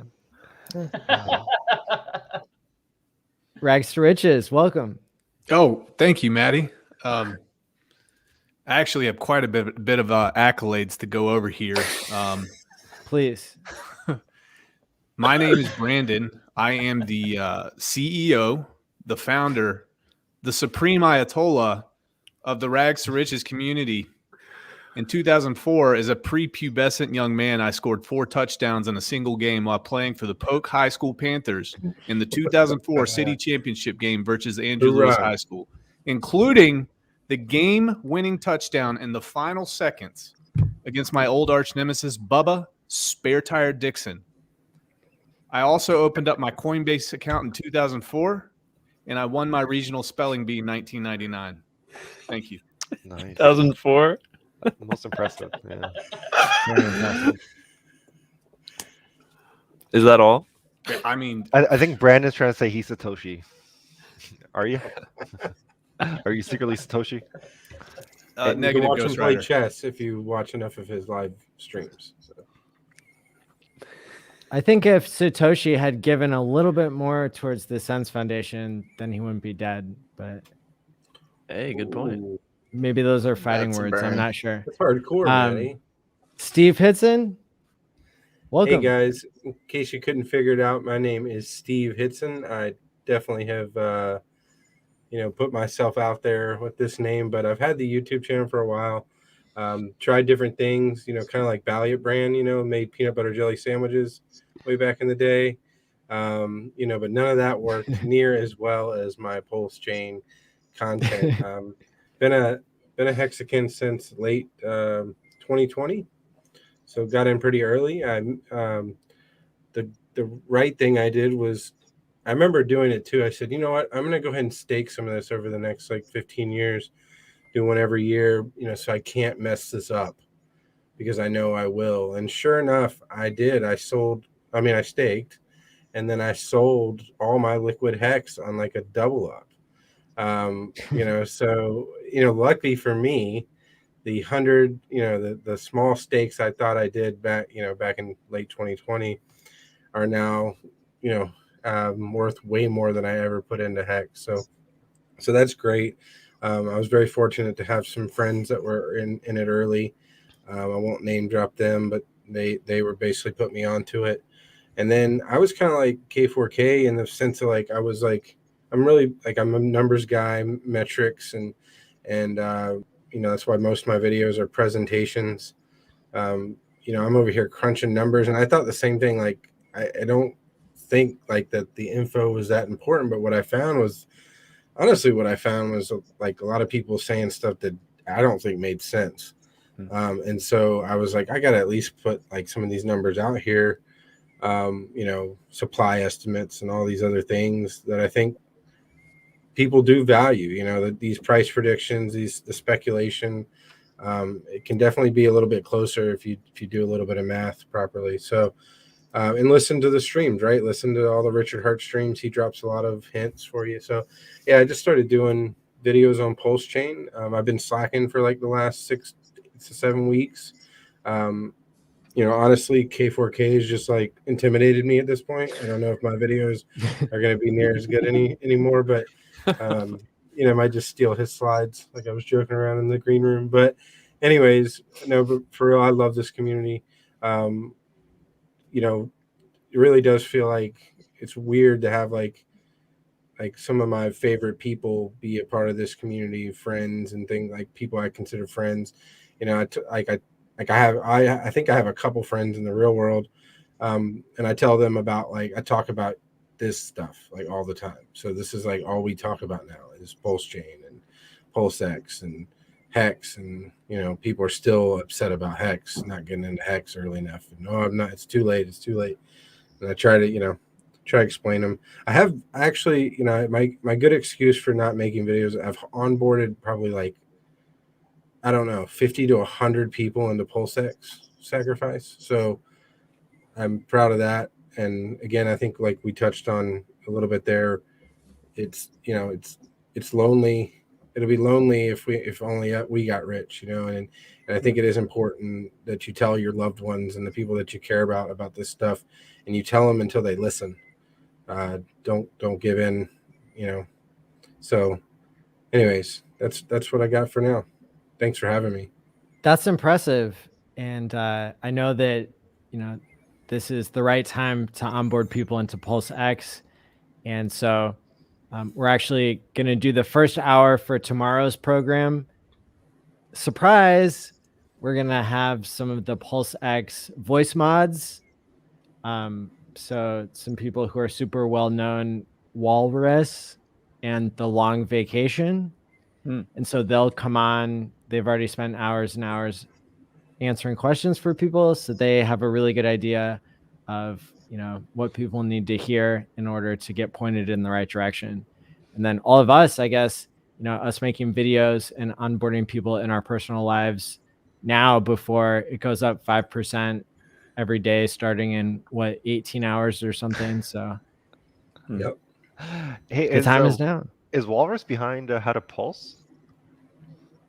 Do you know? I don't know. Okay. I think he is, but don't quote me on that. Not financial advice. I think he is. Okay. Krypto Panda, welcome. I Thank think he's you. at the I'm top back. at least. Top of the pyramid. I'm Krypto Panda. Good to be here. It's not my real name. The real name it's Crypto with a C. So I'm kind of doxing myself. I make snackable onboarding content. Try to keep it in the 5 to 10 minute range. And I'm mostly riding CryptoHeartBeat's coattails to fame and fortune. And I'd like to yield the rest of my time to Rags so that he can insult some people in chat. He's also a narcotics smuggler. He lives. It's not true. Oh, you're not. It's Oh, not true. Oh, not true. No, I that's been debunked. I thought we talked about that. No, I live in Costa Rica, and I thought you said California. Yeah, Brandon doesn't believe me. It's messed up. Yeah. Would you guys like to talk about? Oh, so good to be here. It's so good to be on this panel with all these guys. We had some fun in the green room, just saying hello to everyone. And I have no idea what we're going to talk about, but we'll see if it's fun. We could go around and see what everyone's favorite thing about. Well, since it's the Hex conference, we got to talk about Hex, right? So, what's your? You get to say one thing about Hex that you like. You go around and describe that. I think my favorite thing is all the billionaires involved. Billionaires in Hex? You like that? Okay. My favorite thing is all the multi-billionaires involved in this game. Like, this game attracts the whales because the whales are smart. They do their research. They're not going to throw their money into something to see it tank, and they get it. The whales call this a mathematical masterpiece because they have a lot of research into this and they're invested. So that helps me have more confidence. And I love how there's huge whales in this game. Nice whales too, by the way. That's right. Yeah, benevolent whales. Benevolent whales. I mean, they're long-term thinking. It's That a is big like difference. A huge part. Yeah. Do we have a count of how many billionaires there are in Hex? Alleged. Well, aren't all the whale, like anyone in the whale league, wouldn't they be a billionaire? Well, I think multiple of those are owned by the OA. Oh, okay. So I think my count is I think that there are maybe 5 billionaires in Hex. And that's really cool that we know that, right? Because we can study the on-chain behavior. We can study which accounts are linked to each other. And even, it's just been in the past year, right? That, well, actually just the past couple of months that the God Whale came out on Twitter, proved their own existence through FundingGym, and that was on chain, so we know that it's true. And my favorite lesson with the God Whales on chain, which Gunther broke down in his Hex audit group, is that he buys, he actually mapped out all his buys, and basically any time is a good buy. Like, this guy was buying tops, he was just buying dips, buying at any time. So for anyone that's waiting for a dip, yeah, definitely look into that breakdown. He had 18 points based on the chain analysis. So that's not an insider. That's not a rigged market. That's somebody who is one of the biggest players in the game, and they're buying tops, buying bottoms, both. Interesting. Well, the Genesis whale too. He didn't care that we saw his Genesis ETH. It almost there's not much hiding going on. That was intentional. Yeah. I would say so. Signaling support in the highest levels. And how many other ETH billionaires are paying attention to the other billionaire wallets and looking at what they hold and seeing Hex there? It's one of the main things I use to it's one of the top 5 things I tell people about Pulse Chain and Pulse X and Hex is that we have a Genesis ETH whale that bought 800,000 ETH at 31 cents for about $250,000 and is now worth at one point over 4 billion. And that's just one of his holdings. And I think his Hex holdings at one point were 9 billion. And so anyways, it's insane. I just don't think people like that make big mistakes, right? They know what they're getting. Hey, Steve, I just wanted to toss something out there. It is an observation for everyone. I think it's encouraging for anyone that's watching to understand. We talk about people's money right now, right? We take a snapshot in time and we say, all right, look at these guys, they're billionaires. But let's go back and look at basis in crypto, right? So we talk about a Genesis Whale or somebody that bought Ethereum at 31 cents on Kraken probably. And I want you to see something, because I think this is really important for people to realize, is that what got them to be billionaires, people didn't come in and say, I'm going to put $1 billion into Hex. They started somewhere. And they started somewhere, in this case, in many cases, Bitcoin, and then Ethereum, and then Hex, and then Pulse Chain, and then Pulse X. And I want you to see something is what you were seeing here is this kind of leveling up. And if you've ever gambled, you know what house money is. And when you put, for example, and I've interviewed a lot of people, and somebody said, I put $1,000 into Hex at the very beginning, and that turns into 10 million. Okay, so your basis is $1,000, right? So you're playing with a little bit of house money there. And so what's exciting to me about this Pulse Chain and all of the opportunities is what's coming next. Because if you think about this, we kind of present it as if these are just super rich people that just put all of their liquid fiat into Hex, and it's not true. They actually started somewhere. And that's something that I think is really important to note is that, if you're just into some random coin, you don't have a founder who's creating an ecosystem. And this ecosystem is going to bring so many projects to the table that we're going to be able to be a part of. And that exposure is exactly what these whales have done. And so I think a lot of people are maximalists. If you're going to be a maximalist on Richard Hart. Not on a specific coin, because he's exposing us to so many different projects that we have a collective conscience that's going to vet them. And we're going to see a lot of projects coming. And so, you think about out of 10 projects that are coming that you get into at the very, very beginning, you're going to find one that's like Hex or Ethereum or whatever. And it's all about playing with house money and making good decisions. But we are at the absolute beginning of seeing the next big things. And the fact that we're going to see that and have a community that's so robust to vet those things is that this is all about levering up into the next thing, because it's a misnomer when we say that the billionaires just dropped all their billions into Hex. No. They started somewhere, and we're starting somewhere as well. I super like that, dude. The thing that I like about Hex the most, and this is the question I'll ask quite a bit. What's the number one thing that causes someone to screw themselves in crypto? Right? What's the number one thing? And really, when you distill everything down and you boil everything down, it's emotion. So you get too greedy, you get too fearful, you pull yourself out of the market, you do it over and over again, death by 1,000 cuts. You can never really realize that gain tomorrow because you don't have the commitment in place for that gain that you got today, or that potential gain. Hex forces people to take the more difficult path of sacrificing now to accomplish a bigger purpose later.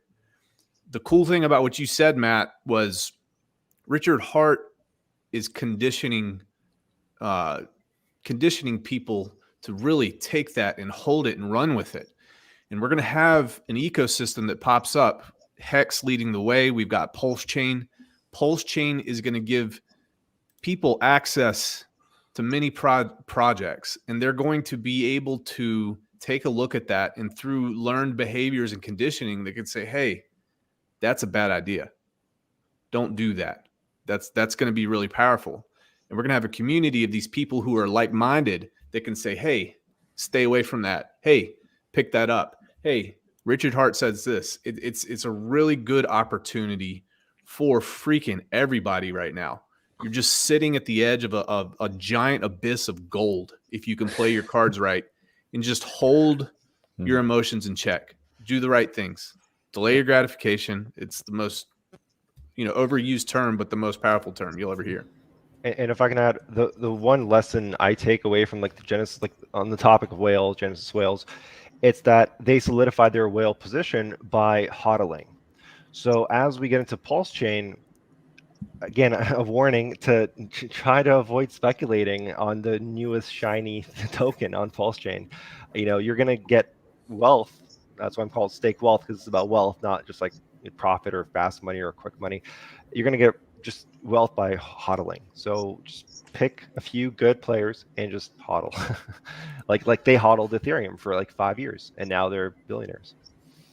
So yeah, what Richard Hart said about Bitcoin, how a lot of people sold off at the 100x or the 1000x. They didn't actually hold it all the way through to get those gains.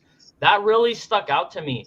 And I think he's imprinted that into Hex by making longer pays better. So he's almost force feeding us this thought that if we're in longer, we make more gains. And he really has masterminded it. I really got to tip my hat. That guy really is an awesome dude. And he's teaching us how to have discipline in this crypto game. And a lot of people, it's like a pan, you touch it, it's hot, you want to let it go. But you just got to realize, like you guys are saying, if we realize where we're at, these projects need to mature. And if we can just chill out and let the moon run happen, before you know it, you're out in space and need an astronaut helmet. Yeah. I was just looking up the stats, and so there are about less than 3,000 billionaires in the world. Less than 3,000 billionaires. We don't know how many of those are in crypto, but I would say if you've been made a billionaire by crypto, you're probably less than a third. So even if we exaggerated and said that crypto has created 1,000 billionaires so far, how many users are there? Well, there are about 100 million, I think, users of cryptocurrency in the world, or at least that many wallets set up. No, so that means that you had that means 1 in 100,000 users was able to hold enough to become a billionaire. It may be that Hex gives not one, that people aren't going to be 1 in 100,000. It might be 2 in 3 who become, extremely wealthy when Hex does another 1,000x, right? So the math, it doesn't seem to make sense, but at the same time, if people aren't selling and, they're only living off their interest, then that could be a big deal. And we've had a trickle down effect of this message that's passed down from Richard into the folks who have been here a whole lot longer than us. And then those folks kind of passed it down to us. We all have a very strong message amongst all the influencers in this ecosystem. And I think that's only going to help new folks really understand the importance of holding. It's just going to increase that multiplier. People who are millionaires, multimillionaires, billionaires, if you can fast forward and just hold it. So I like that we're all on the same page in this ecosystem. Everybody is, for the most part. It's the same message, and you don't get that anywhere. You don't get that, Matty. Agreed. Yeah, I have to say that's my favorite thing about Hex is the founder. Kissing a little Richard Hart butt right now, but like seriously, it is. If it wasn't for him, I'd still be trading. I would still be losing. I can't count the amount of money I paid to fees in the beginning of this last year, and I wouldn't have Pulse. I wouldn't have Pulse X. So it's foreseen. It's yet to be told what the effect really going to be. But once you get past that exterior shell of money and cockiness, you realize it's really just he knows his shit. Think about this too, man. Like Richard could be one of the world's first trillionaires. Yes. How's that going to look for Hex? Well, I How's that was going to say, Matty, like I looked at those numbers the other day. Like I wanted to see how many billionaires and then how many millionaires, and there's like 56 million millionaires. And so to get from a millionaire to a billionaire is not. There's a lot of millionaires, and so that was my thought. Like I could become another millionaire. It's just another. Like it's not that hard. But then when you look at the billionaires, it is a small number compared to like you think, oh well, you just need another 1,000x, but people don't think like you don't get that kind of return anywhere else in crypto. And not only that, but I bet you a lot of the billionaires on crypto are not in that number you're looking at. Like, I know if I was a billionaire in crypto, I wouldn't be on the Forbes list. You know what I mean? Like, I'm not going to tell nobody. Anyways, that's and just it me. should be chain if Yeah. crypto if is you can track it. transparent, but not all cryptos are transparent. Right. Or who they own them, who owns it, what entities, whether it's a trust or a person or whatever, you can't always tell. Without Richard, I would probably still be playing video games and wasting all my time away.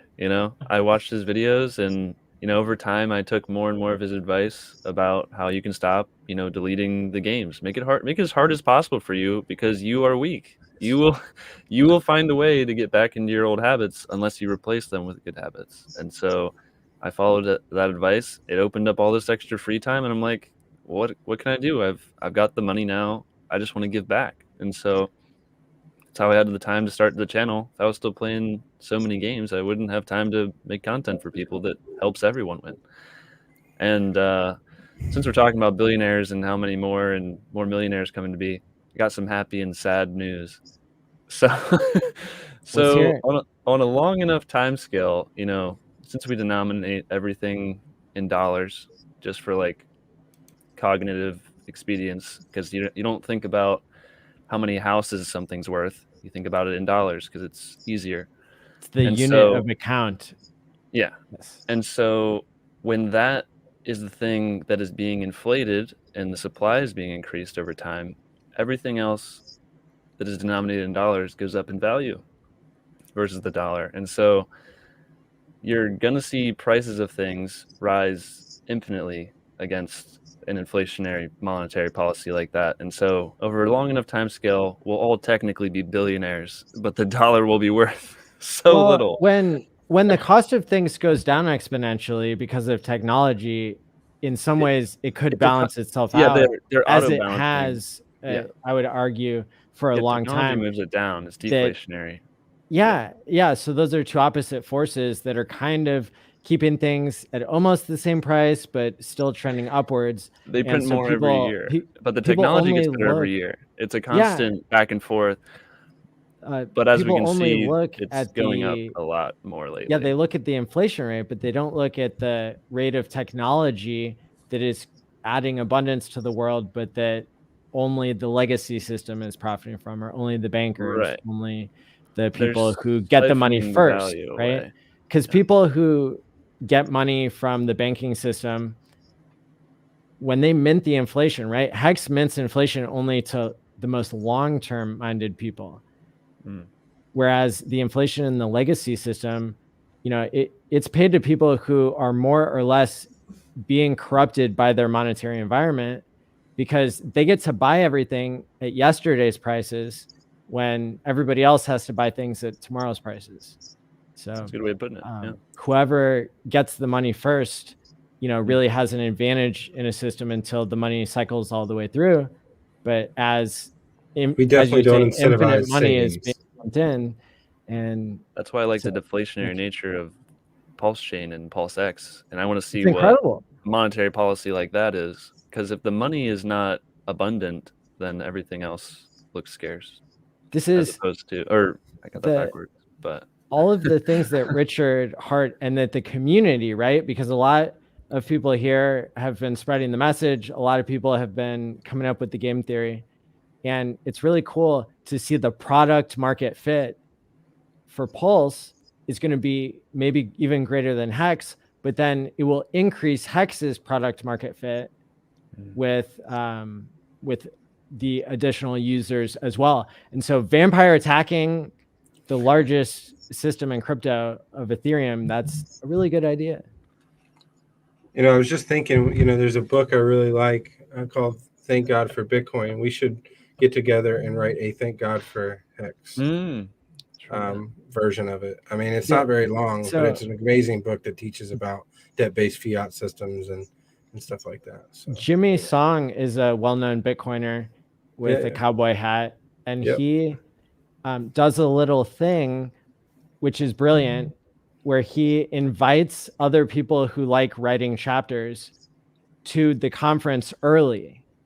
And so they show up like 4 days early. They all stay in the same Airbnb, and then they just pound out, one chapter each person, in a weekend, and then they have a book and they print it on Amazon. And it's like ready the next month. So we could totally do that with the Hex conference here in Vegas. I'm just saying. It's not a bad idea. You got your fire roasted under your desk there, Lit? Oh, there it is. There it is. Best moment so That far. was the best comment. I'm crying. Oh my god. Oh, you made me cry. He didn't say no. So I've been married for too long for that.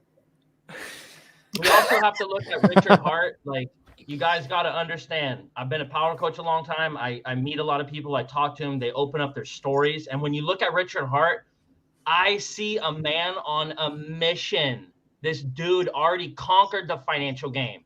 He's not trying to get rich again. He's already rich. That dude is on a mission. He wrote self-help books. He made a bunch of money. He started companies. He had 150 employees. He's managed them. He's already traveled down that road. And this new road he's on is not just a crypto project. It's a whole ecosystem. In my humble opinion, Hex was like the first footprint. And once he stepped in, once that footprint was laid down, he was like, boom, I got this. And then I don't want anyone to forget about P-Hex, because what kind of a dude creates Hex that just moon runs and then gives us P-Hex? Like a free copy. Who does that? So I think he's just getting started. The Pulse chain is going to bring a whole new group of people. And no, all blockchains launch empty. Not this one. This one is going to be a packed house day one. Pulse X is out of control. I talked to these big whales and I asked them, what are you most excited about with Pulse X? Is it the burn rate? Boom. Yes, it is. The burn rate is going to be incredible. So when you look at Hex as the first footprint, and you see Richard Hart gaining his stability and putting all his parameters together and his game theory, that was him just getting started. I think this game is, in a couple years, I think he's going to keep innovating, and I think we are in the right spot. Agree. For a variety of reasons, I think this ecosystem is the black hole for a variety of reasons at the center of the galaxy. When you look at how it's going to disrupt, when you look at how it's going to disrupt the rest of crypto, and you hear a lot of folks talk about, it's Hex is the black hole for traditional finance, etc. But dude, this ecosystem, it's going to gobble things up. Yeah. If it's played right, and by all accounts, it's being played right now. And it's not a fair fight, really, because it's actually close.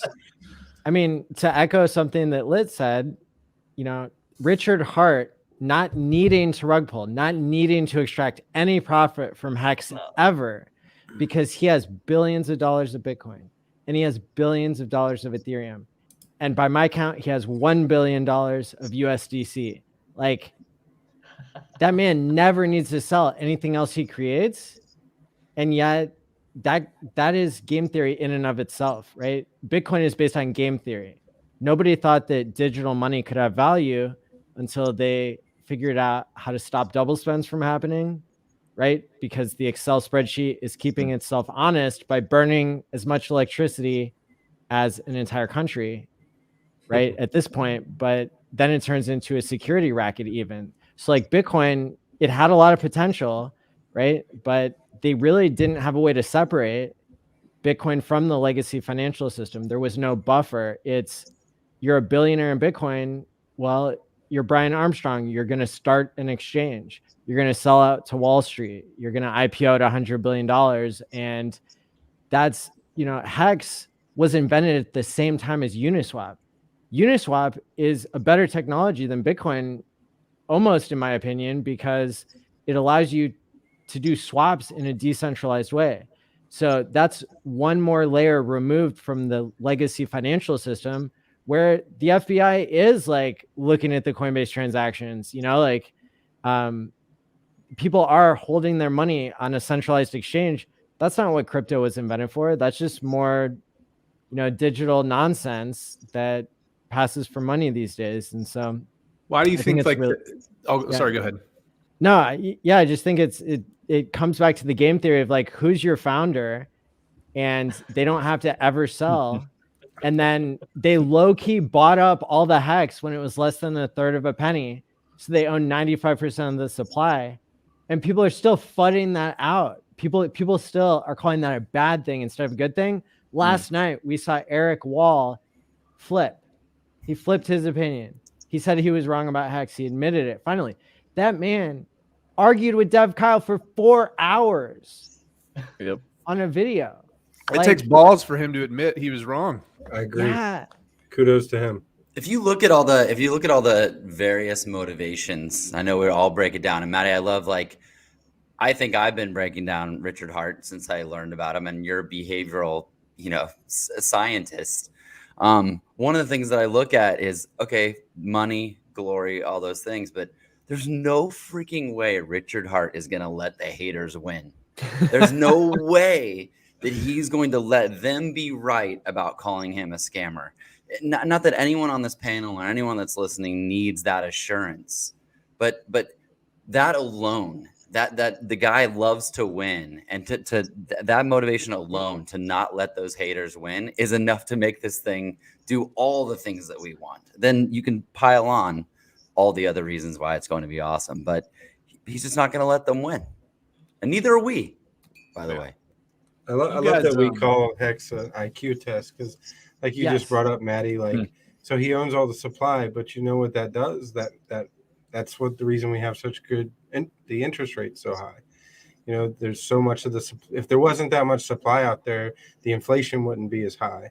Therefore, the people that are staking, the small percentage of people, of supply that's staked, would not get as much. So there's a reason for everything. If you just look hard enough into the hex, it's all been thought out. And I think that's why I don't think people appreciate enough. Like, we're gonna have PulseX come out, and it's gonna have no admin keys. Like, it has to be completely thought out. It is gonna have admin keys at first. Okay. So it'll move towards something that's even better. Gotcha. But everything else has admin keys right now, and the tokenomics and game theory behind PulseX, I believe, are much better than all the things that they're copying because of the bridge, right? Well, I think that the bridge stuff is actually getting worked out better than we thought, and the admin key situation is working out worse. But if you think about it, it makes sense. Like, what happens if you have a malicious fork? Like, you want limited admin key access until you can come up with a better system. And currently, our best system is take somebody who's a billionaire in Bitcoin and Ethereum and USDC and Hex and Pulse and PulseX, right? Like, put them in charge, low key, without making it a security. I mean, yeah. I mean, the point being is, like, seen the if you guys have been paying attention to the news, you've got a small contingent of politicians right now that are on Capitol Hill, and they're making some outrageous claims about crypto. We know politicians, they just repeat garbage that some staffer gave them. It doesn't matter. But you can tell that they are, for example, let's use Bitcoin. They're delaying the Bitcoin ETF in a really, really, really big way. And based on me listening to Senator Warren and a couple others, the way I think about it is this. If you've got a big water droplet on a table and you've got a small water droplet on a table, and you push these things together, once they touch, what happens? It becomes one, right? I think that they're really afraid of that connection. I think they're afraid that when they connect, especially DeFi, they're using the word DeFi quite a bit.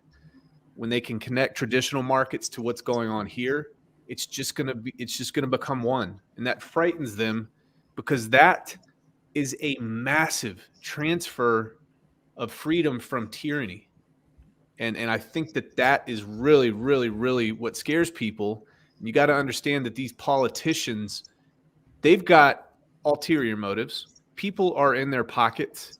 You can see it over and over and over and over again, and it's going to cause a really big paradigm shift. It's going to cause an upheaval that we haven't probably seen in I mean, since the founding of this country, for example.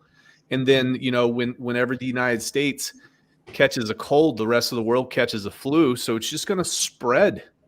So it's very interesting to see what happens here. DeFi, Hex, the Pulse chain ecosystem is going to gobble everything up because there's nothing as good, as organized with the foundation, the people that we have here, and the message being uniform throughout. I love it. All I know is with that dialogue, Brandon, you've been hanging out with CryptoHeartBeat too much. Me and CryptoHeartBeat, I think we're kindred spirit. He's my big brother. So I want to share something about that too, because that's something that's very important to me as well. As it's a poison pill, in my opinion, for the legacy finance. And I think your water droplet analogy is actually really good. But if you think about this, everything's driven by growth and money and gains and all of that. And it's really interesting if you look at how China really kind of dominated things. Is they really bought off the people, the politicians, and they realized that they took basically a long view. They said, you know what, if we can basically fund all of these people and we can, basically use their greed against them. And so China has done that. And DeFi is a really interesting challenge to the world of authoritarianism because of the fact that it's, decentralized and no one owns it. But there's a really interesting time coming because fast forward, and we're talking about millionaires and billionaires and all that stuff. And I think that I'm really interested on what do you do when you're a millionaire and a billionaire, and you think about this idea of abundance across a much wider swath of people, right? This idea of imagine, to me, Richard Hart is setting the captives free, and these captives are captivated by debt and this system that we're currently in. And so now imagine, you get this mainstream, this ecosystem is something that can bring in a lot of people, and you increase and really, provide people with this abundance. Well, look at politics for a second, because everything's going to be touched by DeFi. DeFi is going to influence everything and potentially create a new renaissance. And the reason I think that is ultimately because when people have resources, what drives politics? Money. And at the end of the day, people buy stuff, votes, they buy influence, they buy all of these things. And when you've got people who have been disenfranchised, right? They're not the ones with the money, and they start having the money, we're going to see different candidates. We're going to see different things happen. And I think the most exciting thing to me is that this is really the catalyst for, one, abundance, but two, for people to rise up and to say no. And so the analogy I like to give is, imagine you've got, you're a boy, a young boy, and you see dad beating your mom, which is a terrible thing, right? Over and over again. And of course, you're getting older and you're crying in your room. And then one day after you've been at football practice and you've been lifting weights, you grab your dad by the throat and you say, no more, no more. This will happen no more. That's what we are going to do to authoritarianism, because we're going to have the resources to be able to grab it by the throat. And that's the one thing that scares them the most, is that regular people are going to be in a position of financial power. And that financial power with community is going to stand up and say, no more.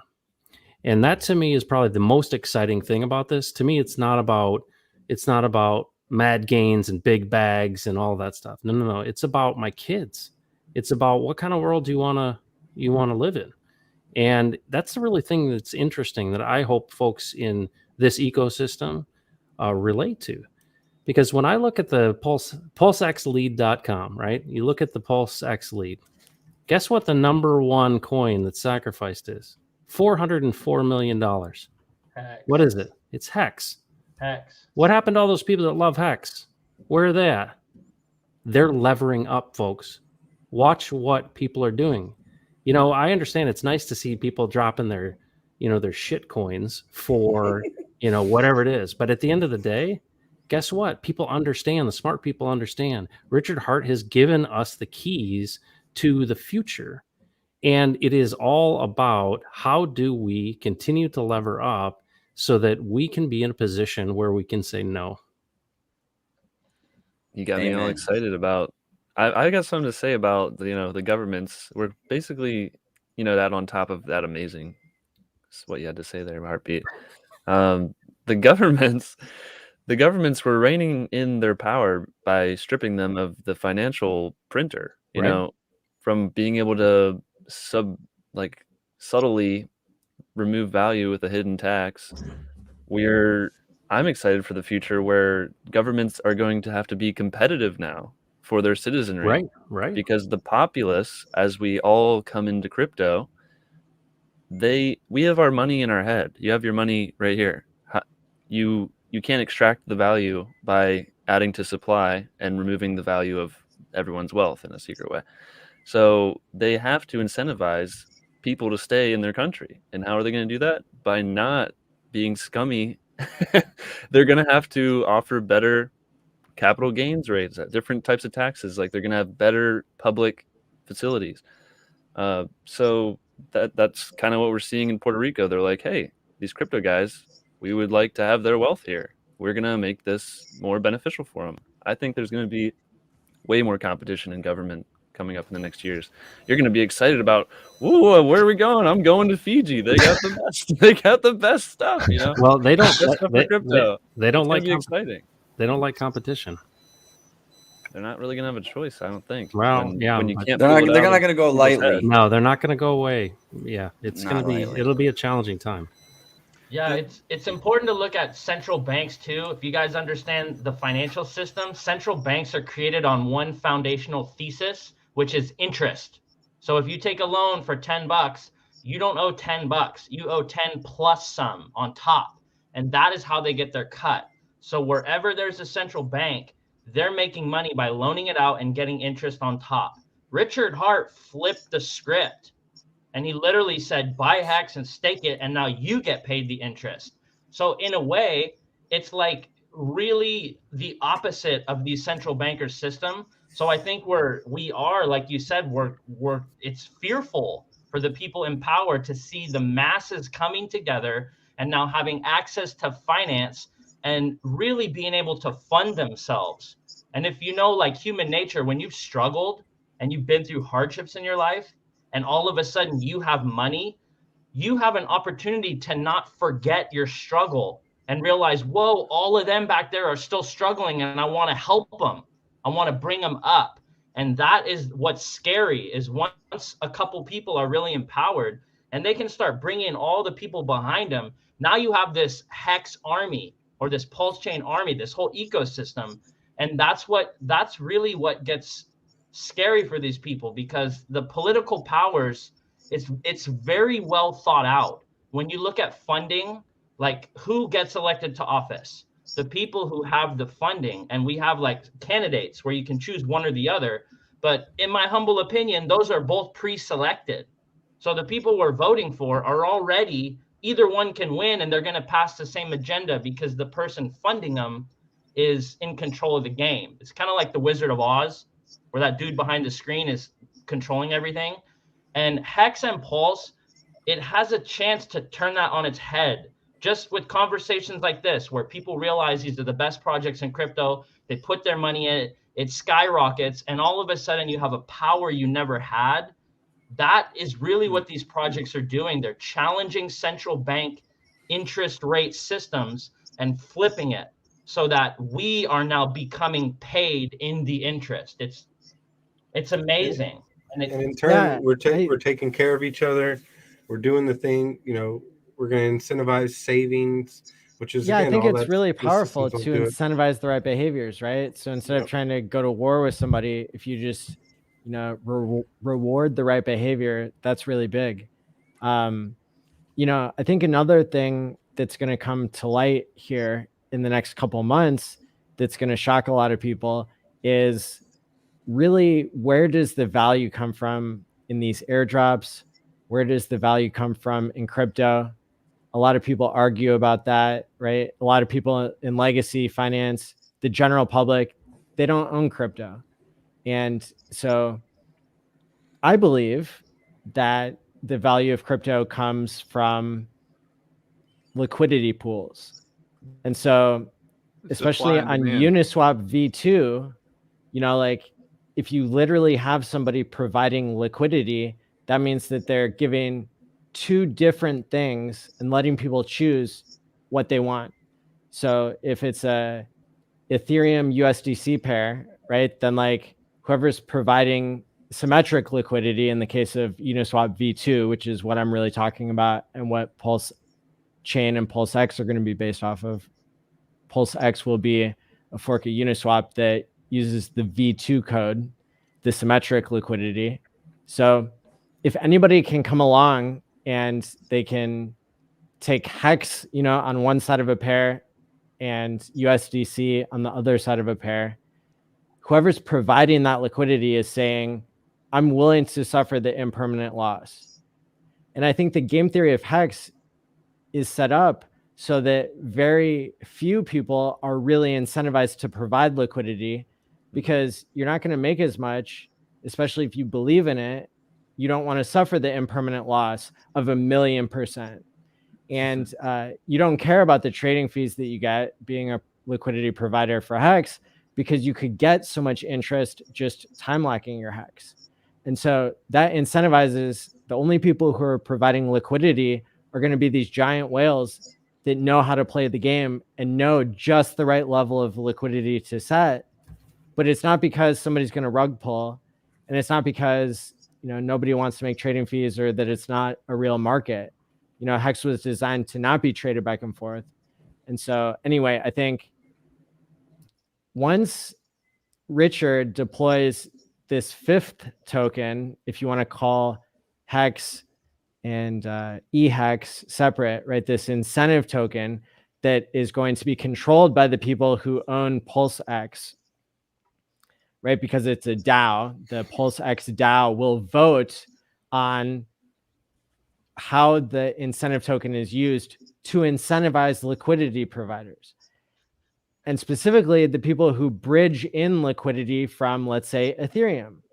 So like the ultimate question becomes, if people in the HEX and Pulse networks, if they value people bridging in liquidity, which creates real world value, then maybe it'll only cost $1 million of incentive tokens to bridge in $10 million of value from Ethereum, or $100 million, right, for that ratio. And so, especially if there are people like the Ethereum God Whale, or the Genesis Whale, I'm sorry, that owns ETH and owns HEX, EHEX and PHEX, right? And I'm not sure if we can see if they've donated for Pulse X yet or not, but the idea here is that there could be value created by this system that really functions in a way that economics doesn't really work, because if you look at what's the liquidity for Tesla stock or Apple stock and stuff, it's a bunch of investment banks that are, they're trading with these high frequency bots back and forth with each other. And we've even seen in the example of GameStop and Robinhood and Melvin Capital all conspiring to screw people over. Those are manipulated markets. And those are like the ones that we know about that are the best, the most transparent, like AOC going on Twitch and like calling out Robinhood or Melvin Capital or anybody. Nobody got put in jail. Nobody got fined, as far as I know. Like, they got away with it because those markets are rigged. So we don't know what real free markets look like and how liquidity really works. That's why Nerd Girl had a liquidity expert, PhD, on her show, and the dude didn't know how liquidity worked.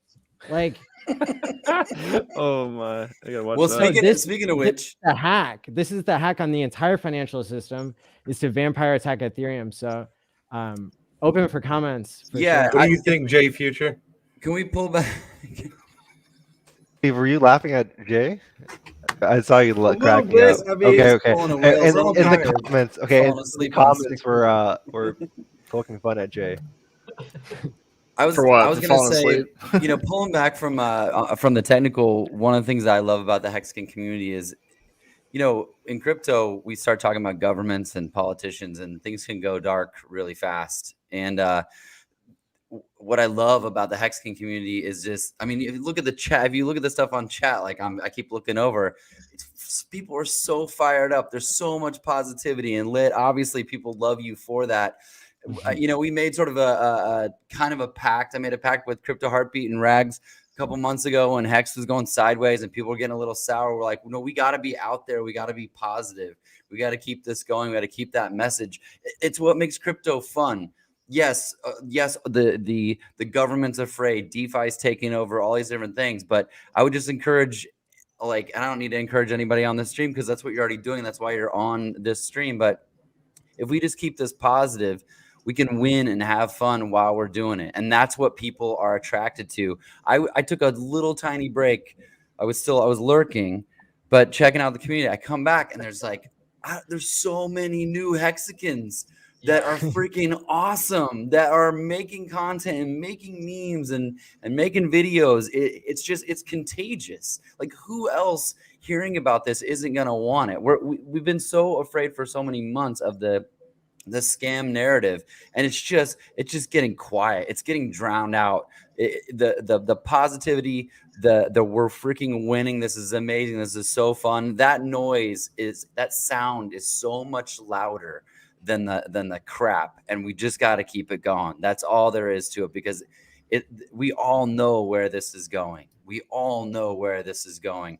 It's as Steve, as you said, it's all been planned out in advance. Richard and his team know what they're doing. We just need to be here freaking cheering and saying the good things about it and telling as many people as possible while it does all the stuff it's been planned to do all along. So I'm super, super pumped about all the people involved. The Hexicans, for me, yeah, the math and code has always been good, but for me, Hexicans have always been the reason why, my main reason for being excited about being in this, because I love rooting for stuff. And this is when Hex was just Hex, that was fun to root for. Now we got freaking 3, 4, 5 products we can root for. Just take your pick. If you get bored of one, you can yell about another one. I think the cool thing that people are seeing is, just as a mention of hat tip to K4K, is this idea of equity. I think the word is getting out. Everybody wants, we think about this idea of having a piece of the pie, right? Like getting a piece of the action. And, K4K said the other day, he said, what if the Federal Reserve said to you, we're selling stock and you can have stock in our money printer, and everybody in the world can get, a piece of this out. You can invest in this and you're going to get dividends paid on your equity. What's interesting about that concept of equity is the fact that I think people are realizing that, hold on a second, blockchain, crypto, Hex, this whole ecosystem is like buying a piece of the new future. And that you actually, when you buy a piece of this new future, you are a part of that new money printer. You're a part of that dividend that is not rigged, right? And you have confidence it's not rigged. And that's one of the things that's really fascinating. I hope people that are not in crypto, get that message loud and clear, that the future is yours to take a hold of. There is a piece for you, and you can get paid to own the money printer. And Richard Hart has put together some amazing things. I mean, if you look at, the differences between a deflationary currency like Pulse or Pulse X versus the Federal Reserve, I know the one I'm going to choose, right? And owning a piece of that action and having equity in the future is really what this is all about. And it's not just one product. And that to me is the revolution in all of this stuff that's going to have so much, this is a disruptive technology. And we're at the very beginning of a disruptive technology. And, we don't know how it's all going to play out, but boy, it's going to affect a lot of things in life. Into, it's fun when the good guys win. I agree. Yeah. And I really want to thank everybody for being on this panel.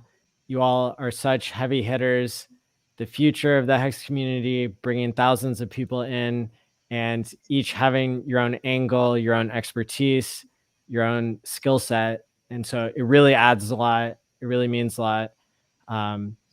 Maybe we can go around the room one last time and you can say your closing thoughts. I just want to share. All right. I want to share because I'm smiling a lot and I love all you guys. I got a lot of love in my heart to share with this community. But I just want to let you guys know something. Your boy Lit right here is thinking about this whole game. And I gotta just put this at your feet. I lay this at your feet humbly.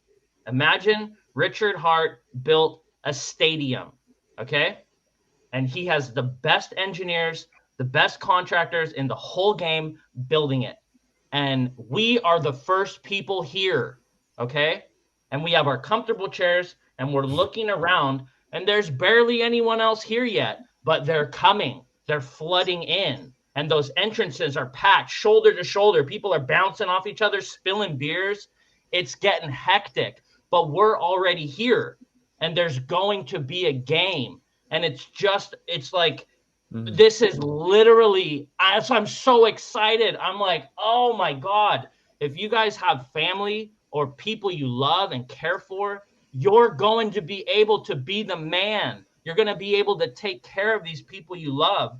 And why? Because you saw the right stadium and you found your seat and you planted yourself in it. And you looked down and you said, whoa, look at all those people coming in. And you just said, I'm just going to chill here and eat. There's a restroom. There's my people here. It's literally like Richard Hart built a stadium and this is where you want to be. And everything's going to happen here. And we're already sitting. So I got so much love for everyone here. Thank you so much for what you do. And I want to end with one closing thought. The sacrifice is almost over. So at this point, set up a wallet and get someone's money and put it in it. Okay? If you love them, just do it. Just put the money in there, have them pay you back later, or have them give you the money and just do it for them. Don't put them up against this huge learning curve. Just do it for them. Get them into these Richard Hart projects. These projects are the fire. This is where you want to be in this crypto game. I ain't getting out of this stadium, and I got so much love for all of you here with me. Right on, Lit. Respect. Lit, that was awesome. Who wants to follow that? I'm not following that. I'll follow that. So I'm so excited for these next projects coming out. Hex was already amazing. It set the groundwork for, the community and everyone rallying behind the guy who it already seemed like he knew what was going on. He's like 2 years ahead of everybody else in crypto. They're still figuring it out. We've already got our tickets to the stadium. We're already in our seats, like you said. Yeah. And everyone else just they're still trying to figure out, well, why isn't Bitcoin going up as much? And what are all these other issues? And we got the stadium built. Now we're building out the base layer protocol, which everything else is going to be built on top of. We have it. It's coming sooner than anything else. It's going to be the best. I had to help anyone I knew in person. I sent texts out to pretty much everyone in my contact list that I've talked to in the last 2 years. I was like, hey, I have these videos, or not even my videos. I sent them just information. I was like, check this out. This is how the current system works. This is how it's going to be in the future. You can make your own decision after you learn the basics. And I got them. Pretty much everyone got back to me and they were like, wow, I need to get into crypto. And so I was so happy to onboard all these old family friends, and that's what I've been doing the past several weeks. Got them so many people I knew into the Pulse sacrifice, and I'm so excited. I'm not worried at all. I'm just they're gonna be so happy I told them about it, and I want everyone I know to win together.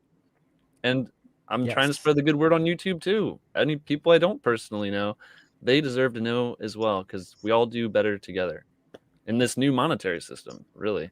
So for sure, that's my closing thoughts. Yeah, and about YouTube, I think a big shout out to Matty. I think I speak for more than just myself when I say that your channel, your shows have been such a tool for us to actually inspire us to do this as well. Also, shout out to the last 2021 HEX virtual conference. I highly recommend everyone who I onboard to go back through those videos, that catalog. So for everyone who's watching this right now, once this is over, once day 4 is over, or tomorrow during the day when you got nothing better to do, go back through that catalog. My favorite segments in that last catalog were the origin stories of a lot of the OGs So if you'd like to learn more about your favorite influencers, they talk in depth for like half an hour each about their origin stories. And then shout out to Matty's Vegas conference, and get your tickets for the upcoming one. In the comment section, I want to give a shout out to Sig Hex. He was my roommate during that conference, and some of my fondest memories have been hanging out with him at that, like off the conference. So if anyone's on the fence about it, take it from someone who's been there firsthand and recommends you go out and meet Hexicans in person. You're going to develop such great relationships and great memories. Big shout out to Matty ALLin. Major love to you, bro. I got so much respect for you. I see you as one of the foundation pieces in this community, and I have nothing but love and respect for you. Keep doing what you're doing, brother. I appreciate it. Thank you. Yeah, I'll just say that this Pulse Chain Hex game is lit, and I'm officially joining the My Life is Awesome crew. That's it. Yeah. All right. Let's get this money. Get this bread. So Much everybody love, homie. watching, make sure that you subscribe to each and every one of these people on screen now and throughout the conference. They all have their own channels that are outstanding. I'll end. I say this as much as possible on stream. If you're thinking about making content, do it.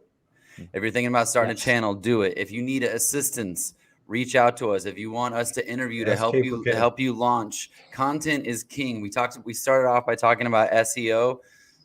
Whatever you're thinking with the ideas that you have for content, you're coming at it from a different place. You have a different story that's interesting. Tell that story. If you're not good at videos and you don't want to put your face on screen, no big deal. Make memes. Do whatever it is that you want to do. Whatever you're feeling called to do in terms of creating content, go for it. And there is.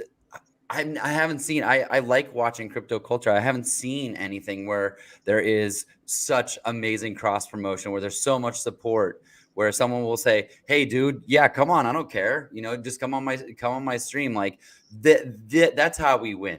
This is exactly how we continue to win. So if you're feeling that, just do it. If you need anything to get started in doing it, just let one of us know. We'll help you out there. And definitely, I'm going to Vegas. I can't wait to see you guys and meet you guys in person. And That's gonna be awesome. Yeah. It's going to be a blast. That's really cool you said that. The thing that I want to point out is sometimes we forget that the people that are on the other side of these cell phones and the other side of these computers are real people with real complex lives, and they show up here, and I take their time very, very, very seriously. The thing that I want to tell you, because I've been in your shoes, we all have been, is that even though life is crazy right now, most people miss great opportunities because of their misperception of time. You can't wait. It's not ever going to be the right time. Okay. You got to analyze things. You got to take the opportunities. You got to stop being the chess piece that you complain about all the time. And I complained about, and a lot of people do. You got to become the player. Right now is your time to move. You got to move right now. You got to let your people know what's going on and what you know. So do your part. Seize the moment right now, because it's right in front of you, screaming at you. Matty, thank you so much, man. I'll tell you this, man. It takes a massive amount of social IQ to wrangle all of our dumbasses together in one stream. I would not even want to go down that road, but it says a lot about your emotional fitness too. Thank you so much, man. I can't even imagine how you feel right now. It's like your head on a swivel. You're free, but you're keeping it cool, calm, and collected. Chat, if you have it, if you can do it, if you can give him $1, if you can give him $5, you can give him 50, 100, whatever. Just shoot him something right now. He's doing an amazing job, man. Thank you so much, Matty. Shout out to Sticker Guy too, who helped coordinate. Well, no, don't shout him out. He likes Minecraft, so definitely rescind that one. Well, speaking of which, we have the next panel coming up, and Sticker Guy will be on that one. So thanks to all of you again. This has been amazing. Can't wait to do it again in 2 months from now and next year online. Thanks, Matty. Thanks, awesome. guys. Thank you, Matty. Much love, y'all. Awesome. Much Awesome. love. Bye, guys.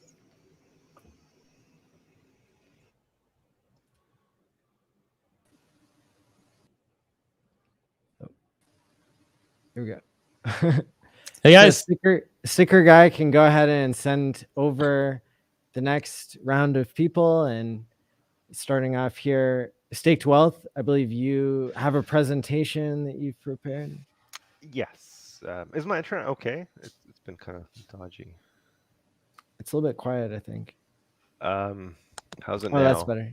It's like lagging slightly, but it's like on and off. Hey, Mexican internet, right?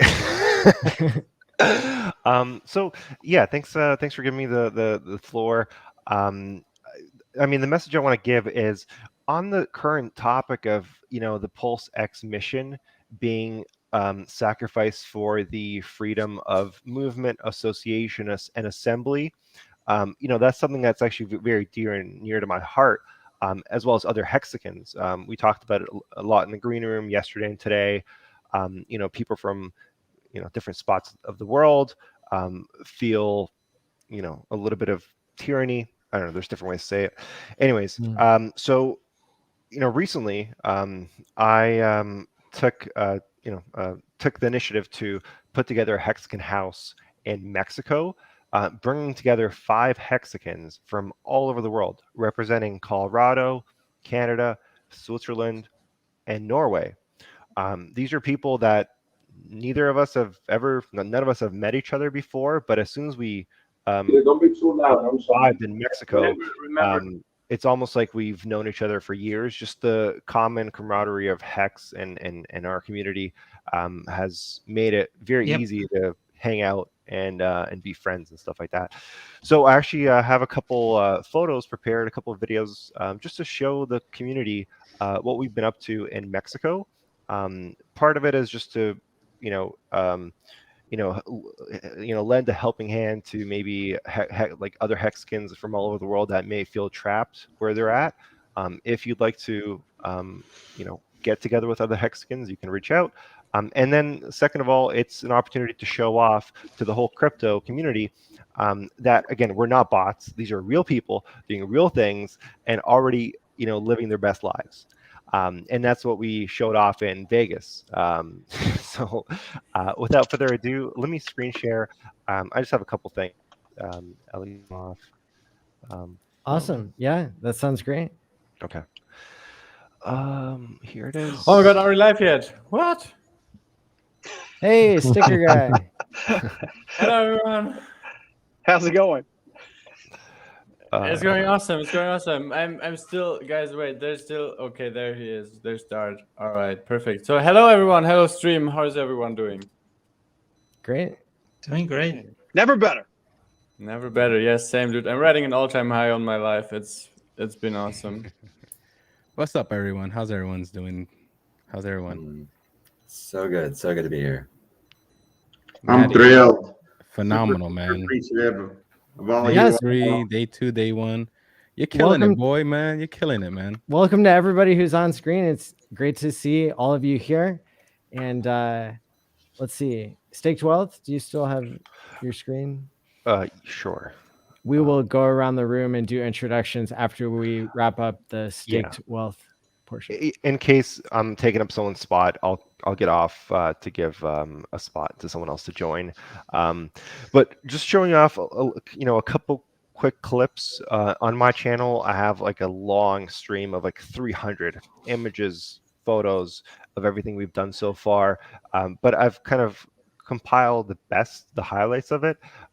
Here's us touring Mexico. We sacrificed from this pyramid, and then No way. Yeah, we made a joke about then sacrificing the furus because people would usually get sacrificed. That's epic. Hopefully, we get like 100x from that. A big thing here in Mexico is like cliff diving and jumping into cenotes, which are like underground caves. So we did a lot of that. Here's my buddy jumping in. So here's our selfie in front of it.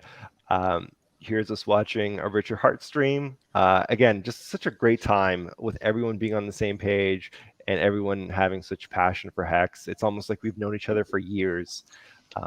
There's the 5 of us. So as you can see, we are repping Hex everywhere we go. I continue to spread stickers. We're onboarding locals. We're onboarding expats. I'm sharing the hexmex.xyz website, which for anyone who's Spanish, it's an onboarding website that's in Spanish. Here's us doing shots. I try to go to as many networking events as I can. Here's me presenting at like a pitch event where you can just come in and kind of pitch anything you have. And, you know, obviously I pitched Hex, but in the context of SciVive. So I think we mentioned SciVive in the last panel and how important it is. So I figure just so that it's a little, just so the context is more relatable to the common person, I first explained, you know, the self-help side of Richard, and then like how that's led him to develop Hex, and then what Hex is doing for the common man. We have activities, like nearly several activities every week.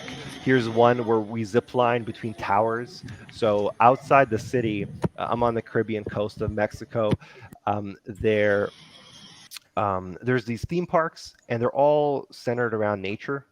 So there's one here where you zip line from like 9 towers, which are like nearly like 10 stories tall from tower to tower.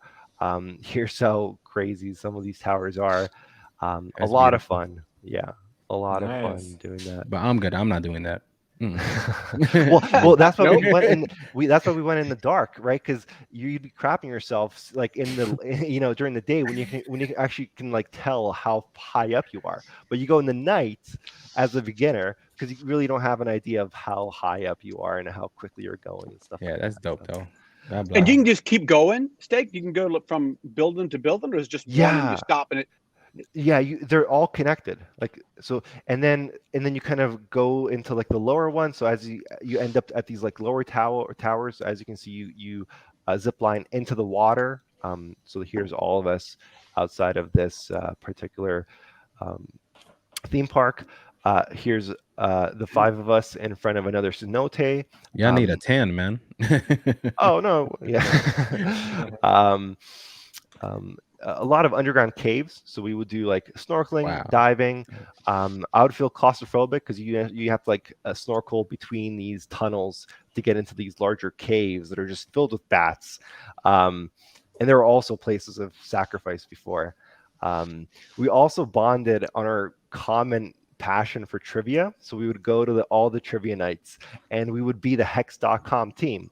So when they would call us out in the top 3, it would be like Hex.com. A lot of snorkeling, trying to maximize our activities. There's the guys jumping into another cenote. Again, every time we would jump in, there would be crowds of people, and we would scream, "Buy Hex" or Hex.com. And people thought we were crazy, but we were having a great time. So anyone who's stuck in the cold, like I'm originally from Canada and didn't want to spend another winter in Canada, and you'd like to get out somewhere warm, you can get in touch. If you'd like to, you know, be in a climate that's just perfect right now. There's another jump. So besides just doing activities and going to different events, like here's a big soccer game where they scored a goal and the whole crowd went crazy. Here's us at deep sea fishing trying to catch 30-pound barracudas. Besides doing all this, we also stream and we onboard locals. And every Thursday night we have a show, not on my channel, but on my colleague's channel. I always retweet it on my Twitter, where we kind of talk. Like I have other HEXICAN friends that are that fled Canada to Ecuador, and it's a show where we kind of talk about our experiences in Latin America, South America, and let people ask us any questions if they are curious about that as well. So if anyone's interested in this sort of thing, you can get in touch with us, join our streams, and to learn more. But nice. again, Beautiful. Yeah, thank you. Yeah. Nice. Yeah, very, very good. Thanks for sharing. Great picture. Good story. Thank you. All right, guys. Well, yeah, thank you for giving me the floor. I'll let you continue with your panel, but this has been a great event, and thanks so much, Matty. Thank you. All right, thanks, guys. Bye. Hey, Dart. Matty, how's everything? Happy New Year's, Merry Christmas, Happy Thanksgiving. For all the holidays that went through and we haven't spoken, I just want to say that. Likewise. Yeah. Happy holidays and happy Hex birthday. Happy big payday anniversary. I'll tell you what, that big payday, I wish I would have staked longer, and I didn't. And that in itself is a form of getting wrecked. So I am a wrecked pleb by definition. Just that in itself. I don't know about that. I think you've helped a lot of people and been a strong voice in the HEXICAN community for a long time. Let's go around the room now and hear from everybody. Who are you and what are you known for in Hex, or what would you like to speak about today?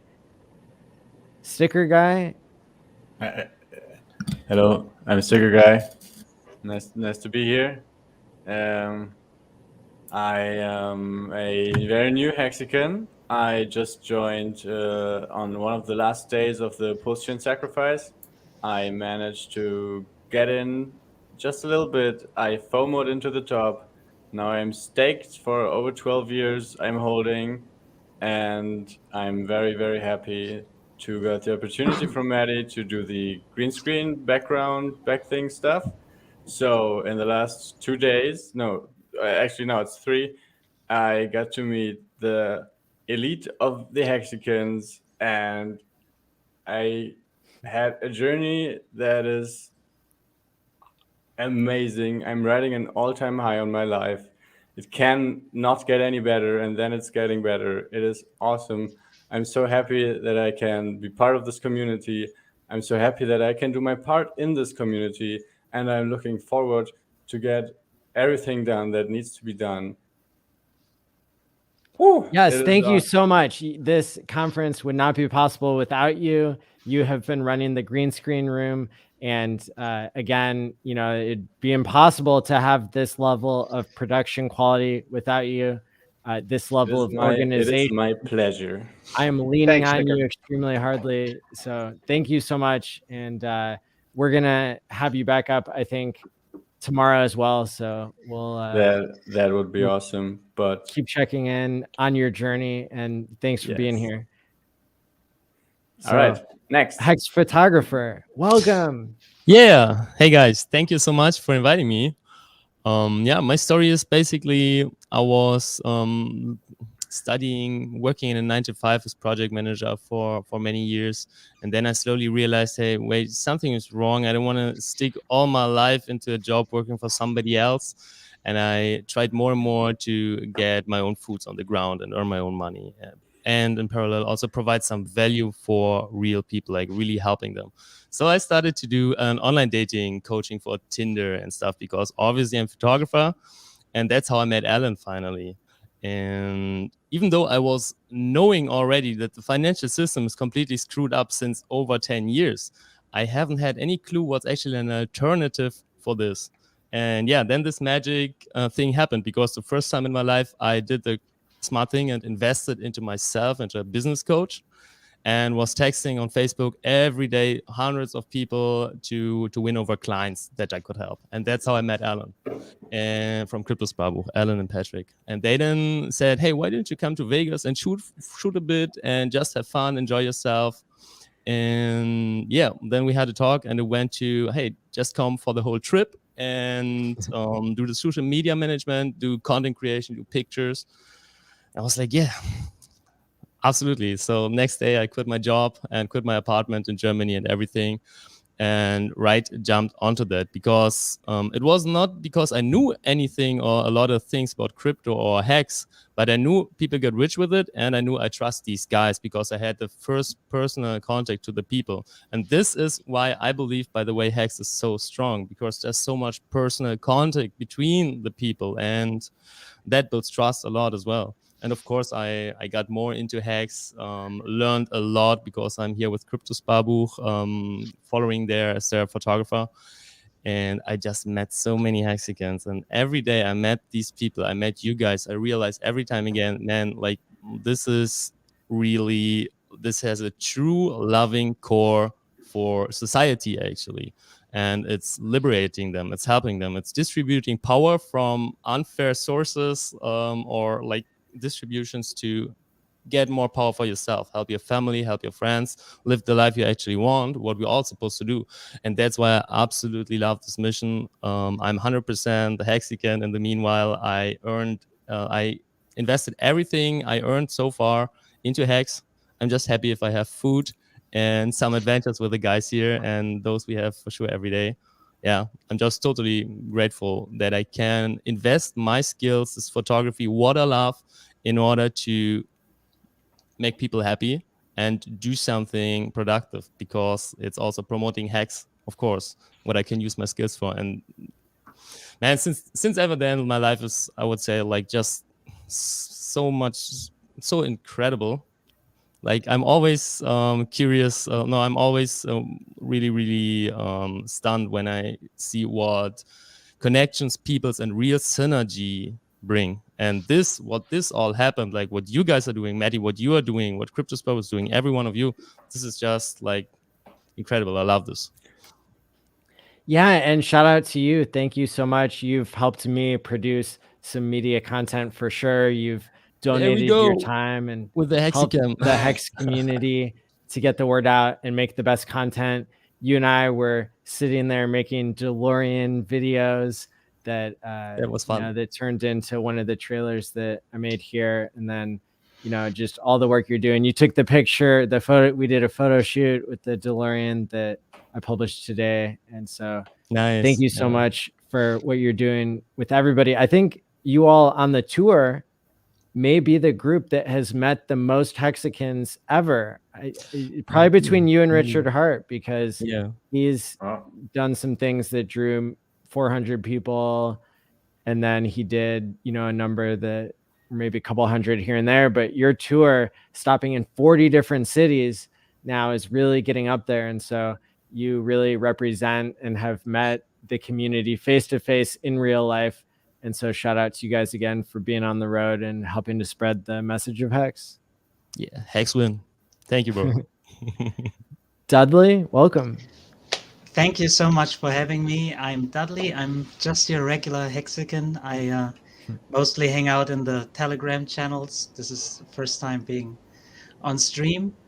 I got welcome. into Hex. Thanks for coming on. Thank you so much. I'm having a blast. I got into Hex maybe a year ago. I learned about Hex, then eventually dumped all my Bitcoin for Hex, never looked back. Hex already changed my life, I can say. Never would I have thought that I would be actually thinking about planning retirement in my mid-30s, but I guess that's Hex. Yeah, it has been a great ride. I consider myself a Richard Hart maximalist. I like the term a lot, so I'm really excited for what's coming. Pulse Chain, PulseX, the whole ecosystem that's being built right now. And yeah, I'm just your regular HEXICAN. My situation is maybe a tiny bit different. I'm German too. I'm like sticker guy and photographer. But I have been living in Asia for almost 10 years now. I'm trying to do my part, always onboarding wherever I go. And yeah, I'm just excited to be here. And thanks so much for having me. Yeah, thanks for joining. We appreciate it. Thank you. Thank you. Marco? Hey, what's up, everyone? MarcoTheHexican here. What I'm known for in the community, Not too sure. I don't like to throw titles out there. I'm just like everybody else, just a Hexican. The greatest title I have though is always hex flexing on Richard Hart. You know, it's my goal every day, all day. But I love that guy. I love this community. I will say I got into hex towards How the many middle millions of dollars of watches do you have back there? It's billions, man. I don't do millions. I do billions, man. It's all billions over Beautiful. there. Beautiful. You know, but Richard got up his game. Monetizing the time value of money, right? Exactly, Time. and cardboard too at the same time. You know, but Perfect. yeah, it's you know I've been in hex since like the since like the first year, towards the middle of the first year, right? I didn't get to make it right at the beginning, but you know, once I knew about it, once I saw the potential, I'll tell you this, man, I had to talk with my wife right away.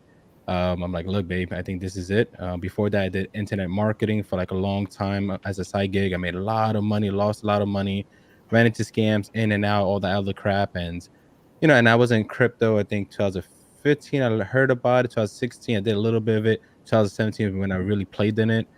Saw all the shenanigans being played over there, stuff like that. Thank God I didn't get really wiped. But after that, I walked away a little bit from it.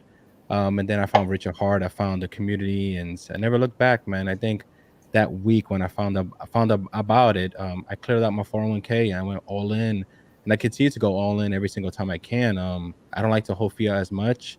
I like to hold hex, and I like to do future things with Richard Hart, no matter what he does, and this community. So I'm grateful. I'm blessed to be around everyone, and I think I'm just like the biggest cheerleader, man. I just love supporting everyone, no matter what they try to do, what type of videos they make. I just love it, man. And every minute, every day I wake up, I check the charts, I check Twitter, I check the forums, and it's exciting, you know, and I can't wait to see what we do the next 15 years, because I ain't going anywhere. I know everybody over here is not going anywhere. So I'm excited for it. And Matty, once again, phenomenal work, man. Last year, the conference was out of the world, right? And Vegas, out of the world. And to see everybody in the previous conference come on this time and see their experience and see the vocabulary they use, the journey they have done, the people they have met, it's remarkable. You know, I remember, you know, seeing Gary the first time, and now he's having dinner with Robert Kiyosaki. Like, come on, we didn't have celebrities before, now we have football players now, like Super Hex said earlier, right? Like, what's next? Like, who we're gonna have next? You know, it's just the beginning. And so, Matty, please, whatever you do, I don't care how rich you get in the future, don't stop this, buddy. And you know, we're here for you, and this is incredible, man. I'm excited for this. But thank you for the opportunity, though. Thank you. Yeah, man. Paul, welcome. Thank you. Hello, everybody, and I'm so grateful and thankful to be here. And to Richard Hart, especially, right? I mean, my life has certainly totally changed. So I'm an entrepreneur, real estate, construction, mental health counseling. It's just been all over the place, and I've always been kind of pushing all my chips in, never been a saver, never thought about the future. You know, some would call it reckless, right? Like, just always thought I would get there. And it's been elusive, you know. It's just that you get wins and you get failures, but no security there to change your mindset. You know, it's always just grinding it out, day in, day out. And when I first saw Richard Hart, I binged, you know, I love YouTube videos. I love learning, and I've been binging on people for a long, long time. 15 years I've been watching. So the first time I saw him, it was so exciting, because I consumed it all, right? I haven't read the whole book, but I watched every video he had, and I couldn't wait for him to get the coin going. And then, but I'm the founder and director of State of the Heart Recovery. So it's only 18 months old. And the idea there is we're integrating state-of-the-art technology with healing and sobriety. So State of the Heart Recovery, integrating state-of-the-art technology with healing. And when he launched the coin, I had told my brother about it like a year before that. And so when it was time, I didn't have any resources, right? I was trying to pull everything together to open up this program. And so, you know, I did get a little bit in, but it's just been amazing to see people like you, you know, Matty, all of you on the screen. And it's just like, wow, the YouTubers are different, you know, like the community's different. And it was like, man, Richard Hart is like that. Those ideas about Richard Hart are continuing with the people that are investing in his project. And it's been inspiring for me. It's been like, you know, Brandon Rags to Riches, he did an interview with me, and you guys are just role modeling such wonderful displays of what we can do, and I'm excited. I mean, I bought my ticket right away for Vegas. Me and my brother are going to be, awesome. You know, looking so forward to meeting everybody over there. And it's different, right? I just keep thinking it's like Bitcoin the way it should be. I love Bitcoin. I love what it did for us to get here. But Hex is like, Richard Hart figured it out, right? He's perfecting the problems. Like, it was ready for that. And then here we are with all these other projects. So I'm thrilled about how I'm going to integrate technology with healing and sobriety. And Matty, you talk, I mean, you know, your content is right up my alley. Like all the things you've talked about, I can't wait to connect more with you. But anyway, absolutely, I'm just thrilled to be here. And yeah, my focus is sobriety and mental health when it comes to technology. So that's what I plan to scale across the planet for the rest of my life. Awesome. Yeah. Great to have you here. Yeah, great. Thank you. And Hex Dragon, welcome. Thank you. Yes, I'm Hex Dragon. I've been in digital assets since I was 14 in 96 with video game currencies I was buying and selling. And then I was early into Bitcoin. I sold it all at 200 because I knew it was not sustainable.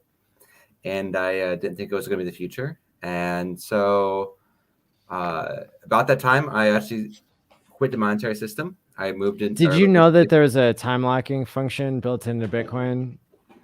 Like literally, it's in the code. I'm not talking about Hex, and I'm not joking. Right. Yeah. But it wasn't popularized. So is that real? Yeah, it is. It just never got used? You can use it. It works on Bitcoin, but it's not popularized. There aren't interfaces. And everybody wants to talk a big game about holding forever, but you know, they never used the program. So what the fuck? Yeah, that's pretty crazy. I never heard of that. Wow. No, me neither. I think it's just called the time lock function. That shows how unused it whatever is. you want. Correct. Yes. Anyway, sorry, Hex Dragon. Go on. It's all good. I just don't know anybody who sold at 200. You were super early to Bitcoin, so I find that fascinating. Go on. I advise my friends too also, so I'm sorry. You're that guy. I'm that guy, I know. So I gave up with money though. I was like, I knew like HexPhotographer that something was wrong with the monetary system. So I started living in the gift economy. And that led me to teaching about abundance and mindset and wealth. And that wealth is what we have access to, not what we own. And I was thriving in that space. But I was preaching like, hey, we need to do. I think your microphone just broke. I don't think that was me. I think. Okay. Oh. So I was talking about like, hey, solutions for how we can all live in abundance.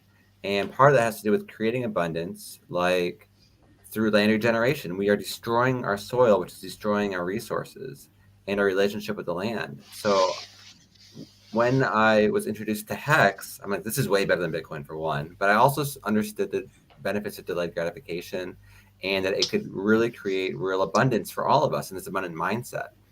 So I live in Austin and I've been enrolling the most influential people I know into it. But instead of just getting them in the way most of you all are, I have a land trust that we've set up, and we are staking our money in this trust and then unstaking every year to acquire degraded land and using the resources to start healing the planet and using that land for building communities on and creating real abundance. So eventually we have a network of communities around the world that is going to be run by Hexicans. We're using Hex as our monetary vehicle for doing that. High respect for that, man. That's dope. Thank you. Wow.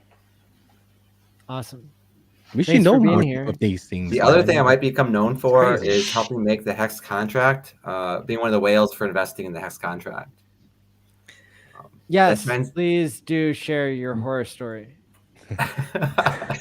Seriously. So I made a mistake, and I'm not the only one who's done this. I sacrificed to the Hex contract. I almost did. And I had no idea how or why the Hex Recently. contract was in my wallet. And apparently when you unstake, you get sent Hex for the Hex contract, and it's added to your recent history. So I used the wallet that only I sent to. So I sent back to my wallet, but I sent to the Hex contract instead. It was a lot of Hex for me. It was a year's worth of doing a lot of good work that I just sacrificed. So I'm a whale. If you want to see, I am so sorry, Sir Dragon. Once again, I apologize that you did that. I hate hearing that. When you see that, it makes me cringe. I cringe. It's rough. I do have when nightmares you about see it. that. But what I want to say though is one thing I'm really thankful for is that I'm staked. I have stakes up through 15 years. Beautiful. So that saved my butt. And the interest will eventually make up for what I've lost. But also, even starting over in a sense, because it was still a very significant loss. This was a new stake that came undone, one of my early ones. I'm still early to Hex. Like, we are still early, and I can be honest just like HexPhotographer, I'm putting in everything I can when I can, because I understand the potential for this. But I'm putting my wealth towards healing the planet and building community. And I love that all of you all are contributing in some way to making society better. And this is just such an inspiring group to be around. And I love, that's why I'm so optimistic, by the way, when I tell people, why are you optimistic about Hex? And I'm like, it's the community. There is a lot of belief in this. I've never seen in anything else. And we are helping each other rise up. And that's one of the really important things last thing I'll share is that I've made a lot of money multiple times in my life and I've lost it. And when I did it on my own, it was very lonely. And when I realized the potential of what Hex could do, I wanted to bring in everybody I cared about to have them also be able to share in that abundance and have a high quality of life that I think we're all capable of have. And we're helping to heal society together through each thing that each of us is doing. So everybody inspires me. So how can we how can we learn from your mistake? What would you suggest? Well, I love that. Make stickers that say "Do not send to the Hex contract" all over your screen. If MetaMask was better, that it would have been like you're sending to maybe an alert or something, right? Yeah, I get what you mean. Yeah. So Staker app is a really great tool. That way you won't do that same stupid thing. Like they have a button. So hey Matty, I have a little tiny request for you. For stuff like Hex Dragon's into, and I guess everybody that has been in the panel the past couple of days, when we have side projects like this or something, maybe because you love making these websites, a link where we could all find their information, so we could maybe donate or be part of or contribute or share the ideas. Because I didn't even know he was into something like that, and that's remarkable, right? So that'd be easier for at least all of us. So I'll help out, I think. Sorry for the extra homework, but you're good at it. Oh yeah, like just message everybody on Twitter. If you're not on Twitter and you're on YouTube, you're doing it wrong. Like you should be on both. So yeah, I'm Hex Dragon 5555. If you want to reach out to me there, I'd love to share what I've got going on, and I would love to do some streams with y'all too. I just moved into Austin, so I have better connection, so I can stream regularly now. But that's a good idea, Marco. I think like even showcasing it even more or going in depth and asking good questions. I know that whenever I cross promote with people, I try to put their contact information into the stream notes. For the conference, I wasn't able to do that, but people have been pitching in. Shout out to Crypto Vince 369, who's doing the timestamps for all of these. So He's a when monster. thousands of more people come through, they Wow. can skip around, they can find everything.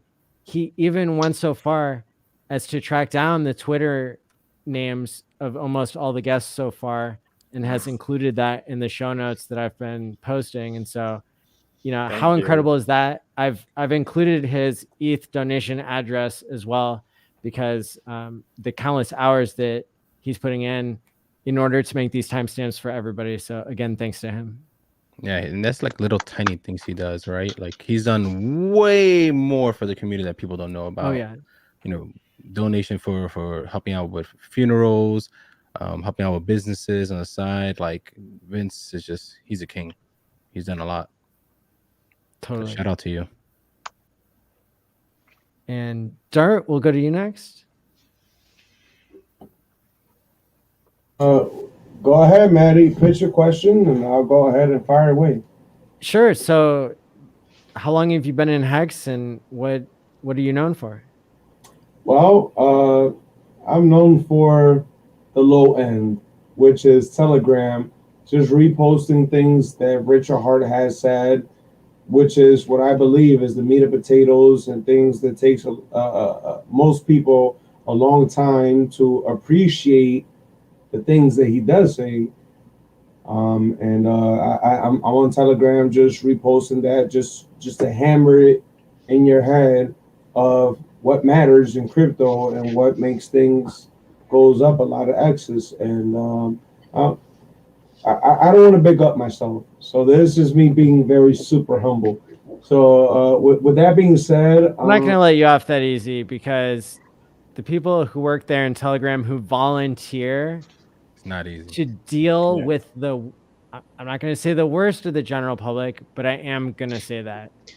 And so you all literally are the front line when it comes, and I'm saying this about all the voice chat mods, the people who are... Richard, I wish I was an admin. I advocated for that. He didn't want to give it to me. That's okay. And I don't trust myself neither, because there's a lot of people that I would ban, and you don't deserve to be banned. And so good for him for not doing that. But yes, we do deal with a lot of crybabies. People like, oh, why a hex down, price dip, this and that. And it's like, shut up. Like, just invest, close your eyes, and you'll be good. But you don't know how to do that. People turn into assholes when they're like just hungry. Like if you've ever worked food service, you know, like people are the worst. And so imagine if people get, you know, pissy and hard to deal with whenever they're just hungry. Imagine when they like lose all their money in crypto to a scammer or something. So like, and then in Telegram, on top of that, you have all the people who are pretending that they got scammed, so people will send them money, right? And that's highly profitable if you're in the third Remember world that chick with that tattoo? anywhere really. And so there's all this stuff you have to deal with, like people who are trying to pump scam projects, you know, by sneaking into the chat and, you know, establishing their reputation there. So it's cutting edge stuff just to have a decentralized community that is providing, you know, public service, is you know, it's like customer service, but nobody's getting paid, and it's like way worse than any customer service job. So Matty, if you don't mind, I'm going to take it from there. You're absolutely right. When you come to crypto, you are in the front seat of your finance. If something does happen to your money, if you get scammed, if you get robbed, or you see a transaction that you're not familiar with, there's no such thing as a 1-800 number you could just call at the middle of the night, and it's 24 hours, and they'll just pick up and say, yeah, Mr. or Mrs. Smith, what can we help you with? Yeah, I see a transaction. I'm not. Well, guess what? You lost your money. In crypto, not your keys, not your crypto, not your crypto, or not your money, not your keys, not your crypto, not your keys, not your money. So with that being said, you are in the front seat of your finances. With that being said, I'm very lucky, and I'm also speaking to the people that are coming into crypto that are brand new. ladies and gentlemen, you have to be very well aware that if you're trying to make a lot of exits on your money, there is a chance you can lose it all in one night. And God knows how many people have spoken to me on the Telegram saying, "Hey, can we help you out? Is there a discrepancy? If there is some difficulty that you're having with, just speak to us right here. Just plug in your keys." Had I gave him that, I would have lost everything. Luckily, I was brave enough to go into crypto, but not stupid enough not to give them my keys. So it's kind of like a fine line, isn't it? Just 1 point though. Medical. You have to be a little bit crazy to come into the industry, but you have to be smart enough not to reveal certain things. So I'll give you that. And crypto is wild, but you can't be stupid in the same time. Is that fair, Matty? Is that a fair assessment? Like, could you? mean, you know, an airdrop is where people get free money. And then like there are scammers out there that are saying like, if you send me 1 ETH, I'll send you 2 ETH back. Like to a regular person who has no technical understanding or who sees an Elon Musk stream that's being like pirated and turned into a scam, or a Richard Hart or whatever. I mean, like it's brutal out there. And I think that that is an area where Hex will continue to be an industry leader, to do that much better than every other crypto, right? Because what other crypto has a 24-hour Telegram voice chat that 30 people are listening to, making sure that nobody gets on there and starts lying and starts being a bad actor? Like, it's not a perfect system. It'd be way better if the protections were built in. And, you know, I'm not talking about regulation, but I'm just talking about like, you know, the example of not being able to send your money to the Hex contract. StakeWrap built that in. Not being able to emergency end stake, right? Like that's what a wrapped Hex stake might look like. And so I just want to add to Matty, excuse me. What he's saying, okay, to the new persons coming in, they may be like, okay, so why would I want to get into something that there's a lot of landmines in there? Well, yeah, you could stick to fiat and you could stick to your local bank and open up a CD account, and guess what?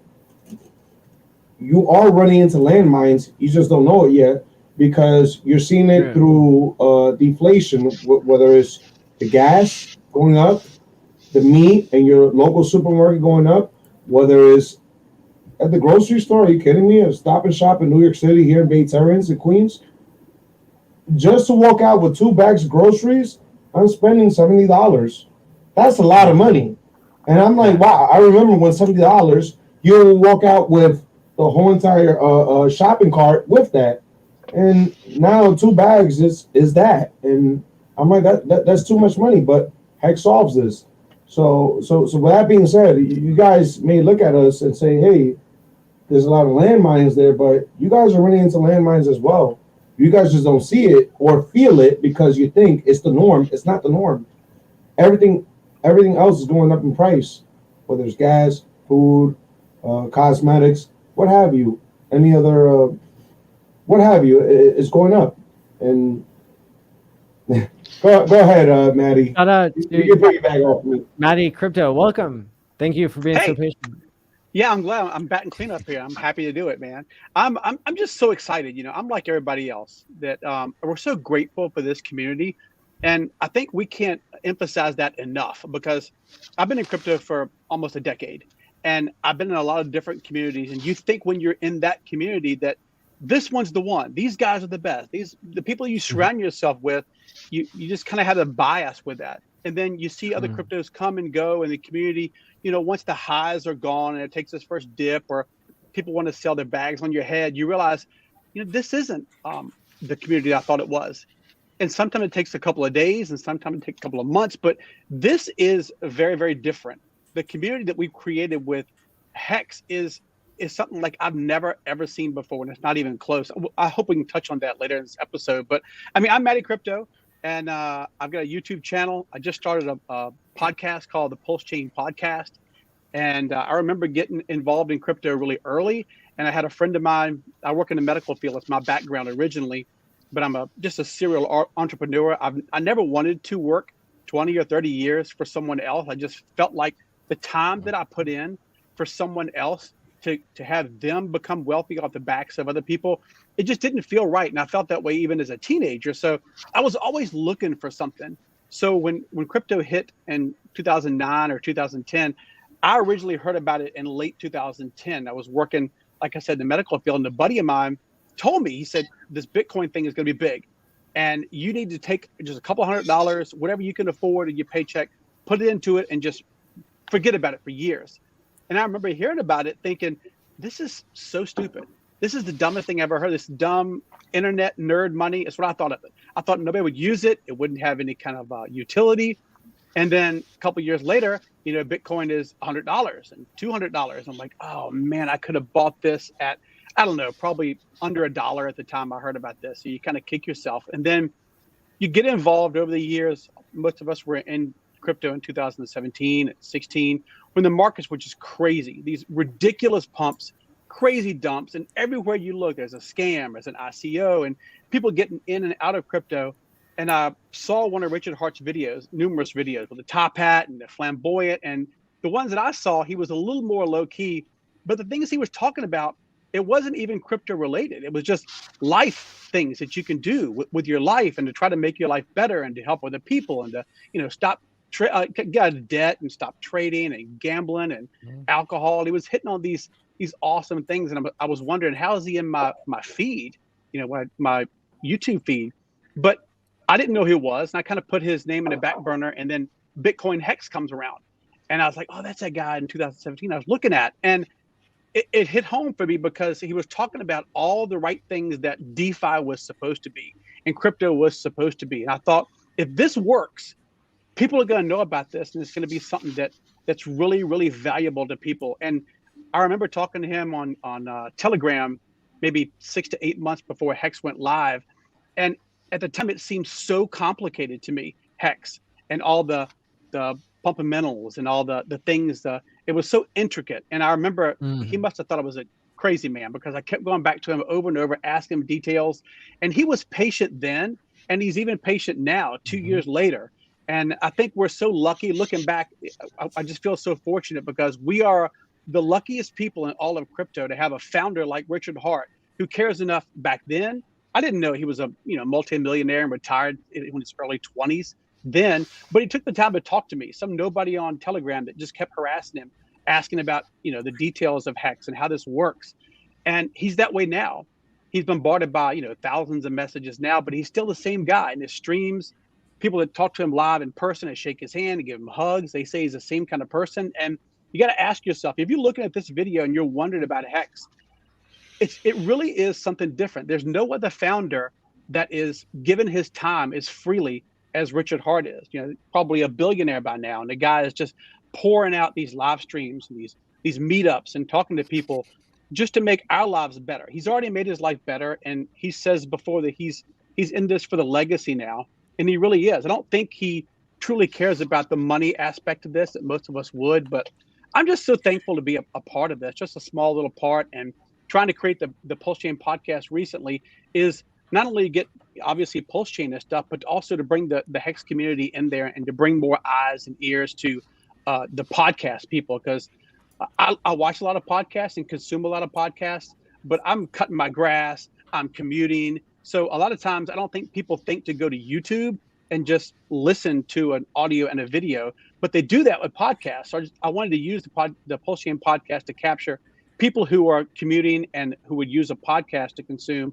So hopefully we can get some more onboarding that way. But I got into Hex early, and like everybody else who got into early, no matter where you got into it, you always regret not going in harder and for staking longer. So that's my story. Think about that every day. Awesome. Yeah, thank you so much for what you're doing. And that's a great topic. Let's go around the room now, and people can say the answer to this question. If Richard was here, what would you say to him? HexPhotographer, go. You're muted. I You're love not this guy. unmuted if you can. There we Oh, go. you didn't take pictures with him, of course. And we're live. Just let him. Like it's hard to say this in one word, but in like, man, I'm happy that Matty went. Oh, There there's he the is. thing. There he So is. I'm We really can go happy around that we have heroes in the world like that work for society, and that say what's right, that say true core like truths. That's just changing the world in the end. But it's not just the mindset, the philosophy, but he's actually taking things into place and realizing them, and that's simply amazing. That's what I would tell him. I just want to say, Richard Hart, if you're listening to me, thank you so much. My child knows about you, and whenever he decides to become a father himself, which I don't know why you're not yourself. I would rather more Richards in the world, but thank you. I love you. Thank you, and you're giving me the chance to become rich in life. And I don't say that being pompous or no. I say that very humbly. But I never knew that I had a chance of a pavement to become rich, and you gave me that, and you do it so humbly, like, oh, okay, here's a chance of being rich. And most people, they want you to become a follower, to become a hardcore fan, and you don't do that. You're very humble, and I just want to say thank you, dude. Thank you so much. I love you, and there's no words I could express to tell you how much thankful I am towards you. You made me find financial freedom, and not everybody does that. So thank you. I'm very grateful towards you. Very grateful. Very grateful. Sticker guy? Yo, actually, if I would meet Richard 1-to-1, which then I would not stop asking questions. But if I'm in a room with other Hexicans again, I'll have to try to take a step back, because I had more time than anybody not more time than anybody, but in hindsight, being in Zurich, being like the biggest noob of all, and they're like, I gotta ask him questions. So I'll take a step back, let the people who deserve it way more than me have time with him, because I can confirm he is humble. He is such a nice human. Talking with him changed my life like everyone else. It is insane. I think I don't have more to say. Thanks very much. You did phenomenal, sticker guy, that day. You did phenomenal, man. You did great. Thanks. I back then well, yes. Nice. How about you, Dudley? I would probably just say also from the bottom of my heart, thanks to Richard. Thanks for changing my life. I thought I would be working until I'm 65. I don't know, like the rat race forever. And with Hex, that changed. And I think the biggest luxury one can have is getting yourself your time back. Like, this is the biggest luxury you can have in your life, that you can say, I don't need to go work for you or for someone else. I can do what I find fulfilling. And that is what I would say to Richard. Probably just thanking him from the bottom of my heart for inventing Hex, for being so driven, for being so out there. What others just said, just doing it for the legacy, doing it for the glory. And like, when you listen to Richard, you know that he's just trying to basically be the best human being he can be every day. Yes. And he tries to change people's lives for the better. And he's just awesome. And I would just say thank you. So yeah. Well, isn't everybody trying to be the best that they can ever be? I mean, no, not really. I don't think so. I mean, like, people maybe think, oh, I think with Richard, you can really see that he's just trying to be the best human being he can be every day. Yes. Okay, who's next? Paul, what do you say? Oh my goodness. I would give him the most gigantic hug, let him know I love him, let him know how grateful I am. Myself, all of my family, you know, I plan to represent. I've been on a mission for a long time, and since I've come across Richard Hart, more and more up till now, I've been able to shift my state of mind, and I'm an optimistic, and I've been working on emotional, mental power training all my life, but you know, financial is that if you haven't figured that part out, you're just, it's limited, right? So you know, you're, like you guys have mentioned, your time, you're a state of abundance rather than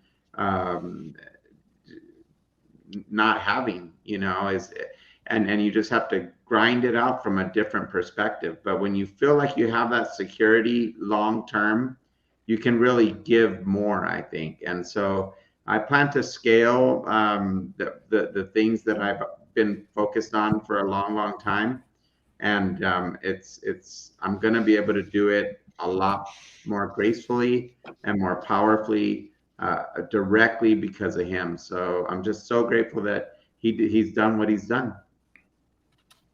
Yeah, I'll take a stab at this too. You know, you kind of become starstruck when you think about actually meeting Richard Hart, and it's going to happen for all of us. The guy is he's so out there and available, which is so incredible. But I'll be in Vegas coming up in March. I hope a lot of you guys will be as well. Hopefully he'll be there too with us. But it's almost cliche to say you changed my life, like all of us are saying. It doesn't sound like it's enough to tell someone who really has done what he's done.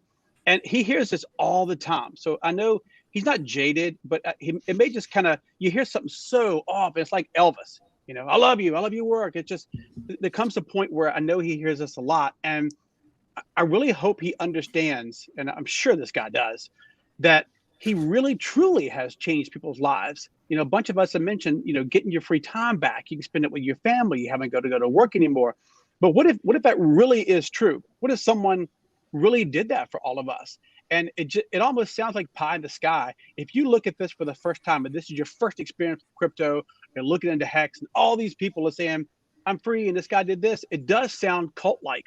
But what if there really is a guy that's doing those things and has provided freedom for thousands of people and it made countless millionaires at this point? So that's what he's done for me. He's freed up my entire life, and he's given me back, you know, more time with my family, to think about things, to make yourself better, and to really start educating other people about this, because that's one of the things that bums me out almost every day, is to mention Hex to people and they look at it and go, I'm not interested in that.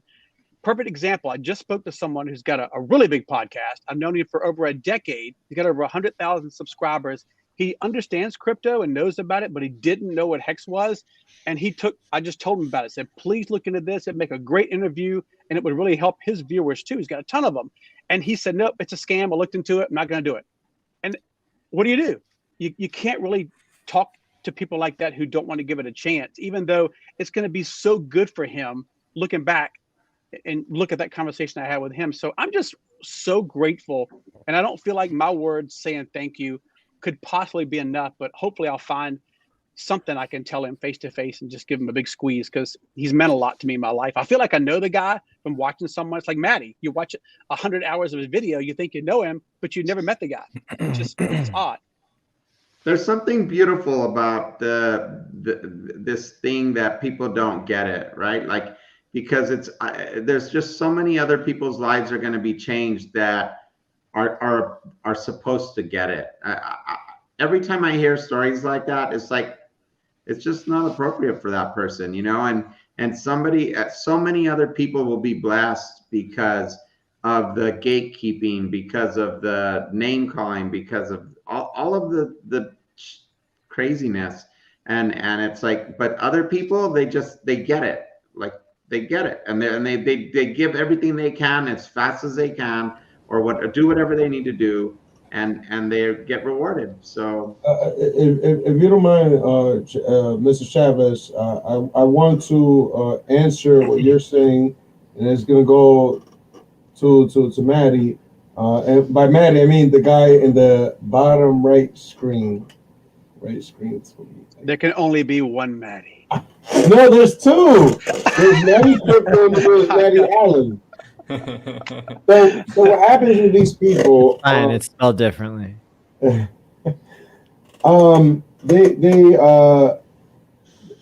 These people, right? They believe one or two things. They either believe that they can either just keep living their lives and they're going to improve doing the same thing over and over again. What's the definition of insanity? Expecting different results doing the same thing. Well, that's what most people do. Me, myself, when I celebrated my 30th birthday, I was born in 1990. When I celebrated my 30th birthday, I said to myself, hold on. I went from 20 to 30. That's 10 years. Bear with me. Do you have a home? No. Do you have a farm? No. Do you have a car paid off? No. What do you have? I don't got shit. I don't got shit. So if you don't have anything, that means that you've been working from the age of 20 to 30 for what? For what? You don't even have a mortgage paid off. You don't have a business paid off. What the fuck do you have? You don't have anything. You know what? You know what you are? I'm talking to myself. I'm talking to me. You are a 30-year-old person that worked for 10 years and did it for nothing. And pay taxes on it while you were at it.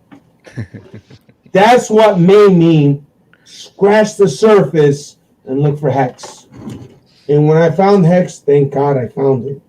Because I was like, hold on. If I go from 30 to 40, that's another 10 years. What am I doing that for? You're doing it for nothing. You're just repeating the same insanity that you've been doing for the past decade. But most people won't tell you that. But high school and college, what do they tell you? Oh, you need to get an education to become successful in life. That's BS. That's a lie. You just need to work and save what's left over. And thank God I finally snapped out of that trance where I was like, you know what? Hold on. Friday's paycheck. Let me put it into something. At first, it was stocks. And then I liquidated it and put it into crypto. And that crypto was Hex. Luckily, I found that. And I wasn't fearful of yanking out what I thought I lost when I priced it. And it worked out. So with that, I want to just say is that a lot of people, they're finding this new. The government is not going to teach you this. Your family's not going to teach you this. Your friends and family are not going to teach you this. But what I want to teach you is that the norm is to just work a 9 to 5, not invest, not save, not do anything.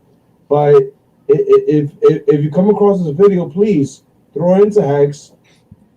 And guys, help me out here. To be honest, what you're saying hurts, like kind of physically, because it's so true what you say. You work and your body is being damaged by the work you do, and like you say, it's a loop that you're not going to get out. And crypto, and especially Hex, I hate that. I hate that. And my children ask me, they're like, Dad, why is the system like that? Why don't schools teach us to become entrepreneurs? Why don't they teach us to become financially independent?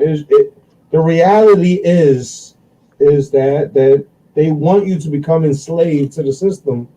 Make enough just to get by, and get by with just enough. That's all they want. You work and everything you have is problems. What? That's not good. I don't want. I want to solve my problems, but by trying to solve the problems, by creating more problems. I think another perspective too, though, is just that, like we're literally in the stone ages of technology. It seems like we're all advanced in everything, but like, you know, in some ways, people are becoming financially free in ways that have never happened before. If we zoom out 100 years, right? Yeah, There's yeah. never been a higher appreciating asset class than crypto. And there's never been so much of an opportunity for us to flip the current system and to design something better. Now, let me say that every group of assholes that comes along and says that ends up getting corrupted. So we have to pay attention and we have to watch ourselves. We have to talk about this publicly, you know, and keep ourselves honest, because at the end of the day, you know, there are a lot of shenanigans that happen when you take people and you get them in at different times, and all of a sudden, you know, you've got billionaires and decabillionaires and 100 billionaires, right? Like, Well, the system has to balance itself, and Hex does a good job of that. But another thing that I'll say, we've all been speaking very highly of Hex right now, and like, that's cool and all, but I want to also shout out to the people who never got to do a transaction on Ethereum for a penny, or for, in my case, maybe 25 cents, right? People who bought the top and they're down now, right? You know, Sticker Guy is a great example of somebody who, like, what's your average buy-in price? Like 25 cents, 35 cents? Yeah, I'm not sure. Somewhere around here. To be honest, I staked it, so I lost track of it. You've literally lost money in Hex. No, but you're still one here. of the few. You're still here Oh, investing in the community. Very You're rare. one of the few. But listen, if you haven't been down 70 or 80% in Hex, you haven't been up 1,000x. That's right. Right? Yes. So like everybody on here has felt the maximum pain. And like the pain, it doesn't always just move in a straight line up and to the right. Yes. Like, you know, the price of Hex goes up and then it goes down 80%. And then like the Ethereum miners get clever and start charging HEXICANs more per, you know, per kilobyte than everybody else. And, you know, and then we have to fork the system. Right now, onboarding people sucks. It sucks. Yes. It almost doesn't make sense. It does if you really understand and believe and study. Hey, listen, I got this, like, the best thing in my entire life. I found it. I want to share it for you, but you have to pay like $300 to get it. Do you want it? Like, no, nobody wants that. Let's go. I mean, and it's a I can filter. get you rich, but you have to get poor first. Okay, Right? no. Yeah. First you have to get poor. So right now it's a really confusing like page in a bigger chapter, right? In a bigger story of the history of financial technology. And so when we see Bitcoin solved the double spend problem, but incurred after it grew for 10 years and became wildly successful and wrecked a lot of people, and people bought and sold instead of time locking, right? You know, like Bitcoin has done well, but then it ran into its own problems, right? It didn't scale well enough compared to the pollution that it creates. And while it was staying the same, it didn't have the chance to grow. The Bitcoin community, they always said, well, if something comes along, a better technology, we'll just copy it after we know that it works. That's not what happened. No, they're not doing that. Nobody's programming stuff on Bitcoin. They're programming on Ethereum. Well, Ethereum, you know, they have their own problems. And so now Hex has a chance to do everything right. But it's not going to be a straight line up and to the right. There are going to be moments like this where onboarding people is difficult, but it's still valuable, because the person who gets in today, who pays the high fees, and maybe who bought the top, who's down at this moment, maybe 50%, go back and watch all of our streams. You can see when we were celebrating on a 24-hour live stream and the price of Hex was down 60 or 70% after Big Payday. Like, Well, but getting 60% discount, isn't that even better? At least no, that's how it I feel. sucks. Yeah. It sucks. Yes, it sucks. But right now I'm still getting 40% discount. I can't wait to get more. You have the right attitude.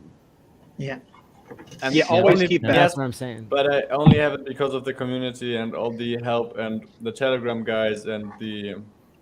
There's the Sticker guy, it has been for me the same. Like I started to buy in a couple of months ago, right after the last all-time high at 43 cents, and it's just continuously buying. And then it's really just, you need to just see the time in a different perspective, more relative in terms of a midterm, and then already you won.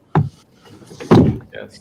And I just to also the- feel like, Matty, that there's also an argument that it's especially easy at the moment to onboard. Like I felt this just yesterday. I onboarded a friend. He even wanted to sell a house to get into Hex, and he onboarded 4 new friends because, hey man, you still have time to sacrifice. Yeah, you still have time to get your full copy of Hex. Like these are all also very, very good reasons why it's a good time to onboard still. Like.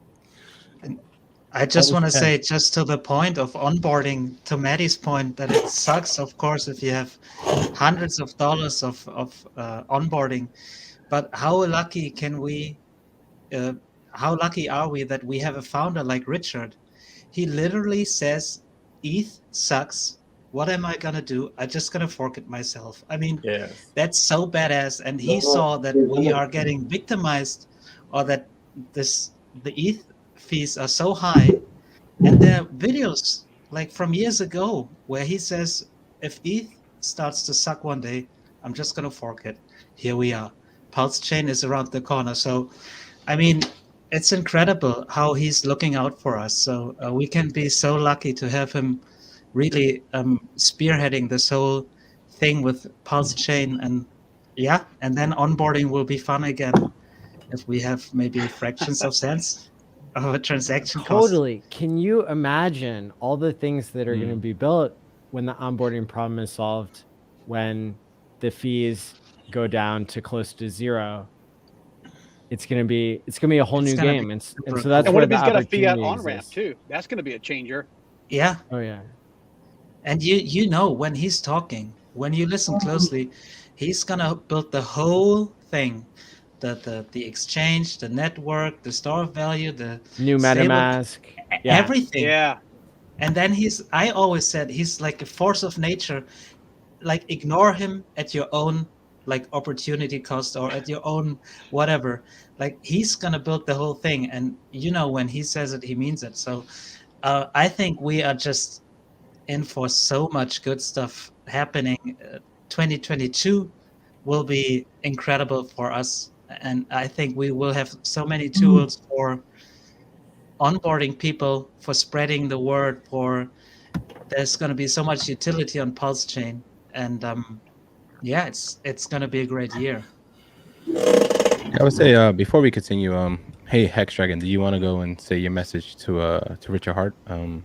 Say your piece. Oh, yes, please. Sorry. Yeah, I'd love to. Thank you, Marco.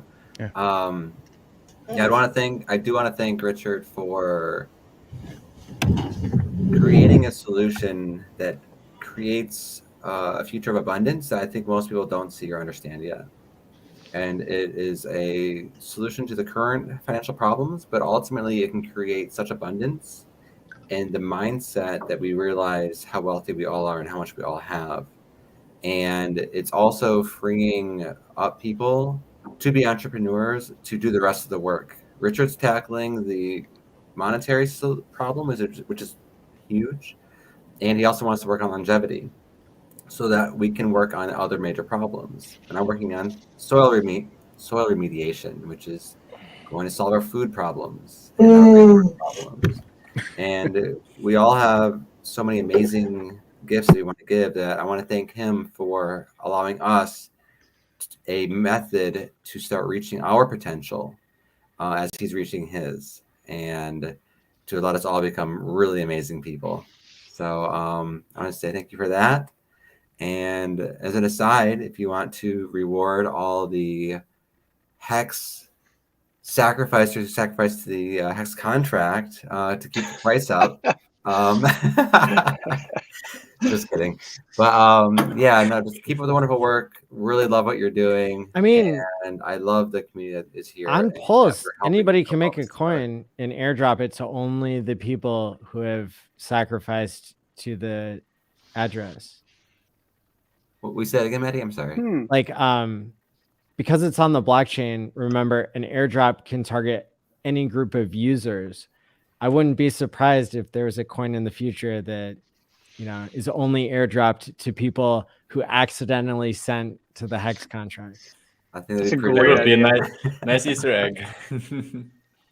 Yeah, so my message to Richard Hart, and it's a great question, Matty, because it's something I always thought about. Like, if I ever meet this man that changed my life, everybody else's life, what would I say, right? There's not much I could say, but I could express what I want to say. And, you know, I will say this. I think if I get close to 6 feet from this guy, I think there will be a tear coming down my eyes, because he really did change my life. And plenty of other people I met in Vegas in person, and they shed a tear in front of me talking about the experience with Richard, right?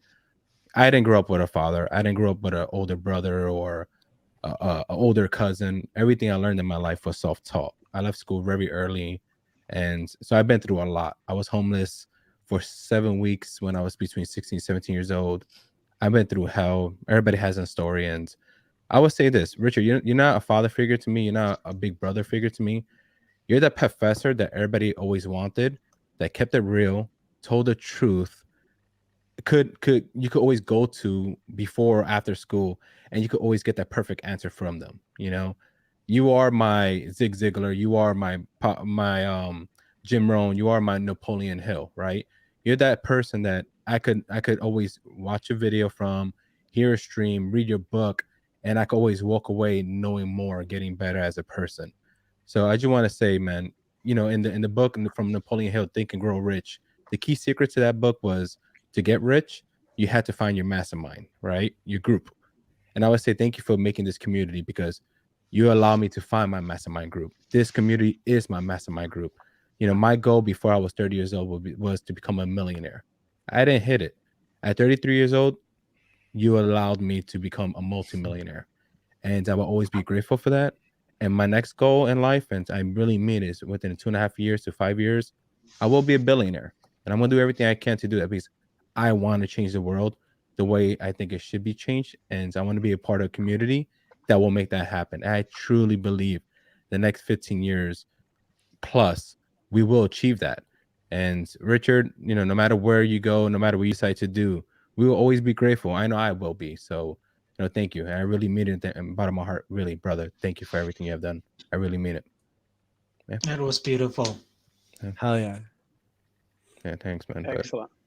Yeah, man, it's real deal, man. And I meet people all around, and Telegram and in person, and the New York City celebration, the Las Vegas one, and to hear all different culture, races. It doesn't matter where they came, poor, rich, not.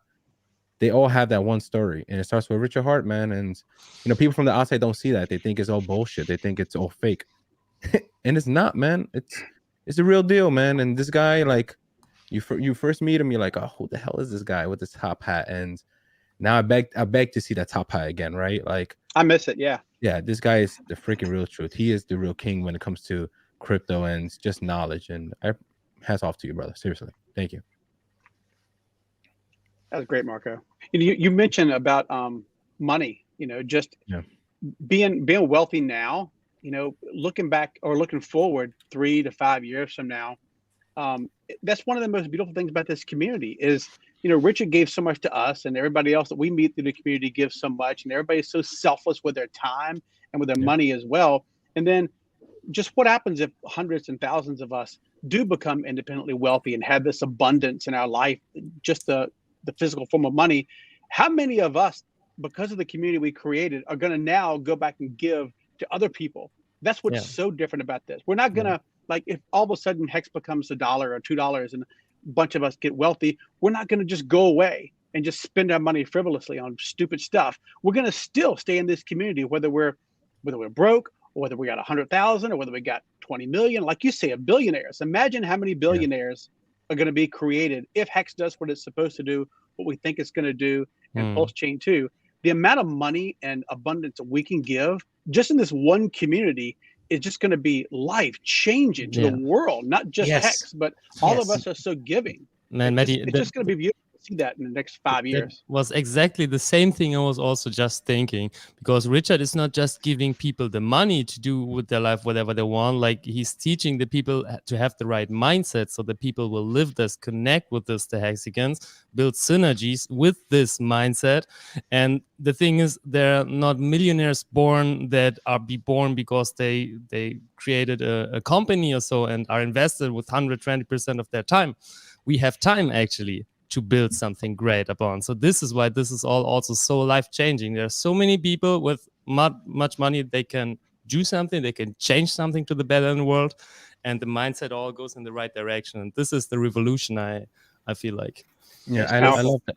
I love how you both said that, right? Because, you know, the other day, me and my wife was having dinner and, you know, I started laughing. She's like, what the hell are you laughing for? I'm like, because, babe, I realized something. The community we have, we're locked up about almost average 6+ years, right? And a lot of us put 10 to 15 years and, you know, as much as we can. And we can't touch that. You know, you could, but you're going to get screwed if you do, right? And it's beautiful because we have enough time to learn amongst each other, know who we are, our goals, our passion, our ambition that we really want to do. Look at what Hex Dragon wants to do, you know, with the planet and everybody else, what they have. We get to learn that. We get to help each other out. And by the time we finally get to touch the big bags waiting for us in the future, because it will be there, right? The code is code, right? We will be ready and we could really change the world. And we will be better. And we'll have probably Hex Conference number 14 by then, right? And that will be crazy to see gonna be cool. back. Hell yeah, man. I can't wait.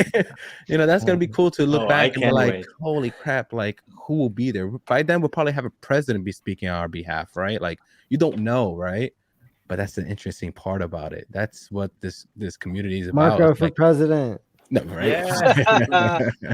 Right, but watch this for everyone, you know. So, but you know, it's remarkable, man, and I can't wait. I'm not going anywhere. We all say we're not going or we can't, right? Code is code. It holds us to our true selves, right? To our word. Our word is our bond. So, it's exciting, man. That we're little by little. I feel like he's training us to understand, to take baby steps, and finally, when we get the abundance, we're ready. You know, we're not gonna FOMO in. We're not gonna be like the statistics what Matty said earlier. 70-something% of people with lotto get screwed over or stuff like that because they blow it away. We'll be ready, you know, and it's beautiful. We will have something like SENS on the side that we could invest in, and or other hedge funds that are part of the community we could do. I'm ready, man. I don't know, you guys are ready in this chat. I know I'm hype. I'm ready, man, and I'm here for that. So yeah, it's cool, man. It's really cool. Yeah, just piggybacking on what you're saying, Marco. Yeah. The time we have now to watch our wealth grow and to get to know each other and to collaborate, because many of us have really big ideas already. But I'll say, like mine is something that I can't do alone. It doesn't matter how much money I have, I can't do it on my own. It requires community. And so I'm working on building community also. And many of you are too. And with community, we can do a lot. And that is where I think our future is. And that's part of delaying gratification, is we're not getting sucked into these, oh, well, I could spend this now on this, whatever. It's like, hey, what are other people doing? We're learning from each other. We're seeing, we're getting inspired. And that's what's so exciting, is our opportunity to inspire other people to really think about what they could do if they were really wealthy, to make a difference, to live a life where you leave a legacy behind. I also want to leave a legacy behind. I'm not interested in instant gratification or materialism. I'm interested in leaving the world better than I found it, and leaving everybody who I've interacted with better as well. And we're not going to get Hex viral by doing nothing. We're going to get Hex viral by getting Hex viral. It's on us to do good things in the world, and by getting Hex viral, we can get there faster. So let's go. Hell yeah, man. Let's do it. 2022 is there. Right incentives. We're ready, man. Let's get it. When I look at the statistics here on hexdailystats.com, great website, my favorite site to go and look very quickly once a day to see how many people are holding Hex now that didn't hold it before, or how many people are sacrificing their entire wallet for Pulse X, I imagine. I'm also looking at the ratio of current holders to total stakers. And I know that there has been maybe about 100,000 wallets created in Hex back when they were doing some ZK sync stuff where they gave away 10 Hex to, to 100,000 different people. So if we remove that as kind of some noise in the numbers, we can see that about 1 in 2 people who have ever held Hex, who currently hold Hex, have ever been a staker.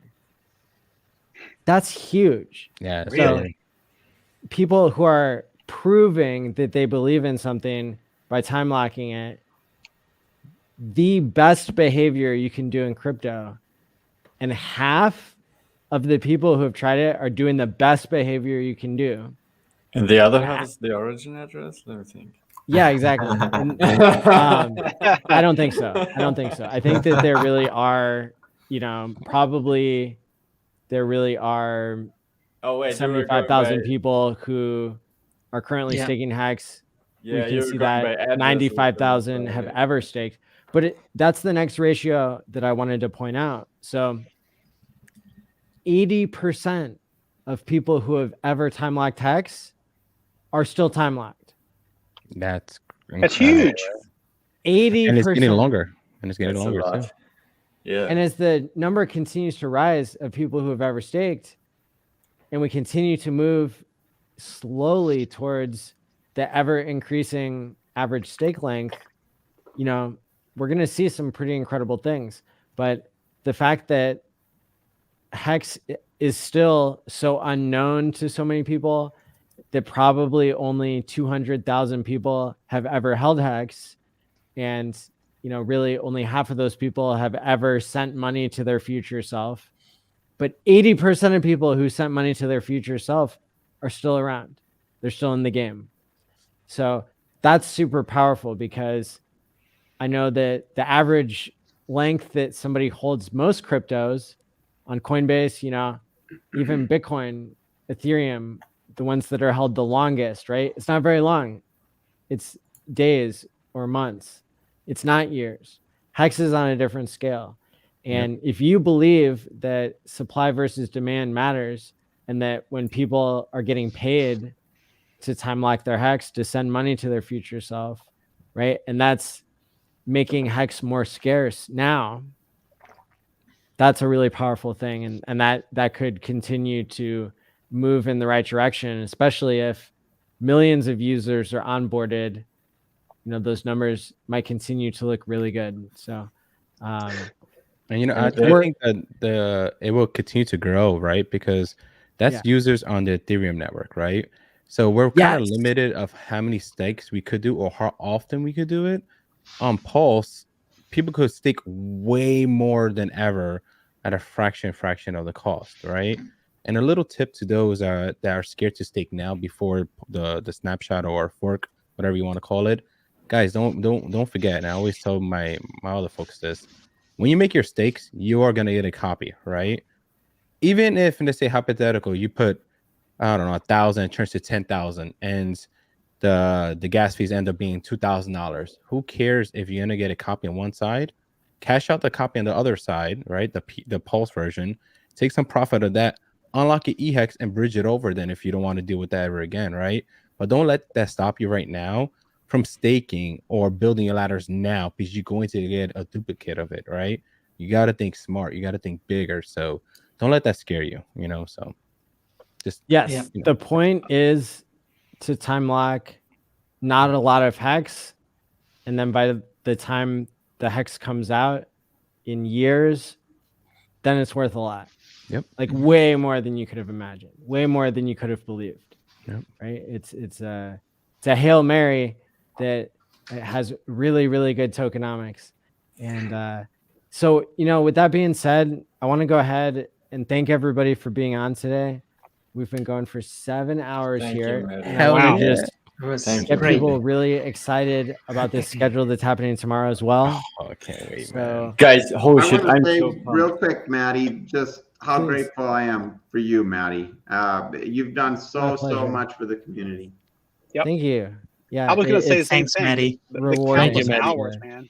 be involved Thank with you, bud. such an amazing community. And, to be honest, literally, I never thought that, something that was my hobby that I love doing, which is talking about crypto and talking about mental health, that would, that would make me a millionaire. And I'm happy to pay it forward. Like I'm here, like the mad gains in Hex, and I'm more time locked than ever.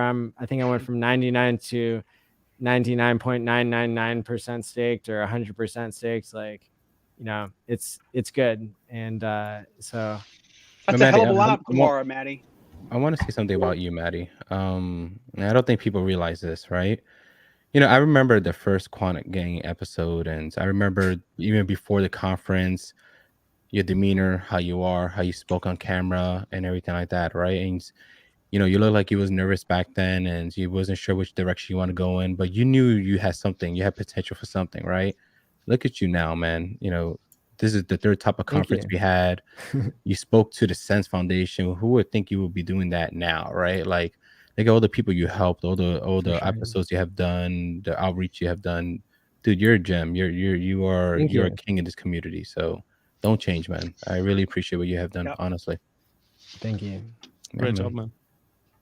You guys are too kind. It's you work hard, bro. You do. It's not easy. I appreciate it. And another way that people can support is by showing up for the in-person Hex conference. Buy me a beer, guys. Buy tickets. Come on, let's go. Buy the tickets, hexticket.com. I said I was going to raise the price, and I haven't raised it yet, but we're going to start getting serious with that. You could still get them at $369 for a 4-day conference at Excalibur. Who knows? They might rename it to HexCalibur. Or they we're gonna might force them, stick, so let's go. we might. Everybody could bring physical H's, and we could take pictures in front of all the Excalibur signs and look like we belong there, right? So anyway, it's going to be really exciting. Anybody who spoke at this conference, the online one, will be welcome to speak when we're there in person. Hell yeah. And I know that the SENS Foundation told me that they're pumped. They're going to prepare something that'll be a little bit different than what we did today. So the rest of this online conference here is amazing. There's an update to the first hour tomorrow. We're going to do 30 minutes of mental health, and then we're going to do 30 minutes of Pulse X sacrifice. And that 30 minutes of Pulse X sacrifice, I'm pleased to announce, will be hosted by some amazing Hexicans that are involved with the Pulse X voice chat as moderators, the Long Vacation, and Walrus. Awesome. Nice. Walrus is dope. Yeah. They'll be on tomorrow, and that'll be a special day because basically today and tomorrow here are going to be the last days that you can sacrifice for the best rate before the bonding curve starts. So that's really exciting. And then the next part of the schedule is with Steph from Staker app, as well as Kareem. And then we'll also have John Wick on, who did the good accounting on the origin address, and so has the math to back that up. I'm super excited to see this spotlight with Richard Hart, where we're going to put one person on the screen at a time to talk to Richard. Maybe people who have been working super hard in the past year, but they haven't necessarily streamed with Richard one-on-one before. And I'm really excited about that part of the program. So great. I want to see whales with Richard, man. That's I happening. done told you, tomorrow. Richard. I done told you. That's happening. That's gonna be great, Whales man. and Richard one-on-one tomorrow. That's gonna be dope. And so Richard Matty- will do a 1-hour keynote, and then we'll have a social with him, as well as another social with some other familiar faces in the Hex community. So again, I want to thank everybody so much for being on here today and for everything that you do for the Hex community. Oh yeah, Keep man. up the good work. Shout out to you. And we'll see you again back here tomorrow night. Yeah, like Thanks and for having us, subscribe. guys. Tell a friend. Amazing. 10 minutes. Been a Thank you, pleasure. guys. Thank you. Thanks, guys. Very fun. Goodbye, everybody. Bye. Bye bye. Good night. Good Good night, night. folks.